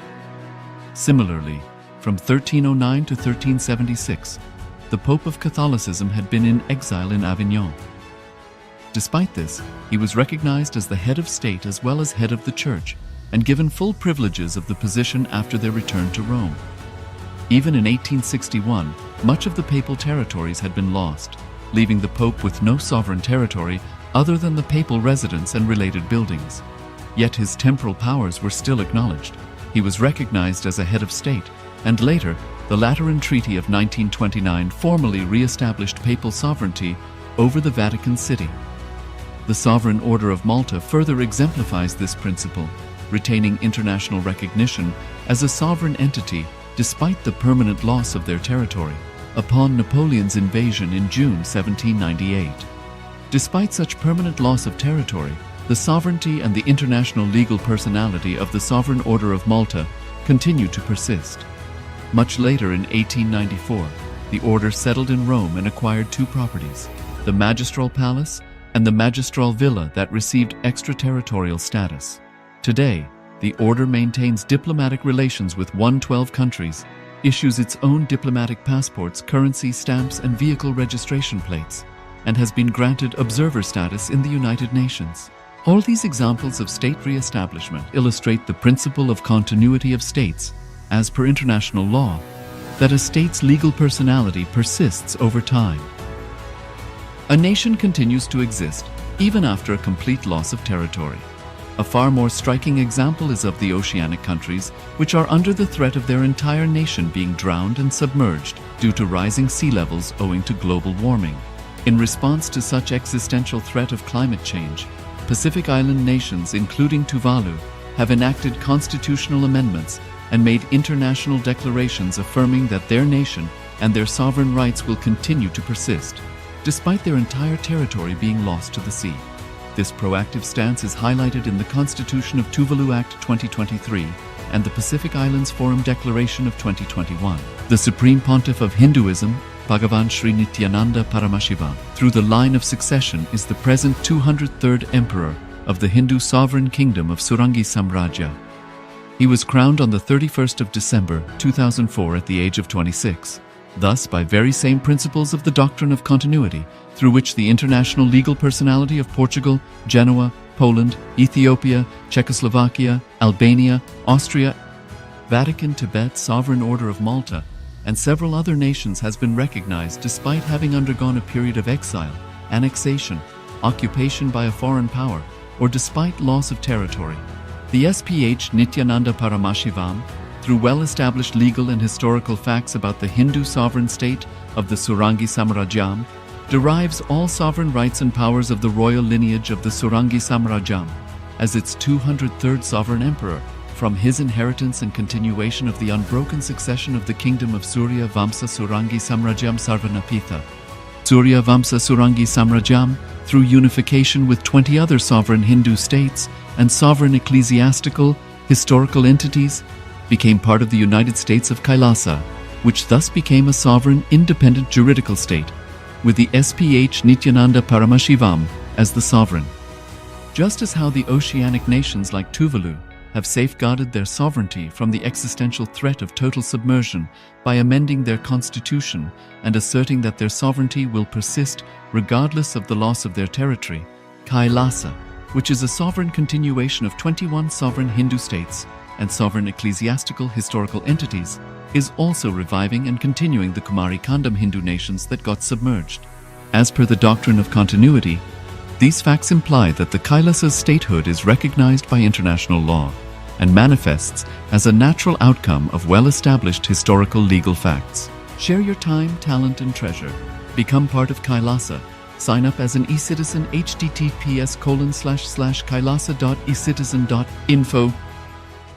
Around 5,000 years ago, at the end of Mahabharat War, the ancient enlightened Hindu civilization consisted of 10,000 Hindu traditions, or sampradayas, that existed in 56 Hindu nations, 200 Hindu kingdoms, 1,700 Hindu provinces that covered more than 6 million kilometers square of Asia. The Supreme Pontiff of Hinduism, SPH, Bhagavan Sri Nithyananda Paramashivoham, is the reviver of KAILASA, this ancient, enlightened Hindu civilizational nation. KAILASA is an unbroken cultural, religious, historical, civilizational, and sovereign continuation and revival of multiple of these historical Hindu sovereign states and Hindu ecclesiastical entities. The unbroken continuity of these ancient Hindu nations through KAILASA results in the legal recognition of KAILASA as per the international customary law, particularly the doctrine of continuity. The international law, the doctrine of continuity, implies that upheavals and revolutions within a country, changes in government, territorial adjustments, measures taken during military occupation, or other internal transformations do not negate the existence of the country, do not affect the legal personality and international obligations of the country or state. The Vienna Convention on Succession of States in respect of treaties, 1978, addresses these principles of the doctrine of continuity as it outlines international law during situation of state succession or continuation. International law recognizes a state's legal personality by recognizing its identity. This perspective extends even during the period when the given state or country is annexed or occupied by a foreign power. Even in such cases, the legal personality of the state is considered to persist, enabling its subsequent re-establishment. Historical examples dating back to the 18th century include cases like Portugal and Genoa that were re-established after the Vienna Congress of 1815. More recent examples include countries such as Poland, Ethiopia, Czechoslovakia, Albania, and Austria that were re-established after World War II. Even when a nation is deprived of its territory, the nation continues to exist. Its sovereignty and international legal personality continues to persist. The Dalai Lama, as the spiritual and temporal leader of Tibet, exemplifies this principle. In 1959, the Dalai Lama was exiled and forced to flee. Despite the challenges faced, the Dalai Lama continues to advocate for the preservation of Tibetan culture and garners worldwide support for Tibetan autonomy on the global stage. Similarly, from 1309 to 1376, the Pope of Catholicism had been in exile in Avignon. Despite this, he was recognized as the head of state as well as head of the church and given full privileges of the position after their return to Rome. Even in 1861, much of the papal territories had been lost, leaving the Pope with no sovereign territory other than the papal residence and related buildings. Yet his temporal powers were still acknowledged. He was recognized as a head of state, and later, the Lateran Treaty of 1929 formally re-established papal sovereignty over the Vatican City. The Sovereign Order of Malta further exemplifies this principle, retaining international recognition as a sovereign entity despite the permanent loss of their territory upon Napoleon's invasion in June 1798. Despite such permanent loss of territory, the sovereignty and the international legal personality of the Sovereign Order of Malta continue to persist. Much later in 1894, the order settled in Rome and acquired two properties, the Magistral Palace and the Magistral Villa that received extraterritorial status. Today, the order maintains diplomatic relations with 112 countries, issues its own diplomatic passports, currency, stamps, and vehicle registration plates, and has been granted observer status in the United Nations. All these examples of state re-establishment illustrate the principle of continuity of states, as per international law, that a state's legal personality persists over time. A nation continues to exist even after a complete loss of territory. A far more striking example is of the oceanic countries, which are under the threat of their entire nation being drowned and submerged due to rising sea levels owing to global warming. In response to such existential threat of climate change, Pacific Island nations, including Tuvalu, have enacted constitutional amendments and made international declarations affirming that their nation and their sovereign rights will continue to persist, despite their entire territory being lost to the sea. This proactive stance is highlighted in the Constitution of Tuvalu Act 2023 and the Pacific Islands Forum Declaration of 2021. The Supreme Pontiff of Hinduism, Bhagavan Sri Nithyananda Paramashivoham, through the line of succession is the present 203rd Emperor of the Hindu Sovereign Kingdom of Surangi Samrajya. He was crowned on the 31st of December 2004 at the age of 26. Thus, by very same principles of the doctrine of continuity, through which the international legal personality of Portugal, Genoa, Poland, Ethiopia, Czechoslovakia, Albania, Austria, Vatican, Tibet, Sovereign Order of Malta, and several other nations has been recognized despite having undergone a period of exile, annexation, occupation by a foreign power, or despite loss of territory. The SPH Nithyananda Paramashivoham, through well-established legal and historical facts about the Hindu sovereign state of the Surangi Samrajyam, derives all sovereign rights and powers of the royal lineage of the Surangi Samrajyam as its 203rd sovereign emperor, from his inheritance and continuation of the unbroken succession of the kingdom of Surya Vamsa Surangi Samrajyam Sarvanapitha. Surya Vamsa Surangi Samrajyam, through unification with 20 other sovereign Hindu states and sovereign ecclesiastical, historical entities, became part of the United States of KAILASA, which thus became a sovereign, independent juridical state, with the SPH Nithyananda Paramashivoham as the sovereign.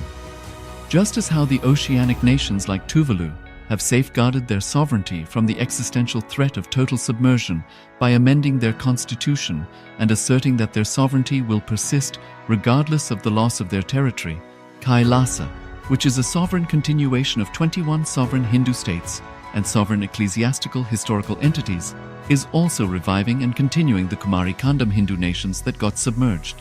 As per the doctrine of continuity, these facts imply that the Kailasa's statehood is recognized by international law and manifests as a natural outcome of well-established historical legal facts. Share your time, talent, and treasure. Become part of KAILASA. Sign up as an eCitizen https://kailasa.ecitizen.info